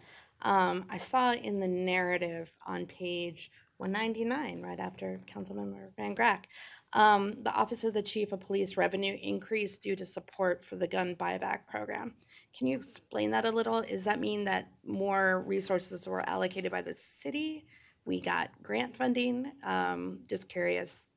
I believe this is just a partnership with the state's attorney's office in support of the gun buyback program. Gotcha. Okay, that makes absolute sense. And I want to second what Councilmember Van Grack said. If there are additional resources that are needed to expand community engagement, which also includes the gun buyback, that I think we should definitely consider those as well. Definitely, I just want to acknowledge the excellent community outreach work that's happening. I also want to acknowledge that we had a new police officer sworn in today. Great job on recruitments and the outreach efforts to recruit. I did want to acknowledge this budget also includes a full-time police communication supervisor as well as a police administrative assistant. So hopefully that helps to relieve the burden of the planning team. So, but keep us posted. All right, I'm going to try to move us along. Can we move to Recreation and Parks? Should we call it after that? We're almost done with the personal. It's going to go long. If we can try to get through this in 10 minutes. Councilmember Valeri. Of course, I had to go first. Okay, so I took the time to read every single budget survey comment, as well as all the proposal project. So what you'll hear a lot from me going forward, as well as what people have been texting and emailing me, are ideas from the community. These are also noted, and I want to give absolute props to our finance team. I know I got my questions to you late. I know a lot of things are still being investigated, but I still want to raise them because the community did take the time to submit some of these. And for our Mr. City Manager, these may sound like new ideas that came out of Councilmember Valeri's brain, not entirely. A lot of these are from the community. So the first that I heard loud and clear was restrooms at parks with playgrounds. Parents with kids are in need of restrooms, and there are some unintended consequences of not having open restrooms that affect the quality of life for others that use the park, is what I'll say there. One that I heard all throughout the community is that there is a wide disparity in which parks have doggy stations. So those are the all-in-one bags and receptacles. Some have them, some don't. And having them at the entrances to all parks may also enhance quality of life. I think those are the two biggest ones that I have for the department to consider, for my colleagues to consider as well, and that I've heard pretty loud and clear from the community. Thank you. I'll just add a couple quick comments. I've heard specifically in bathroom and parks and town center. I know that the city does have an agreement with Lebanese Taverna, but I don't think people know. So I wanted to at least make sure that we are clear on what that agreement is and that we can raise awareness about it. I don't know about the signage, but I just wanted to flag that, particularly with when the splash pad is open. I believe that there's an access to that bathroom. The other one I hear a lot about is Dogwood Park. There is a senior living community, Victory, that is near there, and they say, I can't stay out that long because I have to go back and use the restroom. And it's not like there's commercial activity over there, where some neighborhoods have some neighborhood shopping centers. That's something that they don't have. And so I just wanted to flag some of those areas, just looking at where we might have senior communities where there isn't commercial areas where we need to think about that. I agree on the doggy station. I've also heard recycling at parks. If we're trying to do climate action, we don't have recycling at parks. What would it take to get that to happen? I know Mr. Mihalik and I have talked about that in the past, and we've had Girl Scout troops write in about that as well. Do we know if we're exploring that this year, or we're piloting it, Mr. Mihalik? I'm getting good intel from folks on my phone already. Two things. One, we are happy to do a feasibility analysis on any park for a restroom. Just let us know if there's individual parks, just let us know, and we'll take a good hard look at it. And yes, Mayor, we are going to be instituting a pilot program at a couple of parks to give another try at recycling. From staff has told me we've tried it in the past, and it just hasn't worked, but maybe with improved signage, we can make that happen better, but we are going to do a pilot for sure. Thank you, particularly around some of the courts, like you just see a ton of plastic bottles in there. Park shelters, I know my colleague, Councilman Van Grack, and I have asked about this. Previous mayor and councilors have asked about this. Wooten Mills Park, I went back to 2022, this has come up. It's not on your schedule, and so I just want to understand what, it's been a couple of years since you've made a schedule. Can we look at the schedule? At least to be able to say to the community, we've heard you, we have you planned on this out year, but it's not currently in a list, and I don't know if we've updated that list in some time. I'll say yes, and we'll do that. But the other thing too is if you guys want us to do a feasibility study on a new shelter at a new park, we're happy to do that. I would support that. A lot of hands go up. So yes. Wooten Mills Park? Wooten Mills Park is one, but I would also look at there's a pros report that looked at equity in the city and what we were missing. And so we need to make sure we're constantly looking at our plans and then implementing them. Understood. Thank you. Councilman Valeri. Just on that point, I completely agree. I think that's what I was trying to get to with the consistency. Like you have a lot of doggy stations in one area and not so much in other. Some communities get our trash cans taken away from us. Others more are put in. So it would be nice to see consistency. But on the shelters, Rockcrest is another park as well that has a playground on it, but no sort of covering, and that is completely open in the summertime. So I know it gets really hot for little people in particular. So I think a comprehensive look at shelters as well, I think is overdue. Two more things, and I'm going to pause and let my colleagues speak some more. Scholarships for summer camps. I think some of us have raised this before, just monitoring where we are given the federal workforce changes and people losing jobs. We do want to make sure that kids are not suffering from this, and if we need to add some funds to the scholarship needs based on demand, I would be fully supportive of that and wanted to flag that. I don't know if my colleagues, how they feel about that, but just wanted to see, are you open to staff looking at increased scholarship funds if we need it? Absolutely. Okay, all right. Thank you. And just, I want to echo and support the green program for invasive species. Thank you for doing that. And I'll just note, I really appreciate you moving forward on Redgate. I'm hopefully that we're able to get more of that done, and also, as I mentioned last meeting, look at some of the sponsorship of benches and trees to move faster on that. We also got some questions about like the community garden park and the dog park. The dog park is built, but no one's accessing it. So I have some questions about what can we do so it doesn't sit empty for another year without use. Councilmember Van Grack.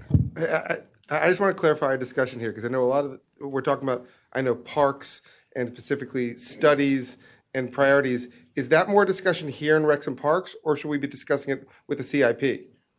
I just want to make sure, because I know I have a series of questions with regard to, I know what the mayor was saying with regard to prioritization. Should we be, because I'm just trying to compartmentalize where we are. So some of these don't rise to the level of full-blown CIP just yet. So if you have additional questions on CIP, I would hold it for the next work session. But so when we're talking about the studies with regard to specific areas, is that more in operational or is that more in CIP? Operations.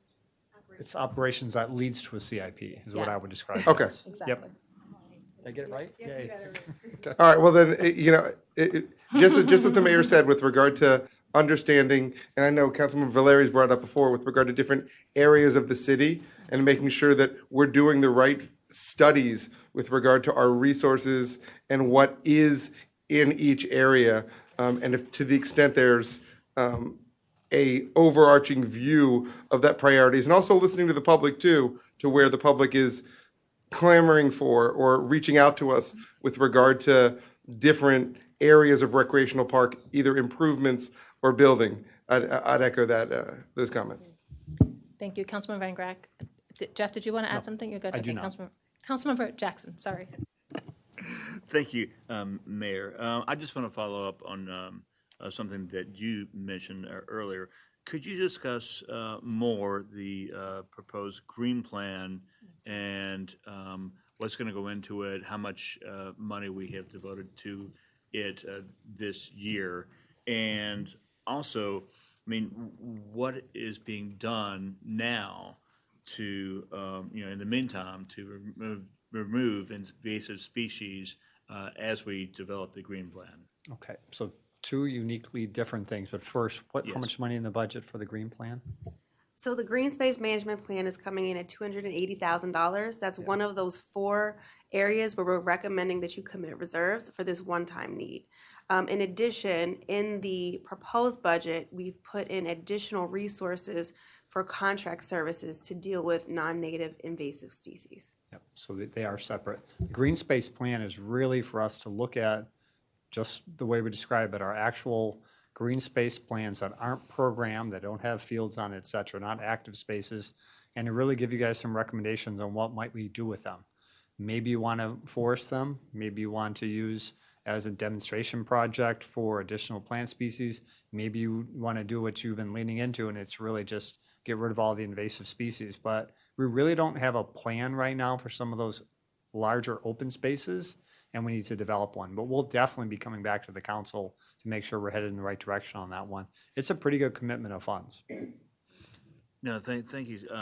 So switching gears a little bit, but still staying in Parks and Recreation, I notice, and I think it's great, that the number of residents engaged to the Villages program has increased from 555 in fiscal year 2023 to 1,100 now, and then proposed 1,200, which is great. I think the Villages is a really wonderful program, and the city should be commended for taking advantage of it and really embracing the program.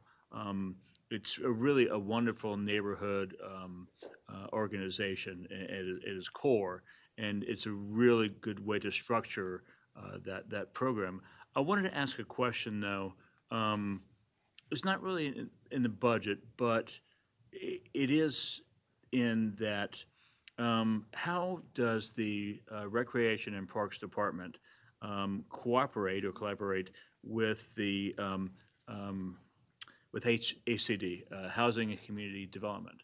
Because it seems like there's a natural synergy between those two departments when it comes to seniors and villages and that kind of programmatic thing, the experience. So I'm just wondering, like, is there cooperation? Should there be, or? Sorry, that's a great question. I haven't really thought about that. I'm going to see if any of my colleagues want to talk about that one. If not, we'll circle back. Ryan's giving me kind of a blank, so let us circle back.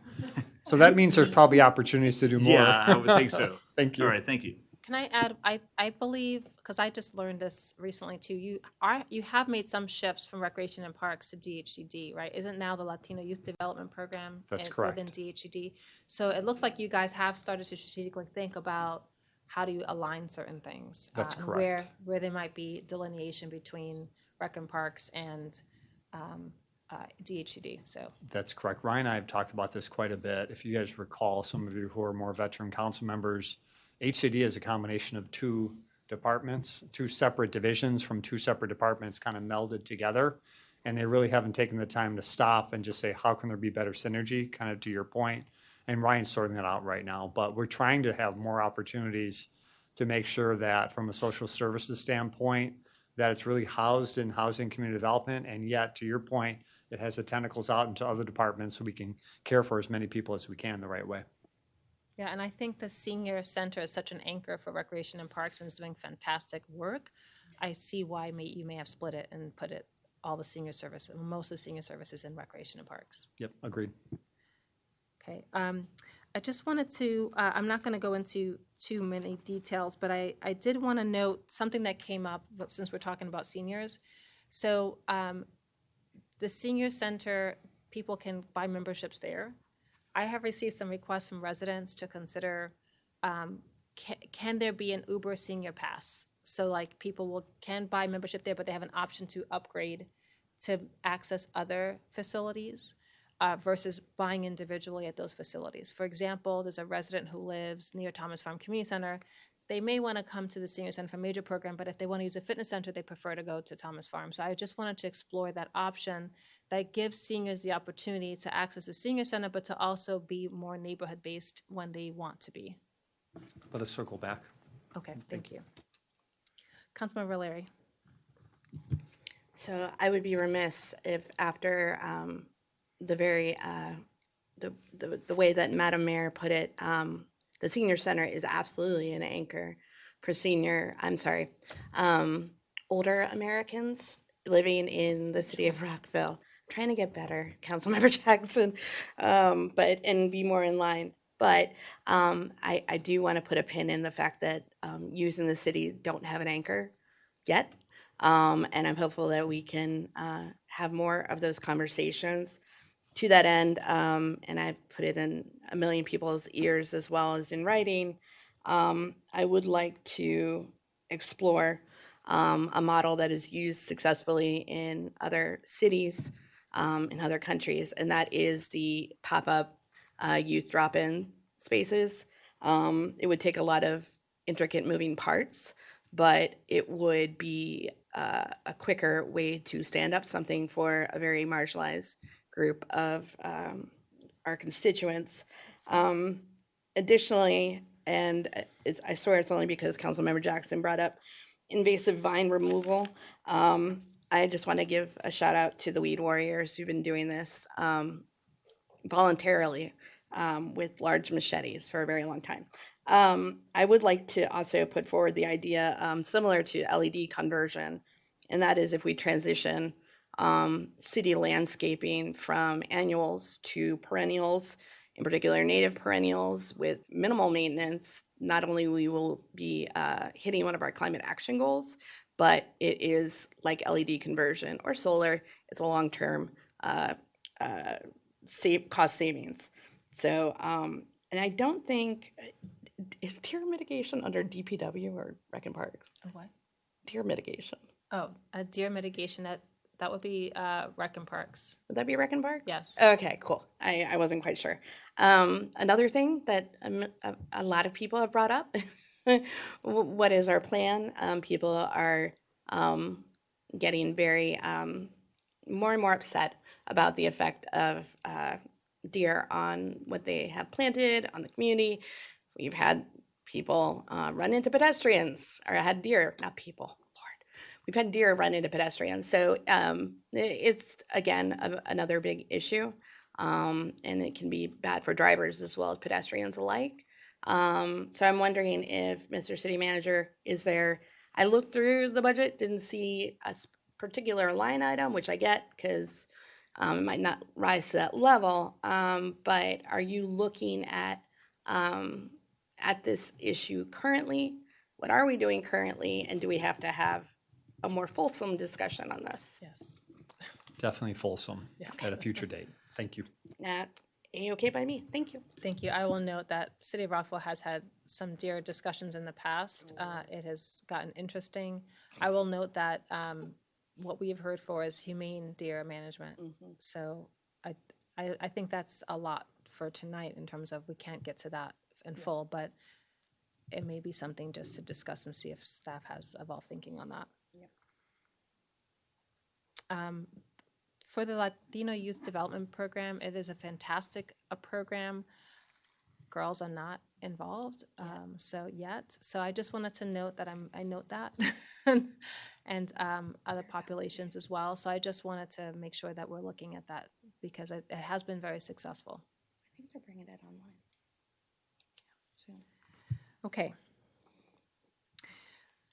Can we move to DPW operating, not capital? Just very high level operating.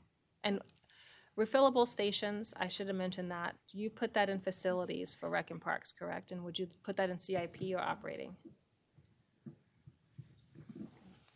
It's definitely Rec and Park. I would not, I'm sorry. So Mayor and I have been talking about refillable stations in different facilities. Unless we're going to do them at all city facilities in one shot, then that could rise to the level of a capital project.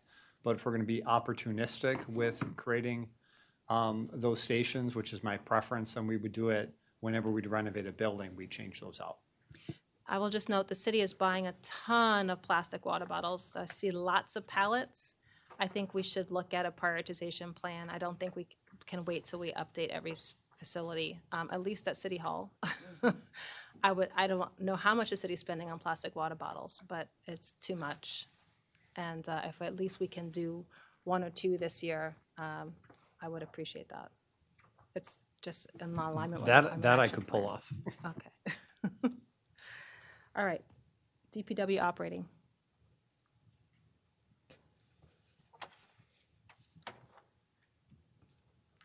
I'll start just composting, I think would be operating, correct?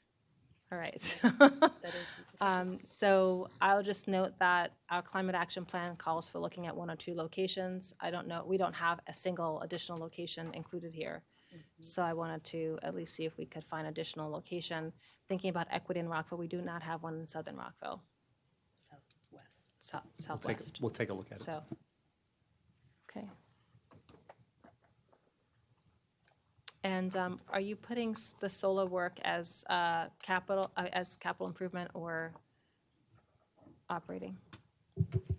The solar installations, those are wrapped up into capital projects for the most part. Okay, I'm gonna hold then on the rest because I think some of that will be capital, and I'll note that I do think some planning in terms of accessibility. We talked about an ADA prioritization plan, or just starting to think through what are our goals there. I think we need some strategic thinking so that we have a target of what we want to get done. All right, colleagues, anything else? Councilmember Shaw. Just a quick comment and a quick thanks. I really do appreciate the way that our approaches to public safety, including our infrastructure and having safe water and safe streets. And I just wanted to note I appreciate that.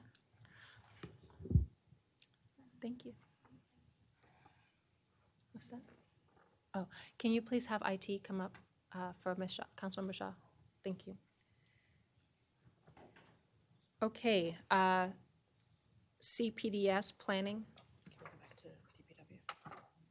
Is it operating? Yeah. Okay. Councilmember Valeri. I know we're trying to wrap it up. I'm sorry. We heard tonight from RBAC that they proposed a half an FTE for someone to be focused on bicycle infrastructure.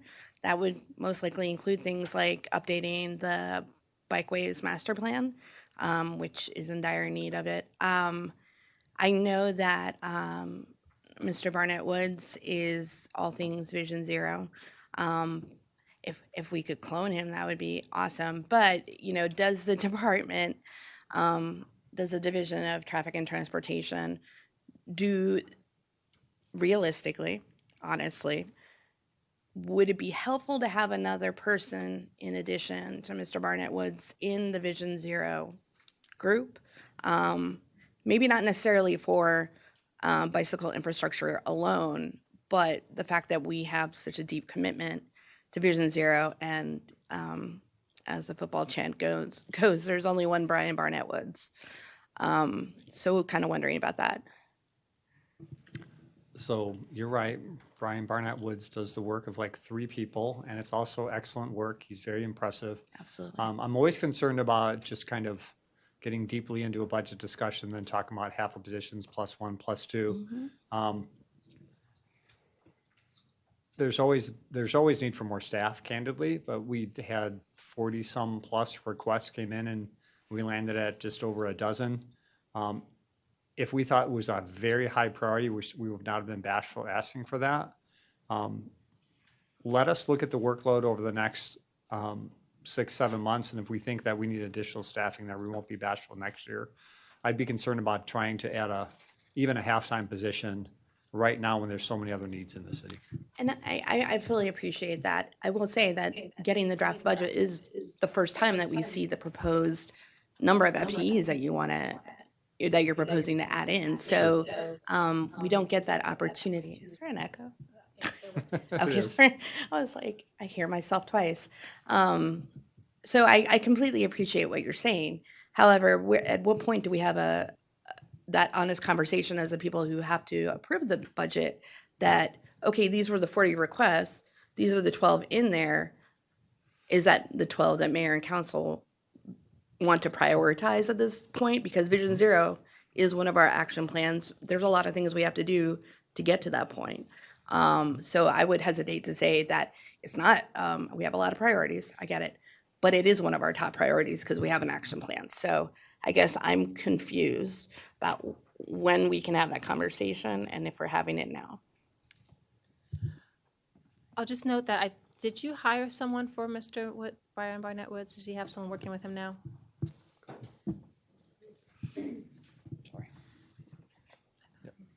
Was this the big reveal? We have a temporary worker working with Mr. Barnett Woods right now. However, I will remind you that you authorized another position for traffic and transportation in last year's budget, a new engineer, and we're still having difficulty filling that position. So our need right now is more in getting the projects done, sidewalks, et cetera. That's where the biggest need is, and filling that position is our biggest need. Thank you. And I understand that we're not complete yet on the bikeway master plan that we have. We're about 30% done. Correct. So it just seems like there's some work to be done to implement that work. Right. We have that planned in future years to update that master plan. Thank you. It's been about 8 years now or so, I believe. So thereabouts. Yep. Okay. CPDS planning.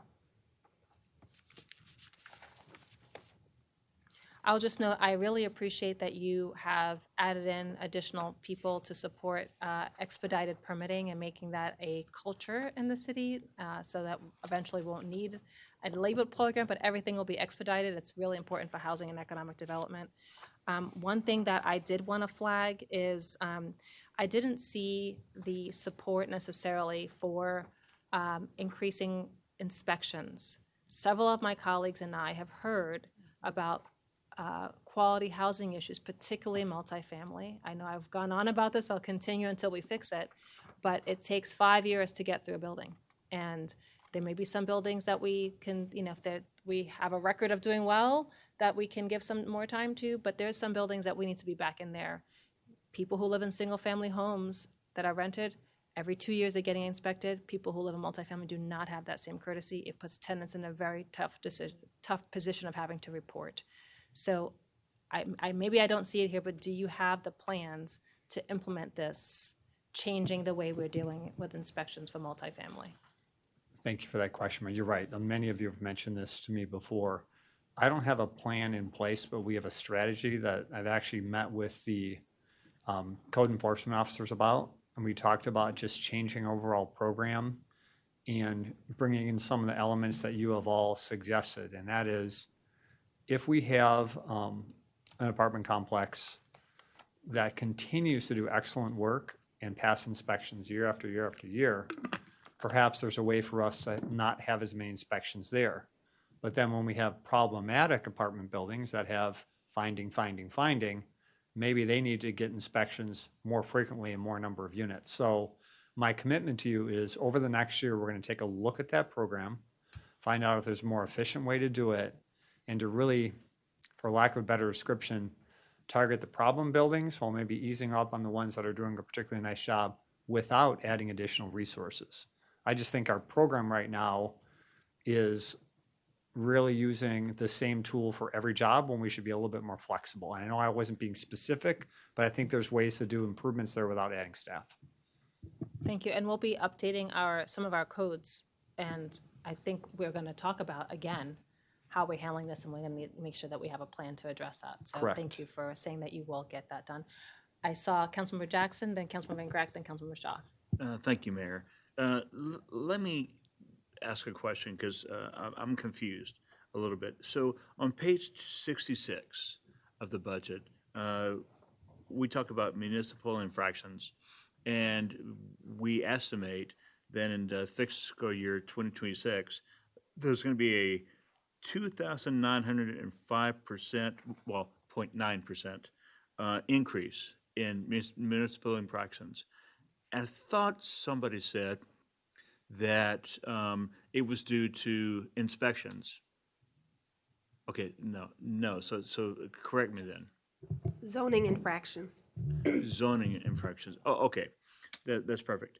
So let me ask a question of the city attorney. So your office does handle municipal infractions, is that correct?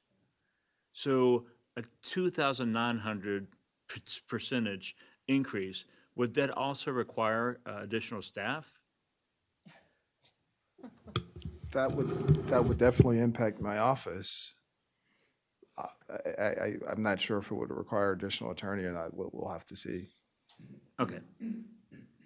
Mr. Mihalik, do you want to add something? I was just going to say, our goal is almost always to go to someone that's in violation and have them abate the nuisance on the spot immediately with a warning, and they flip it around. Many of those violations are not going to rise to the level that we actually have to take it to court. If that happens, we're going to have a big problem. And yes, I'll be supporting my friend Robert in getting additional attorneys, but hopefully you have a conversation with somebody, you do a warning or you write one ticket, and those violations start to drop. Thank you. I just want to expand on something the mayor said. Not only just with inspections, but especially with regard to what we're talking about with moving permitting and the fast track that we're doing. In looking at the budget, I'm not sure that we're accounting for all the necessary funds to get us there.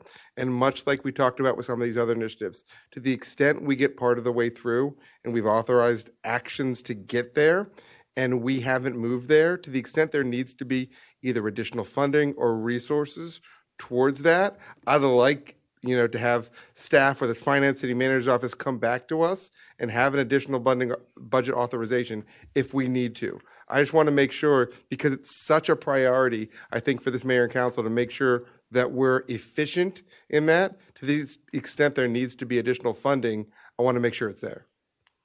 Mayor, can I foreshadow something for next year's budget? Please So the do. last piece in really creating efficiencies in our development review process is to hire 2 or 3 development review coordinators. You guys can think of it as a patient care coordinator, one point of contact. And it's especially good for like mom and pop businesses or someone doing addition. They're not used to the landscape at all.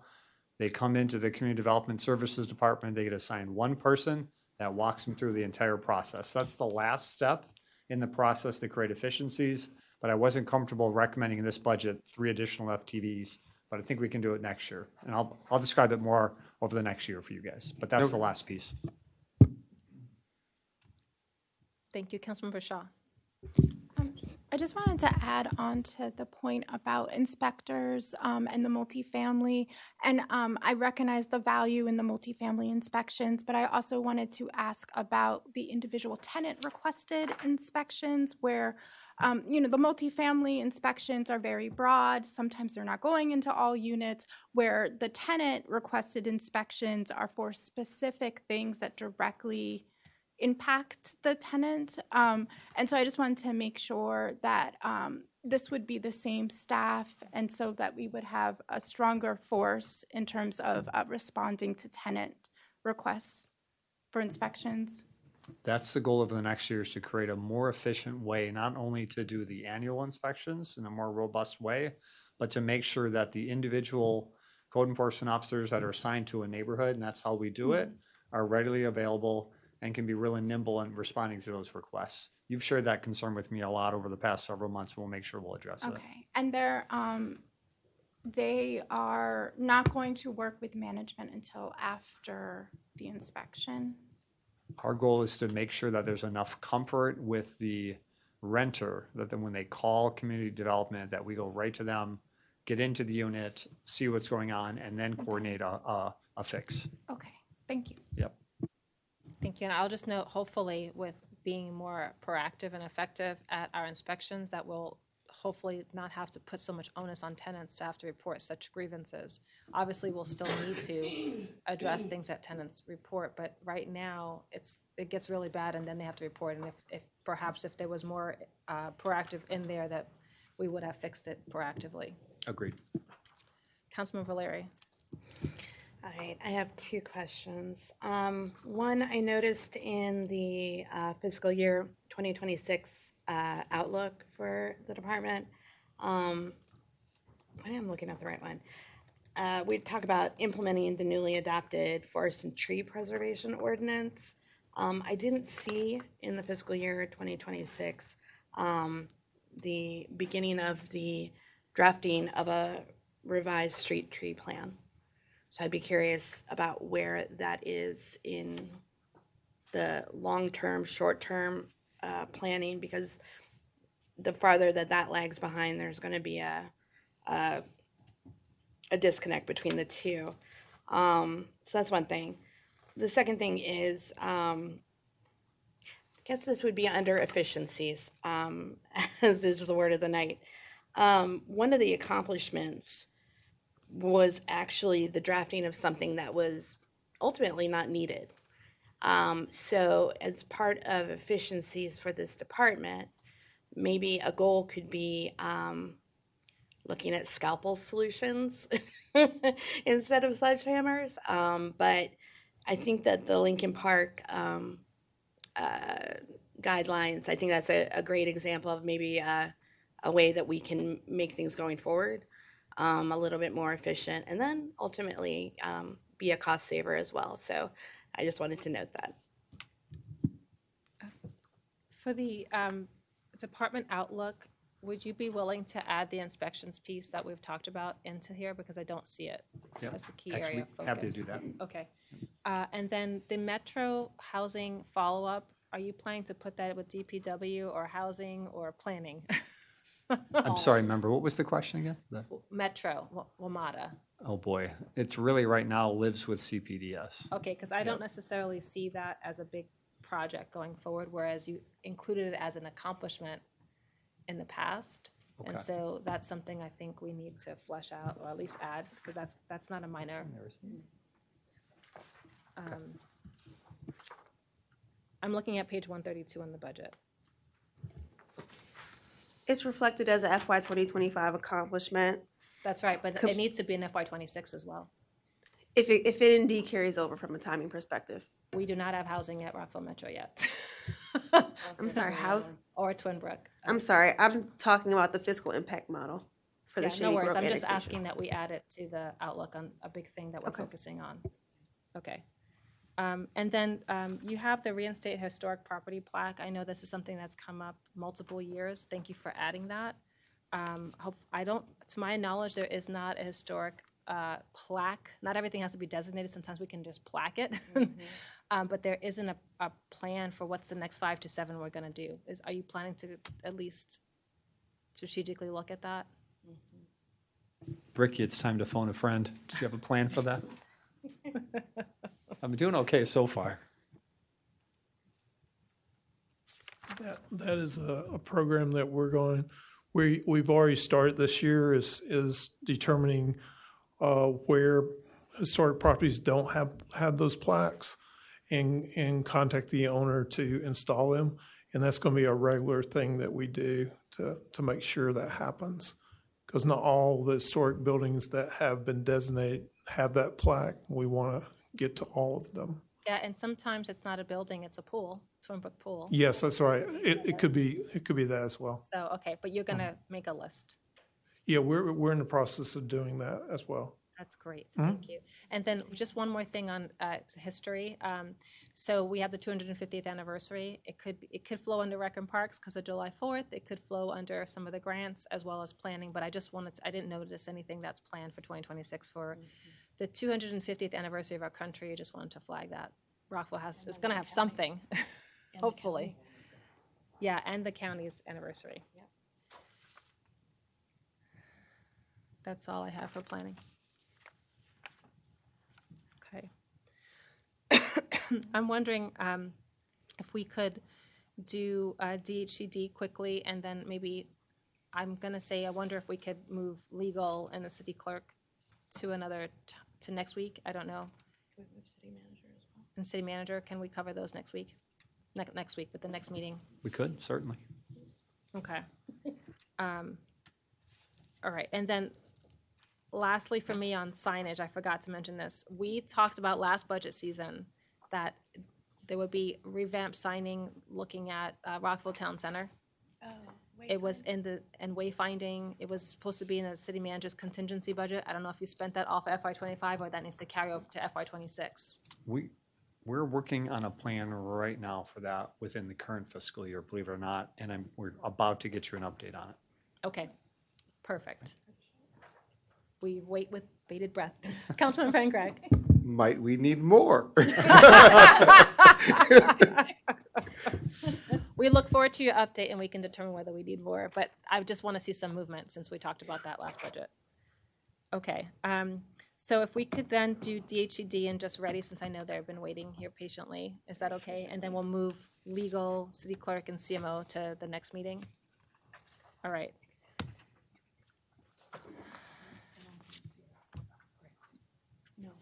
We're gonna move grants to next week, next meeting, not next week. Unless you're interested in doing that. No, let's just roll. Okay. No. Are you serious? Did you say that?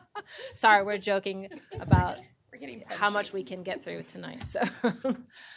Councilman Van Graff. I would just note, and I'm fully supportive of that, we're probably going to need to take the issue of procurements out of next week if we're going to be adding all of this also to the CIP. Yeah, that's what I had. We talked about that. So, about this all right, we may need to add Just to another- note because of the pacing. Yeah, and we may need to add another section. Yeah. Another session, Call so. me Nostradamus. Okay, so moving to DHCD, thank you for your patience, everyone. Colleagues, operating questions about Department of Housing and Community Development. I will just say thank you for adding some additional support for the homeownership program, for the financial empowerment work to make sure that we're doing more to support tenants and being responsive. I thought that was fantastic addition. So, and then looking at mental health supports for our community, especially during these times. So just kudos on all that. Councilman Valeri. I'll echo the kudos, and I'm really excited about the possibilities within the department, given more staff, and totally appreciate that. I also want to note that in general, I think all the services are absolutely fantastic, and I think that bringing the Latino youth development back over here makes a lot more sense to me. But I see everything under this department as really, this is where the rubber is going to meet the road as far as the impact on the community from whatever is happening on the federal side of things, especially employees. So I feel like, put a pin in it, put a place marker or whatever, that I could definitely see with any of the emergency assistance or increase in mental health services that and I know that we talked about this before with you awesome folks from finance, as long as we have that flexibility and that nimbleness to be able to turn around and give more funding if it is needed, when it is needed, then I feel really good about where we are in general. And I'm very appreciative of anything that we can do right now to help folks. I appreciate your addition of the rental assistance program. One thing I talked to Mr. Mihalik about is that there are a lot of people who don't qualify for the rental assistance program because they're not 60% AMI or below average median income AMI. My question is there flexibility to look at a limited amount that you might be able to have for rental assistance and foreclosure prevention? As a pilot, you guys would have to see how that works, but we have federal contractors, workers, grantees who don't typically need help, but are going to be in a position of potentially. I've met so many people who are two-parent households who are federal workers or contractors or grantees, or single mothers who are, now pushed out of government. And I just wanted to be acknowledge the time that we're in and see what we can do. We did some acute things for COVID, and I think we need some creativity as well here. The quick answer is, can we do something? Yes. I think the key on this is really coming up with some good, defendable, reasonable criteria of who would be eligible or not, and that's going to take us some time to do that. Let me get with budget team, HCD, and give that some thought. I would just need to know too, I guess maybe we'll come up with a lump sum recommendation to them what we could do, but I really think the thresholds, number one, and two, what would be a qualifying expense are really important, and I don't want to take a stab at that right now. Agree. Okay. We have to, it has to be legal as well. Of course. And Yep. defendable, but I do want to, this is a very unique situation. Yep. Councilman Valeri. On that note, it just kind of hit me, in particular because we have our own, thanks to DPW, we have our own water that a good portion of the city is on, so that those parts of the city are not eligible for a lot of the programs that WSSC provides as far as utility assistance for water. So would that be a possible consideration as well? Do we have to, balance things out? I know the county does have a program, but we have also seen the county money run out. And I have a sneaking suspicion that'll happen again, because the need is that great. So I just wanted to bring that up as well. And maybe there's innovative solutions partnering with nonprofits to maybe help this as well. Councilmember Shaw, then Councilmember Jackson.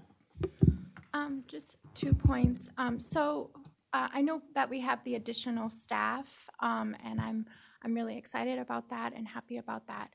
I just want to ensure that with that additional staff, we're able to ensure that we're keeping landlords accountable for the code. Like, for example,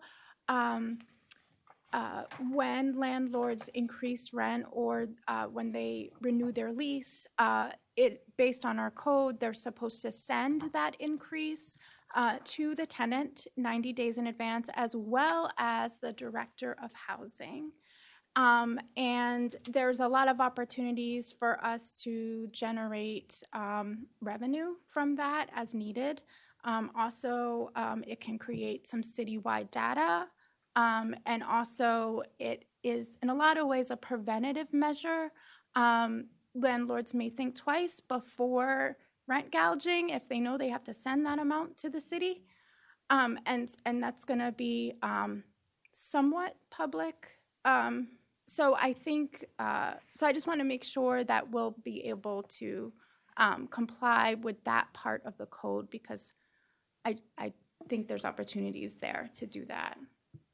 That's my question. One question. Yes, that's the reason for adding additional staff resources, to make sure that we can dig a little deeper, be a little bit more thorough in our response, and just instead of just doing it in a hit or miss kind of way. Okay, and I think that does require some outreach to landlords, because I know it's been a while since that was done, maybe like since the 90s or something. So I think that may require some additional outreach. Understood. The other thing is, I would be remiss to not share this. I know that we have passed, or we have 43 or 42 policies, and there is a policy gap, I think, among tenants where we don't have rent stabilization, and I do think that would save the city money in terms of saving, preventing evictions. And as well as just saving heartache and harm. There were a number of evictions today at Woodmont. And just, I think that if we're really thinking about this in terms of having these 43 policies, and there's a large gap before pre-eviction for any type of support, rent stabilization does fulfill that gap. Thank you, Councilmember Shaw. I did want to also just note that we discussed in our housing work session that we would look at a transparency initiative. So the city of Rockville, with rental licenses, already collects information regarding rent and then what it may be. And we are not leveraging that data, and we talked about making that public somehow so that tenants from a consumer perspective have information to be able to see trends on what buildings or landlords are doing.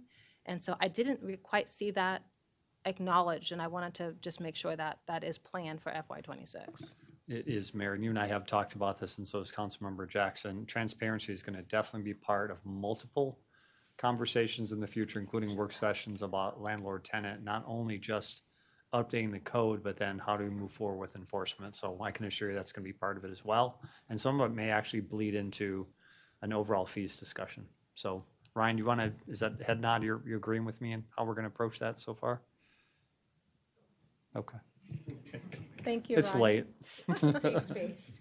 But it's going to be coordination with planning, because they're the ones who's collecting the rental Correct. license data, but we're not putting it out there, and we want to find a way to do that. You got it exactly right, Mayor. Okay. Councilmember Jackson. Hey, thank you, Mayor. I'll go first. Yes, you were first. Hopefully, I was hopefully it's a told good you. question. I told her you were first. No. Well, It's Councilmember Jackson, Councilmember Fulton, Councilmember Larry, Dr. Miles. All right. Well, thank you, Mayor. So first, thanks for this.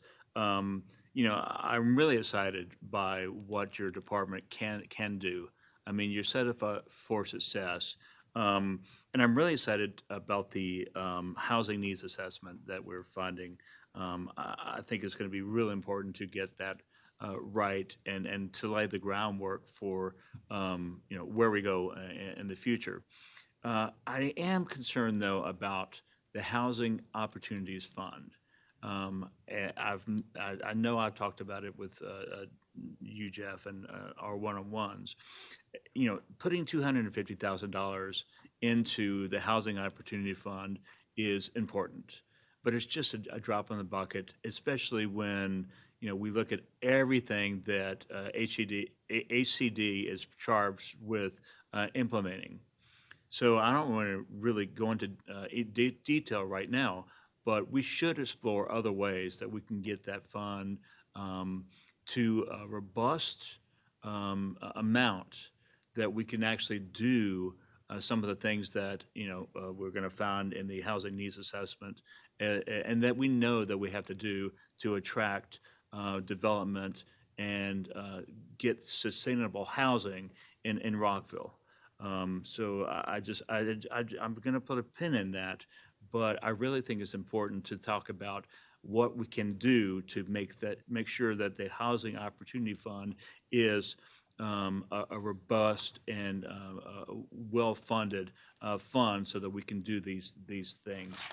Now, like my colleague, I have a little pet peeve, and I noticed that in the Housing and Neighborhood Services Division, we described the division as the division works with landlords, tenants, and common ownership communities, such as, condominium associations, and homeowners associations to help resolve issues between landlords, tenants, common ownership communities, and their members and business owners. Well, what does that sound like? That almost sounds like the CCOC. So it seems like there's a duplication there, unless that isn't an accurate description. So again, putting a pin in it, but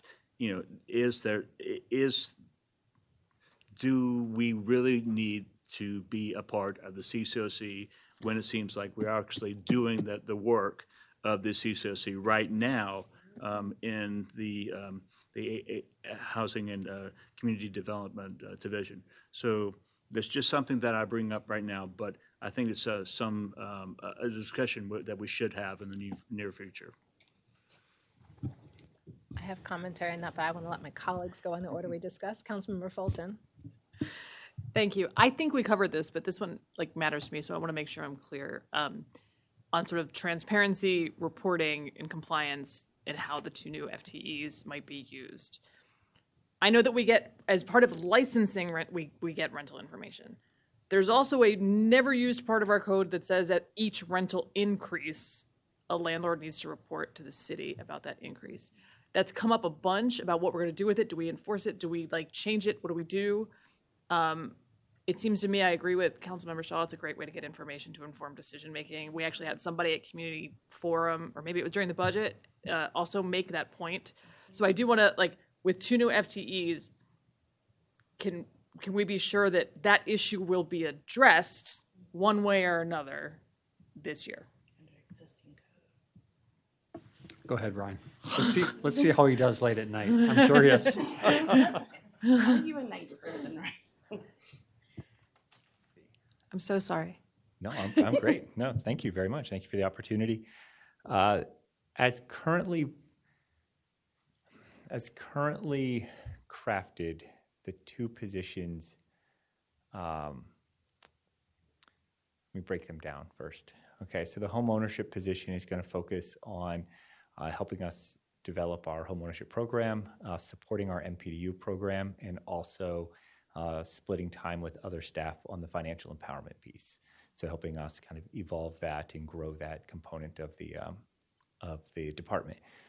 The second position is doing some of the work that you guys mentioned earlier in the evening about helping us merge. I think about our department as just kind of a few years late on going through the kind of merger process and creating a culture, but then also not only connecting our work internally in the department, but then across other departments in the city and then to our nonprofit partners. So that position is going to sit in the administrative division. When it comes to this piece, that is something that I think the planning department and I really need to put our heads together on and how we're going to share that information. Currently, the housing department, we don't have an enforcement mechanism at this time, but that there might be opportunities as we're working more and more closely with code enforcement on the housing action team, as we're going out and we're doing outreach, right? We can propose, we can add a component to that outreach to make sure landlords of property management are made aware of this portion of the code, and then work closely with our partners in code enforcement to make sure that they're relaying data to us in real time. Thank you for that. That's really helpful, particularly that outreach. And I know, and I should be clear, I just want to make sure that we're doing something on the issue, much like other people have mentioned. And it looks like, regardless if it's these two new FTE or not, we're going to be looking at revising Chapter 18, which would therefore require us to look at that provision and figure out what we're going to do with it. So, okay, thank you. Can I just ask one follow-on? Sorry. Yeah. Just because you mentioned the FTEs, but the transparency initiative, at least in terms of the rental licenses, was not addressed. You said that we're going to be doing that initially, but housing at some point is going to figure out how we get that done. Housing and CPDS. And CPDS. And I'll be personally involved in that mix too, bringing the departments together. Okay, because I know that was universal, let's get that done. But I will also just clarify that when on our city website, when it talks about rent increases, it does not talk about reporting in between the rental licensing. I just want to flag that. In terms of our educational information, it says rent can only be increased once every 12 months. To increase the cost of rent, the landlord must notify tenants in writing at least 90 days in advance. So the portion of, but I'm just saying in terms of the education, in terms of when you get your rental license, in terms of what we have on our website, it does not say anything about that. So that would have to be something that is discussed, educated, changed, figured out, because that's not the process that the city is putting out there in terms of our education right now. I think Councilman Valeri was next, right? And then Dr. Miles, then I'll come back here. Thank you. Something kind of hit me during this conversation, and that is, per their own draft budget, the county is looking at a property tax increase.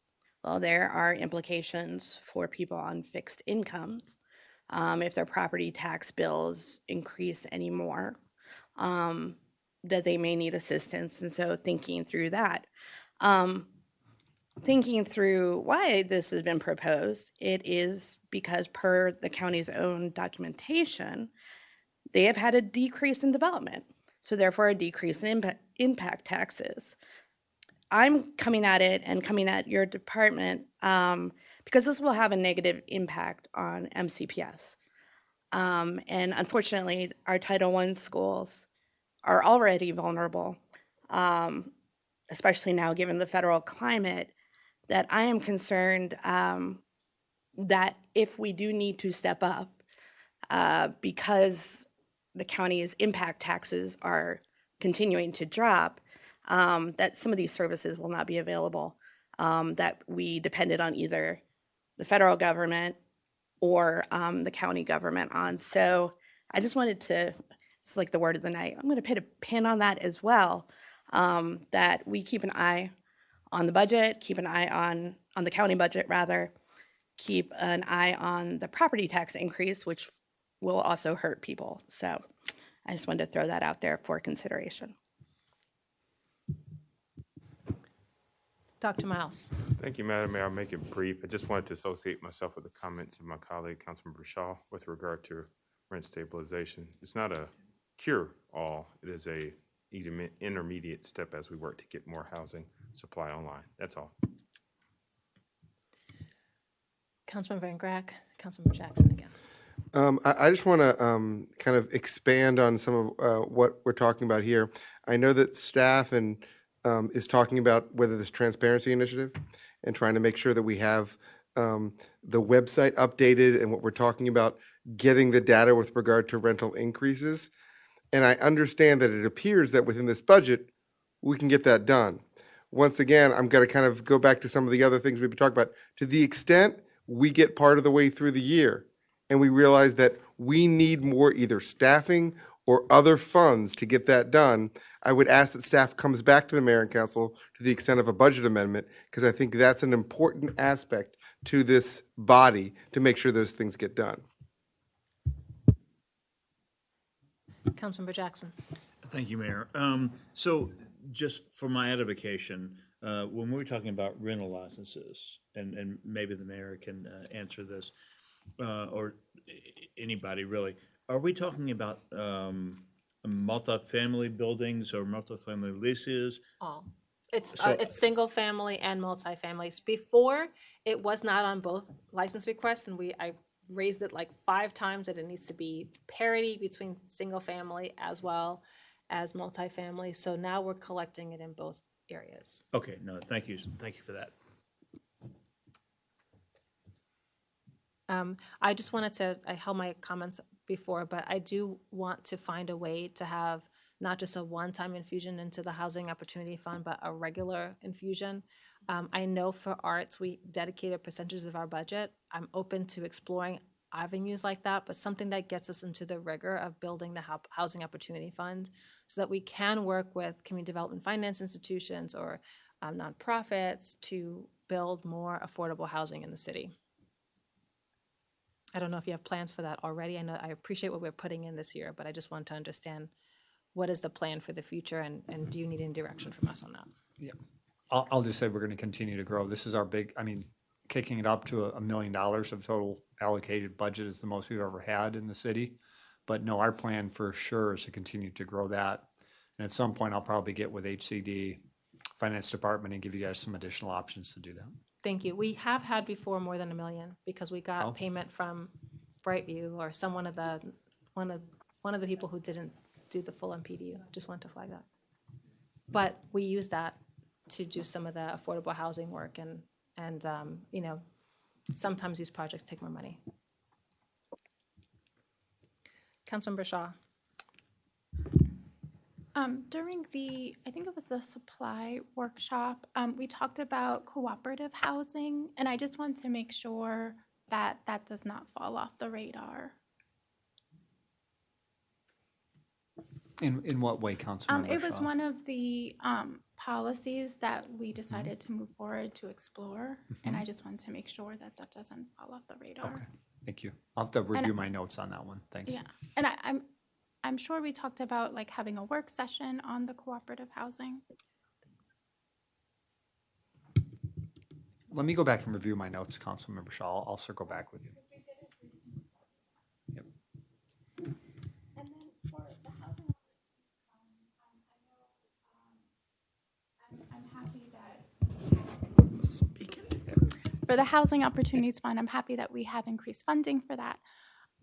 My question is, if we have older housing that's private market-based housing, using that money to help to continue to preserve their housing, I just want to make sure that they're not also using public funds to do that and then also raising rents.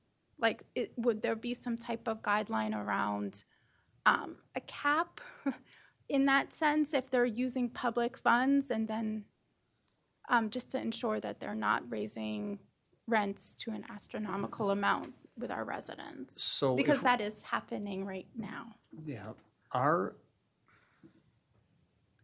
would describe it more this way. If we're going to infuse capital from the Housing Opportunities Fund into any type of sustainable, affordable housing, then our goal is actually to make it more permanently affordable more than anything else. That's really what we're focusing in on. But we didn't really talk about it in terms of adding rent caps to it. Okay. The last thing I'll just say is this came up last year, so I wanted to raise it again. We did discuss like how are we treating the opioid funds and the cannabis funds, and are we putting that back into social services? So I know we said, let's look at it next year. So here we are. I'm raising it this year. At the direction of the mayor and council, we could take those cannabis sales tax revenues and we could move those into as a permanent revenue source for the REAP program, for instance, and that could be a revenue source for emergency assistance funding at the direction of the mayor and council. Thank you. I would want leeway between REAP or even, as my colleague said, youth service, anything that's helping to support social services in our community. REAP or the rec fund, either of those would be perfectly fine options, but it would be at the direction of the mayor and council. Currently, those revenues are in the general fund, and they are estimated to be about $40,000 for FY 2026. We're happy to divert those to those programs at your direction. Colleagues, Councilman Valeri. I, of course, support this. And the reason I mentioned youth services was I know on the state level that the cannabis sales tax in particular was being earmarked for youth services as they were most generationally impacted by the so-called war on drugs. Colleagues, do you want to just keep it going to general, or do you want this to go towards social services? They need direction from us. Social meaning youth, like S? housing. Councilmember Fulton. If we're weighing in now, for now, I actually prefer general. I prefer the flexibility on it. I understand the theory, and we can still do that by allocating funds to those things without the restriction, if I'm understanding correctly. Thank you. Dr. Miles. Go social. I think some of the funds, I said on the board, state level, and some of them, though it's not a clawback per se, you do have to spend it on certain programs. So I think we have much flexibility. That's right. So yeah, the state does have the tie to social services. So you're in favor of some sort of social services. Okay, so that's 3. Anyone else want to weigh in? Councilman Van Grack. So if we're, I just want to clarify, if we're diverting it to areas that we're already spending the money. We're just allocating it differently for accounting purposes. Dedicated. Well, allocating/dedicating. It would be dedicating that as an ongoing revenue source that supports a specific program. Which we are anticipating funding in any regard, regardless. Sure. Okay, then I have no problem with it. Okay. Councilmember Shaw and Jackson. Councilmember Shaw says general, not social. Okay. Councilmember Jackson. I agree with my colleague, Councilmember Fulton. I think general is the way to go. So we have 4. Thank you. Okay, we're done with DHCD. Final on economic development for Ready. Thank you. I know you're not, you've been waiting for patiently. Any comments or questions while we have Cindy in the room with us from Rockville Economic Development, Inc.?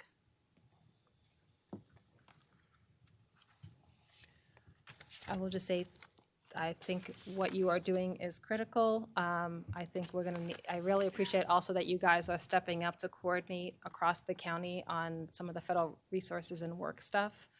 I do see that we have a position in here for another person to support the outreach and business engagement. I've always said this, but I want to just, as we look at how do we fill those additional office spaces now that we are maybe losing some for federal, we need to identify net new targets, whether that's, I know you're doing green tech, we've also heard AI, but I hope that we can have a clear pathway on what that person is going to be working on and that we will have specific net new targets that we can then evaluate. Councilmember Fulton, Councilmember Jackson. So I echo all of the things for Ready and the important work and the necessary work on economic development.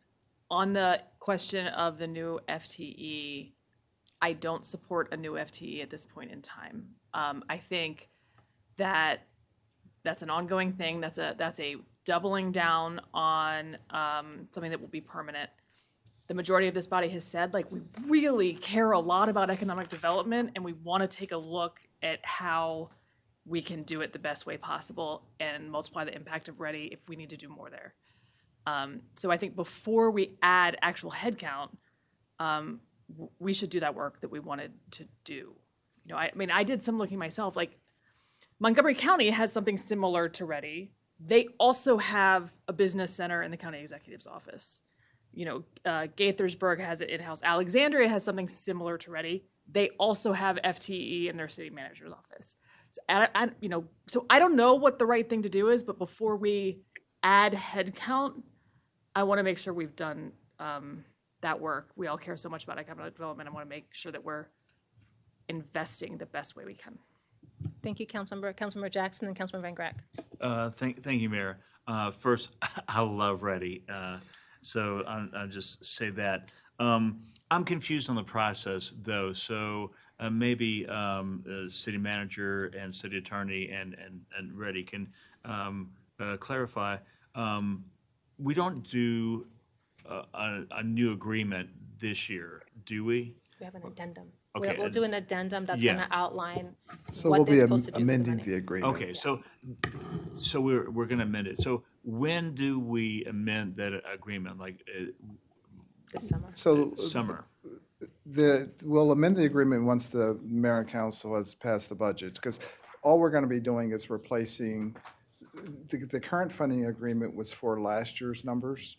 Once the mayor and council passes his budget, then we'll amend the agreement to put in the new numbers into the new agreement. So the new agreement will just be new numbers, or will there be new? It'll be a First Amendment to the agreement, because if you remember, last year's agreement is a 3-year agreement. So the terms of the agreement will remain the same, but the numbers will change. That will be the amendment. So even though we have changing environment for economic development, the agreement that we have is in place, and we just plug in new numbers? Well, if mayor and council wants to have additional amendments to the agreement, we can, but that would be a negotiation with Ready. Mayor and council signed a 3-year agreement with Ready for funding. Okay. Can I just add, the addendum will specifically say what they're responsible for doing, No, And, right, with the amounts allocated, so so it's not an addendum, it's an amendment to the existing it's an agreement. amendment, but that piece will have, here's what they're doing for this money. No, so the way the amendment works is that the agreement still remains in place. We're just changing certain parts of the agreement that's in place, and the only thing that will be changing will be the numbers. There's So- activities associated with those numbers in that attachment. The activities would be, for instance, in the exhibit, I don't have the agreement in front of me, so for instance, Exhibit A would change in that agreement. We'd have a new Exhibit A. And also with, the way the agreement is structured is Brady is required to do certain things. Those things will remain the same. The only things that will change in that agreement will be the amount of money that the city will be giving Brady to do those, to accomplish those things. Yeah, and then so, I mean, my point is that, we live in an environment that is changing by the day. So being in a 3-year agreement and just having the numbers change might not be advisable. So just something to think about going forward. I mean, with the federal government doing what the federal government does, it changes by the day. So, I mean, I'm not really sure that Ready has. I don't know that we need to actually have an expanded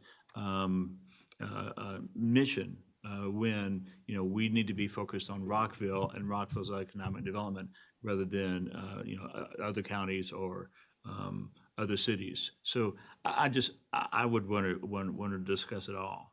Can I just ask Cindy to respond? And I believe you've drafted a draft amendment for the city manager, and you would talk about how you're going to use these additional resources. Yes, thank you, Mayor and Council. And it is exactly as the city attorney said.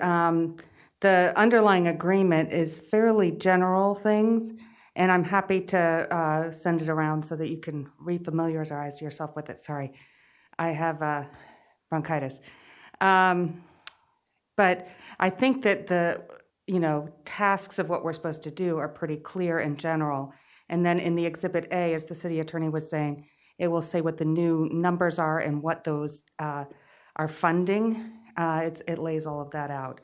As far as talking about other jurisdictions, all of the funding that you give us stays in Rockville, and you fund right now 4 positions. If we add one, there's a 5th position. Those are all 100% dedicated to Rockville.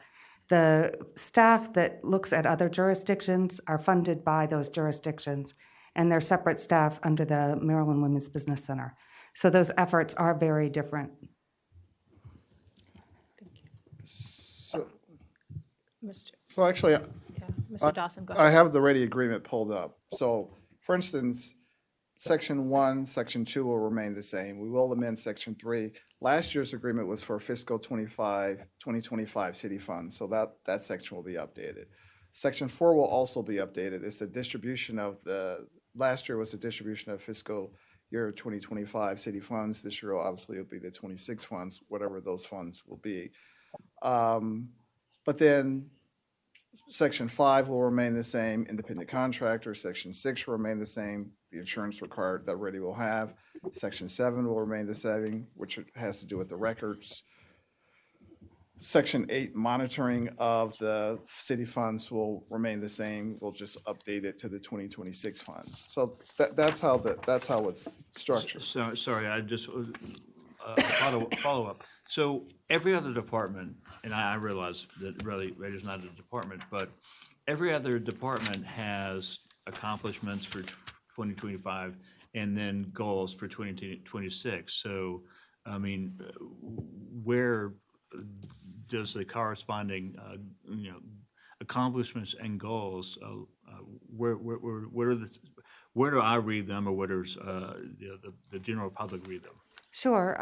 Annually, we do an annual report that is listed on our website, and we submit it to Mayor and Council, and that goes through the accomplishments for the year. And then we also, through our retreat process, which you're all invited to on April 26th. We gather all the input from our stakeholders, from our board members, from mayor and council, and develop a strategic plan. And that is also posted on our website. So that's the goals for the, the year. So right now we have fiscal year 25 up there.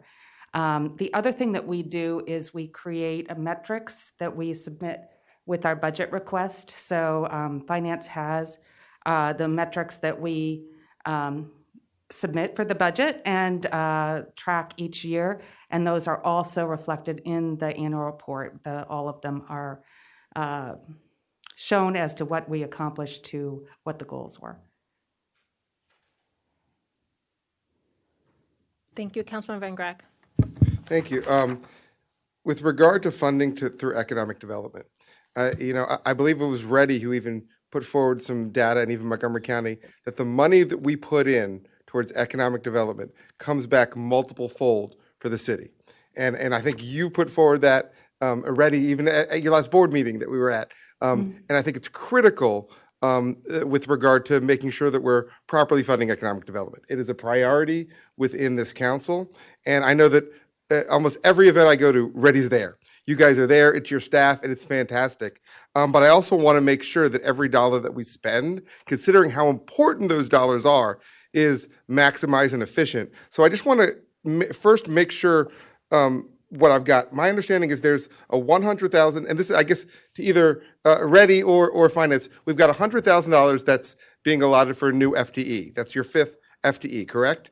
Yes, and that would be about a $75,000 salary, and then $25,000 for the benefits, employment taxes, all that stuff. So can you just explain to us what do you believe the purpose of that FTE would be that isn't able to be done by the 4 FTEs that you've got now? Right. So business development, and I think we've talked about this in some of our sessions, there's a desire to have more on the ground interaction with our businesses in town. And all of the business development that we do some of that. You see us at all of the events, but we're also trying to prospect biohealth companies. We're working with the Department of Commerce, with MCEDC, and trying to,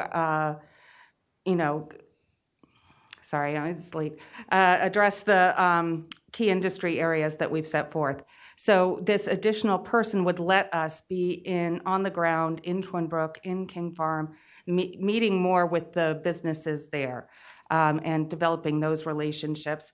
As you know, we've been doing a lot in small-scale manufacturing, which is in Rock East and also Twin Brook. So continuing to develop those relationships with the existing businesses and trying to develop more businesses coming there and creating that sense of community. So it's kind of like more of what you're already doing now. Yes. Is what you're looking for the additional FTE for. Yes. Let me ask you this: to what extent is what you have in your staff coordinating at least what you're doing, and then the city with regard to either permitting or all these other areas that are impacted through economic development, and the integration with the city and what you all are doing? We work regularly with the planning department, so yes, we are continually getting inquiries about permitting. We sit down pre-development with a lot of people and we'll gather a meeting with the relevant staff here to talk about what the project is, why it would be economically important. And we have a every other week call with the planning department, so we're coordinating all the time. So the other 2 increases, I understand, it's $50,000 for additional marketing costs associated with the life science branding initiative. Right. And then there's the $48,920 for the additional operation expenses. Right. And I guess what I'm confused is, at least under the line item that I can see at 118, the difference between the actual FY 2025 and 2026 is actually $153,000. Yet we're talking about $198,000. Is there some kind of almost like $40,000 difference that I'm missing? Yeah, this answered in the questions because I think they went to whatever the life science budget was last year, they took that away from the core budget. That was considered a one-time, there was a $50,000 one-time branding initiative that was part of the FY 2025 budget. that's reduced because it's considered one-time in nature. So that's the difference. Gotcha. Okay. All right. So that explains that discrepancy.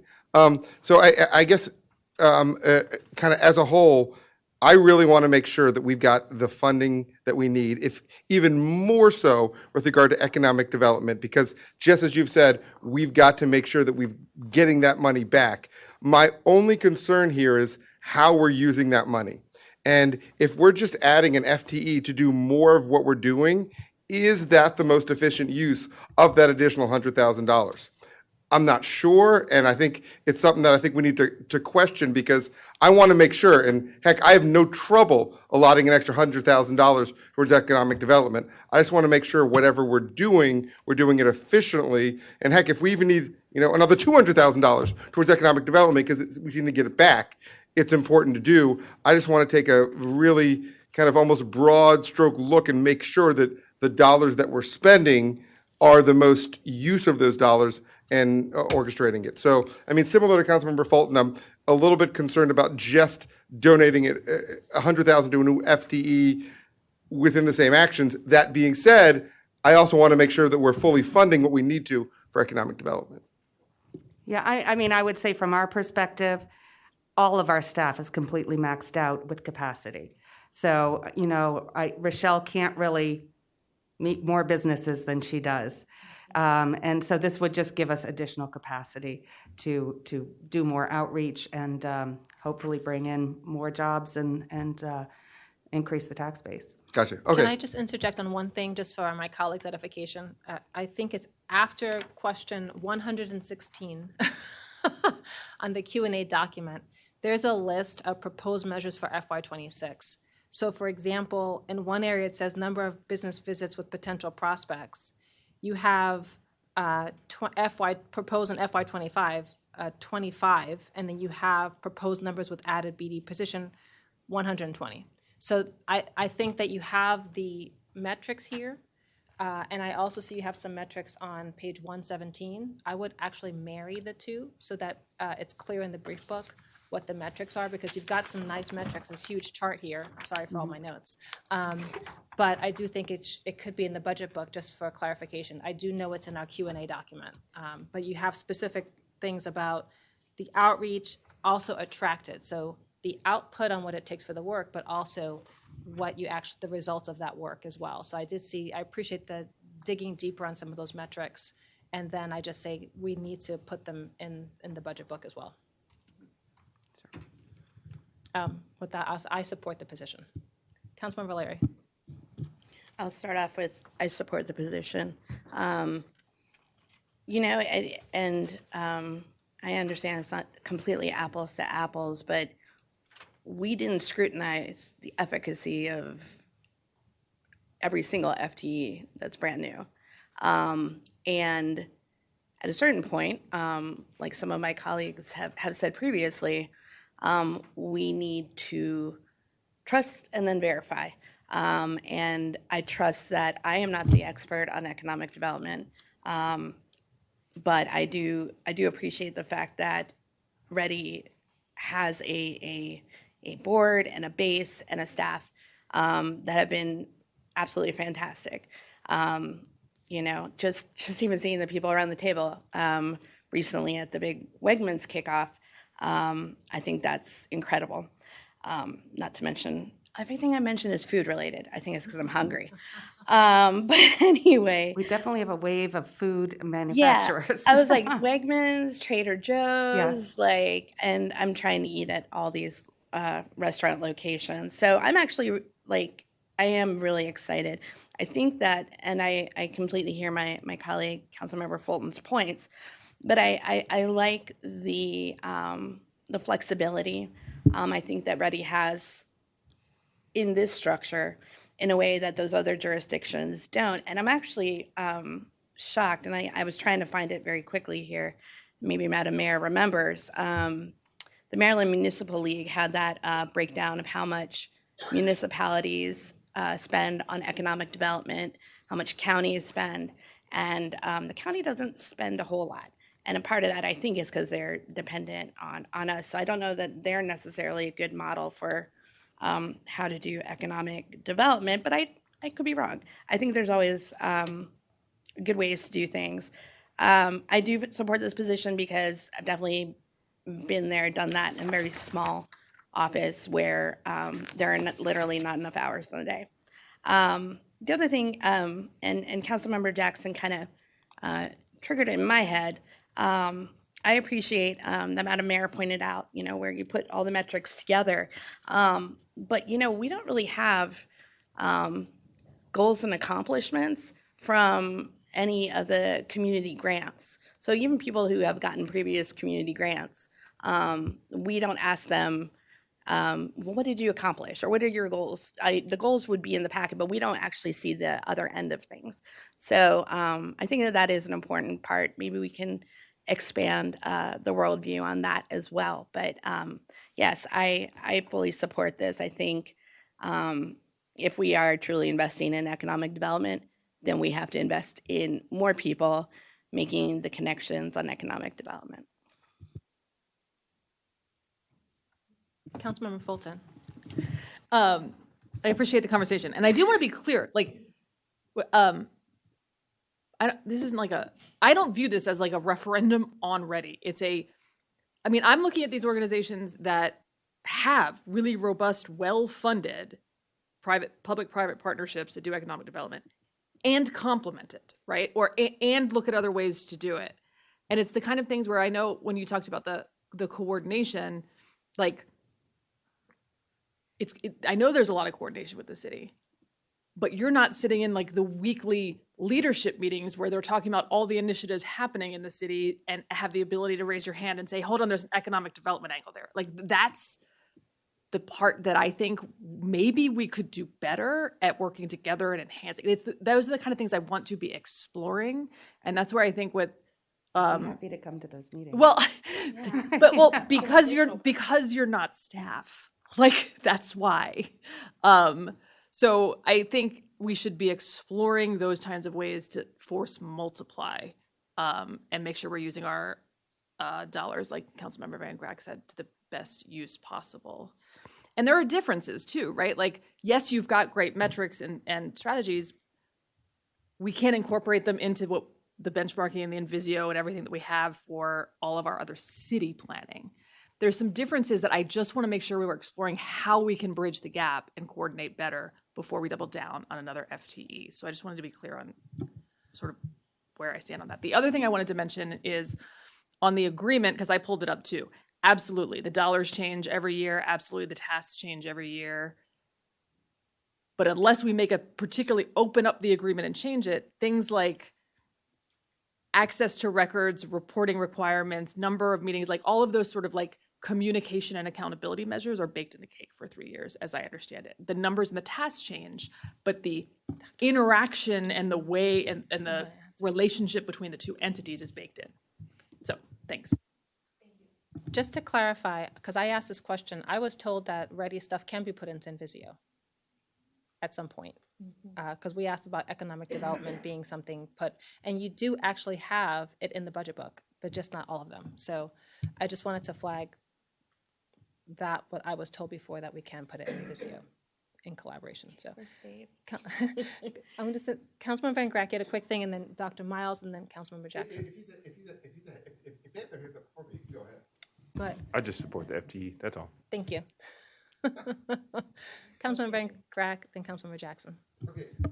I was just going to add, because the answer is, I don't know what the answer is. I'm similar to Councilmember Fulton, that I'm not sure what the answer is, and maybe the answer is you need 2 more FTEs at Ready. I don't know. Maybe the answer is Councilmember. I do. No, I'm being serious. Maybe we would be better off as a city giving you 3 more FTEs. Maybe it's something to what Councilmember Fulton was saying, that there needs to be a city position somewhere to integrate. I don't know. I would actually move to actually have some type of direction to staff, to actually put forward some type of, bring back to us some type of either options, information, or suggestions to present with us to either funding proposals to enhance our economic development and or enhance the city's relationship with Ready. And that way we can get something from staff to give us a perspective of what is the best use of our economic dollars as opposed to this $100,000 for an FTE or even more. And that's what I'd ask for us to actually take a look at from the city. Thank you. Councilmember Jackson. So I agree with Councilmember Van Grack in that it seems like the position would be doing something similar to what's already being done. So, I would wanted to have more information. But also, I mean, if we're talking about Ready and about putting money into Ready, I would be interested in funding more the incentive program funding of the small business impact grants, just because, when we're talking about the economic climate that we're going into, helping Rockville businesses is going to be crucial. And so I think, looking at the entire funding structure and to your point, Councilmember Van Grack, I would be supportive of that. Just taking a broad look at whether we need two positions, when we need one position, when we need funding for the grants, and whether we need something inside the city, like a position inside the city. So, yeah, I think, right now, it's not that I'm against Ready or against the funding of the position, but yeah, I would just want to make sure that what we do is in the best interest of economic development, whether it's Ready or the city. And I think Councilmember Valeri made a good point. I mean, having the information about the grants is going to be crucial. And besides that, is a good story to tell. I know that Ready has helped some businesses around Rockville, but particularly in King Farm. And I mean, the more that we have these grants that we can give, the better we're all going to be in terms of the city. Thank you. I'll just add quickly that the city used to have someone within planning who also was coordinating with Ready. I don't think that was a force multiplier. I don't know, but I just wanted to note that the city used to have someone in planning who coordinated with Ready, and Morgard in particular was Frit at the time. So I did want to note that. I will just say this: the county sends business leads Ready's way because of the way they bring businesses in and provide the support to get them to yes and to get them in business and to play in the city. So I wanted to say that what I want to see is to me, it's not more of the same. To me, is we need to have more net new businesses. And so we need to figure out how do we get that done. And I think that position, in my opinion, is what you're focused on, getting that work done. And if I may say, when you're looking at the structure of the county, what they have in the county executive's office is small business support versus the attraction retention efforts of MCEDC. You have a situation where we uniquely provide technical assistance through MWBC to businesses already. And so we're very focused already on our quality small business support. So the county split that up for whatever reason, but they actually hire us to provide a lot of their small business support. So, I understand that you see that there's two groups there, but I don't know that that's the most effective way to do it. Councilman Van Grack.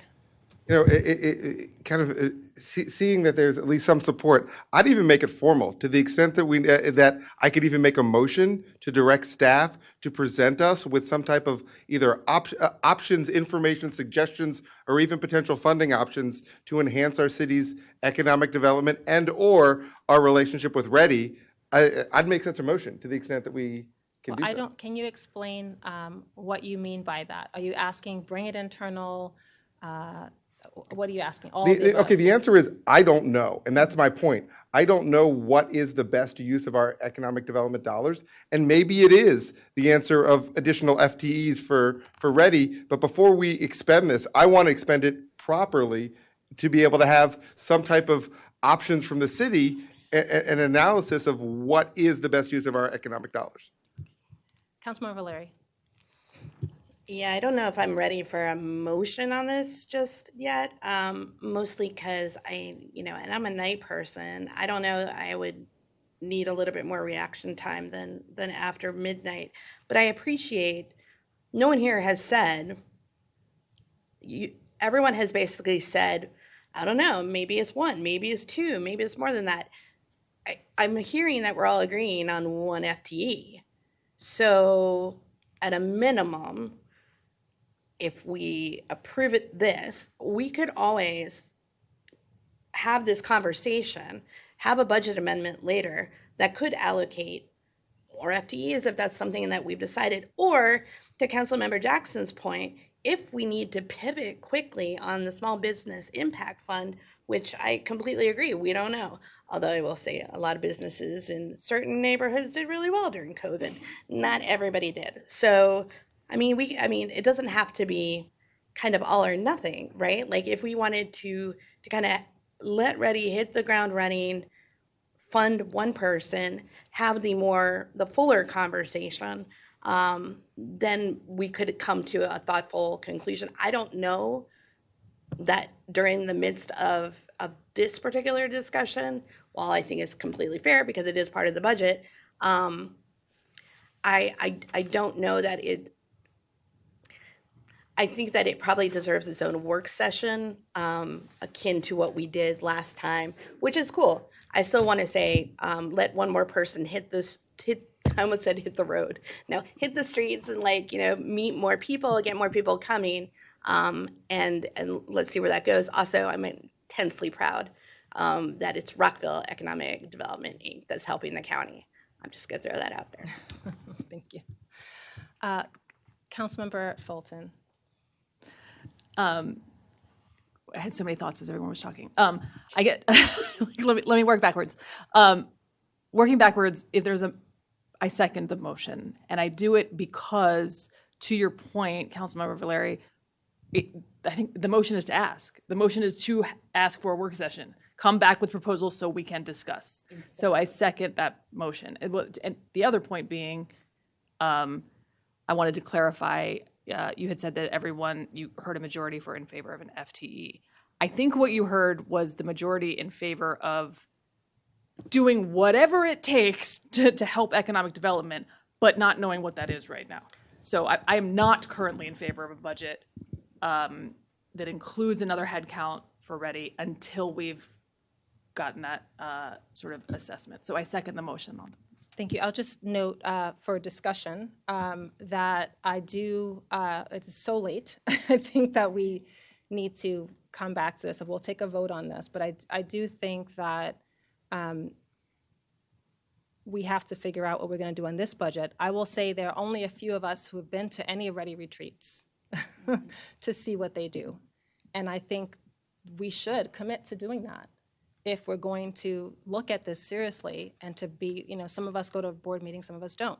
Some of us go to retreats, some of us don't. If we're going to have full-hearted decisions and looking at what Ready's doing, we should show up to those meetings and look at what Ready's doing. We're funding it. They do a lot of important work in the city, and I would just encourage folks, there's a meeting coming up in April that we can be a part of.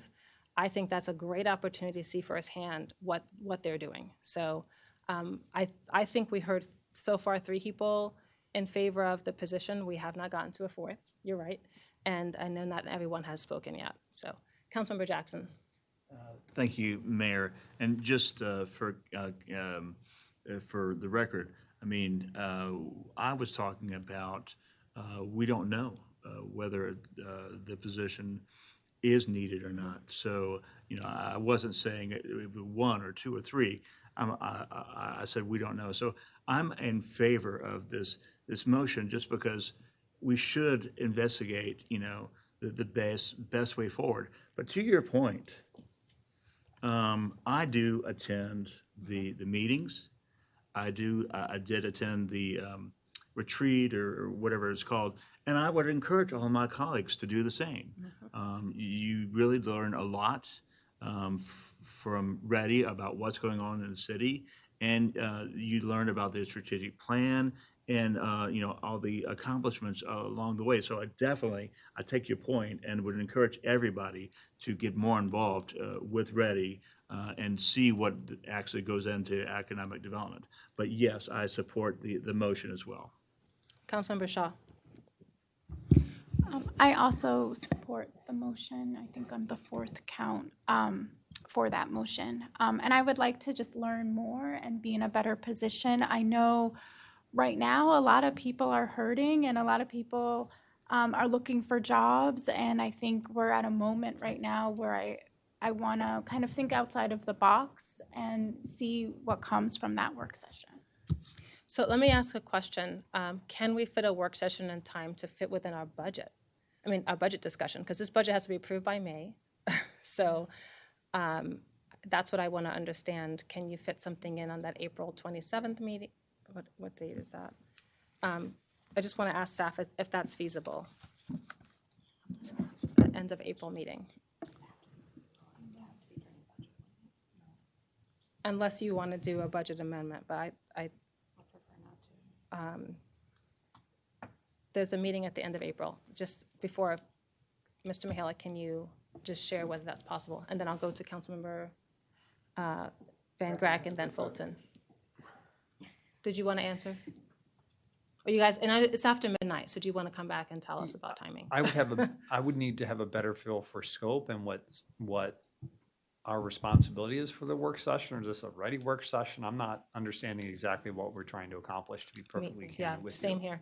Councilmember So Van Grack. I just want to clarify, I'm not suggesting that this motion is to either disband Ready, turn it into the city, or any specific action. It's an issue to have the city come back to us and say, here are potential ways in which we can use our economic development dollars and enhance it.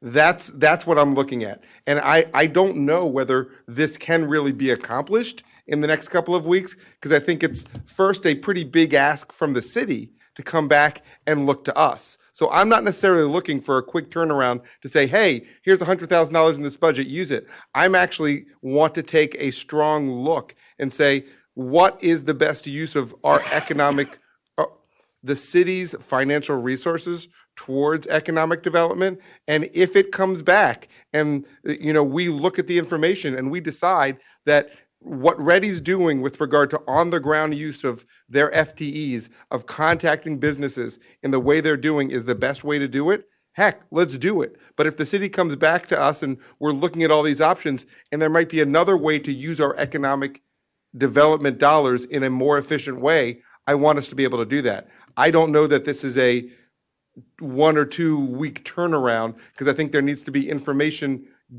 collected from the city as part of that work session to inform us.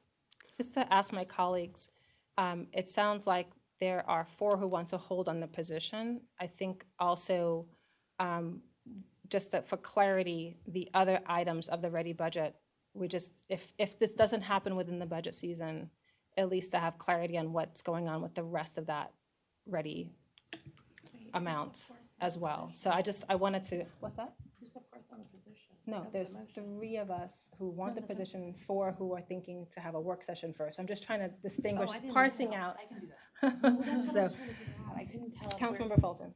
No, it's a fair question. Let me tell you all what I think. So I understand, as now y'all can tell me if I'm wrong, that there are 4 that do not want to approve the position as part of this budget approval process. There are also 4 that want to have city staff come back with some options for how we can think about doing economic development for a work session.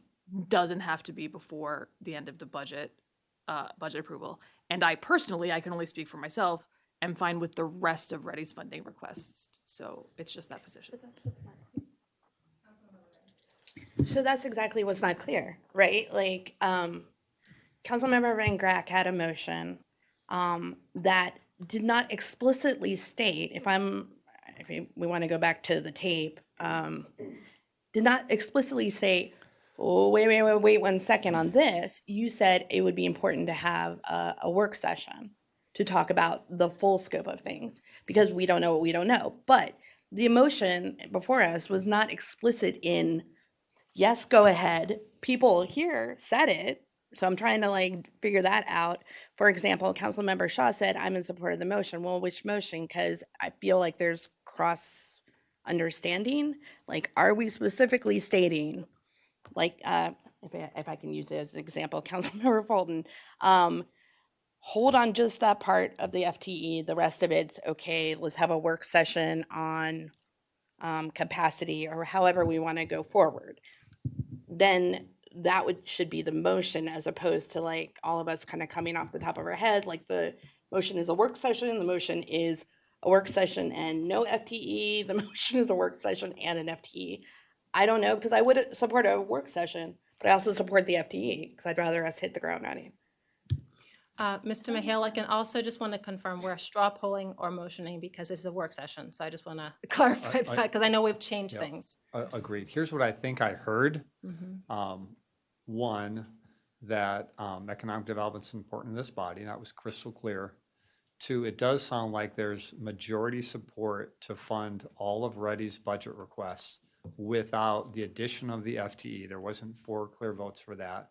And there was 4 clear votes to have a work session in the future to discuss if we are spending our limited amount of economic development funds in the city appropriately and are there other ways to do that. If that's the request for the work session, then I absolutely will need more time to figure out exactly what that session would look like, and it would be after the approval of the budget. Thank you. And just to clarify, because I want to potential call the question, do we want us to do a vote because it is a work session and you change the rules on work sessions and not action items anymore? Yep. Or this is more straw polling? This is straw polling Right, so it's not- and broad direction to the Right, city so manager's office. we don't have to vote, but you already have the numbers for that piece. If you guys agreed with how I summarize it, then we have clear direction. Yeah. So just to summarize, holding on the position, moving forward on the rest of Reddy's request, and also having a work session. Correct, after the budget, because I can't whip that together in a few weeks. Totally understand. And I will just say this, Yep. the part of economic development that the city is responsible for, the zoning ordinance rewrite, is not quite on track in terms of time. And we're getting there, but it's Mr. Mihalik, I know you weren't here, but it's about a year behind, let's just be honest. As well as we're trying to get in order the planning department, expedited review and all that. So I want to understand that staff does have a lot on its plate. We're trying to get its house in order on the economic side that we are currently supposed to be doing. So I just wanted to acknowledge that with your team. Any other comments or questions? Councilmember Jackson. No, I'm just thinking out loud. I mean, I think what you're proposing, it sounds fine, but I still have one little nitpicky thing, which is, the fact that we are in a different economic environment than we were last year, and things will be moving. So will we be updating the agreement with new achievables or metrics or not? Do we just update the agreement with the new funds, or do we have an opportunity to actually update the agreement based on what the environment that we find ourselves in? Mr. Mihalik. So what Reddy's required to do per the agreement that you all approved last year was to take the budget allocation that you're giving them, which sounds like it's the full complement, less the 1 employee, that number into the agreement, plus, lack of a better description, what they plan to use that funds. You guys approve that in a future meeting.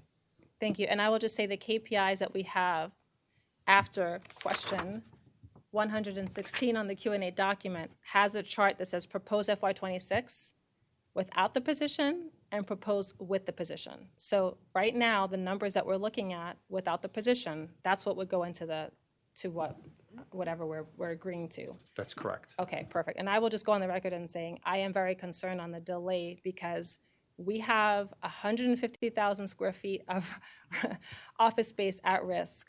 We need to get busy on the AI outreach, on the green tech outreach, and every other kinds of space that's going to fill those buildings. And this will put a delay on that. So I will just go on record and say I have concerns about that.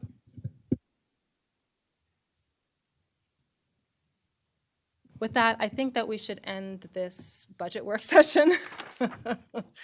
I am totally open to having broader discussions, but I have concerns about, what we're doing in terms of setting ourselves up for success given the changing environment. But if we can now close out the work session, thank you to our finance team and everyone who has been here. And I think we're going to also, just for the record, move the rest of the community grants. And we also have legal and the city clerk's office and the CMO to discuss next time. So I just want to, as we move into the next agenda item, look at a future agenda to see how our time is looking for our next meeting. So let's move to our next agenda item, which is mock agenda.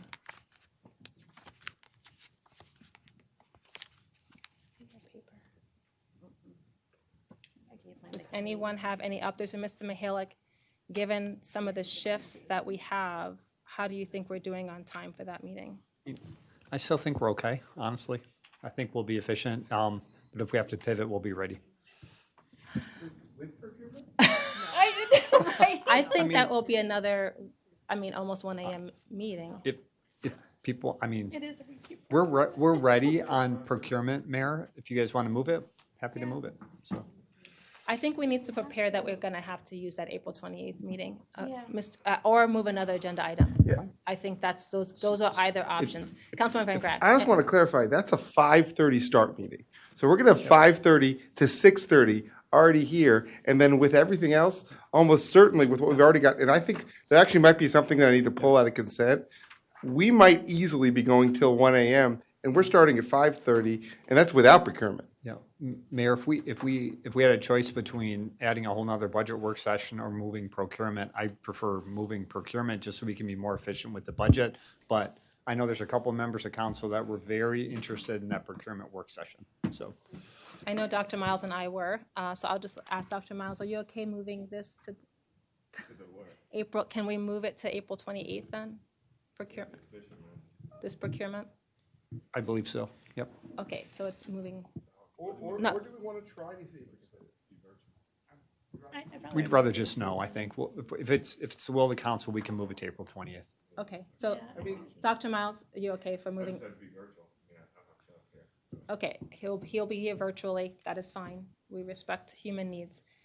Councilman Valeri. I mentioned it this morning, but maybe it's just a good rule to only have one work session per meeting. Like, I don't know. Like, this has kind of gone, as budget work sessions do, in a million different directions. Like, maybe it's just more clear so that we're not, here until 12:30 at night, and staff as well. If we're just able to focus on one item. Councilman Van Grack. Dr. Miles, because I know this was your position, are you looking to have this next, is it more important? Because if it is, we can always have it there, and if it gets to midnight, push it to the next one. Do you want to do that? Well, we also have to make sure we're planned for staff. So procurement would have to be here. 5:30 at night. Yeah. We don't want to make a decision late that procurement, now you can go home at 11 o'clock. Oh, I see. Yeah. That's not fair to them. Because people's commutes. Yeah. So, all right, so that moves mock agenda. Anything on old new business? No. Okay, I'm seeing none. Do we have a motion to adjourn? Oh my God, Councilmember Shaw. Do we have a second? I move to adjourn. Do we have a second, guys? Councilmember Jackson. All those in favor, please raise your hand and say aye. Aye.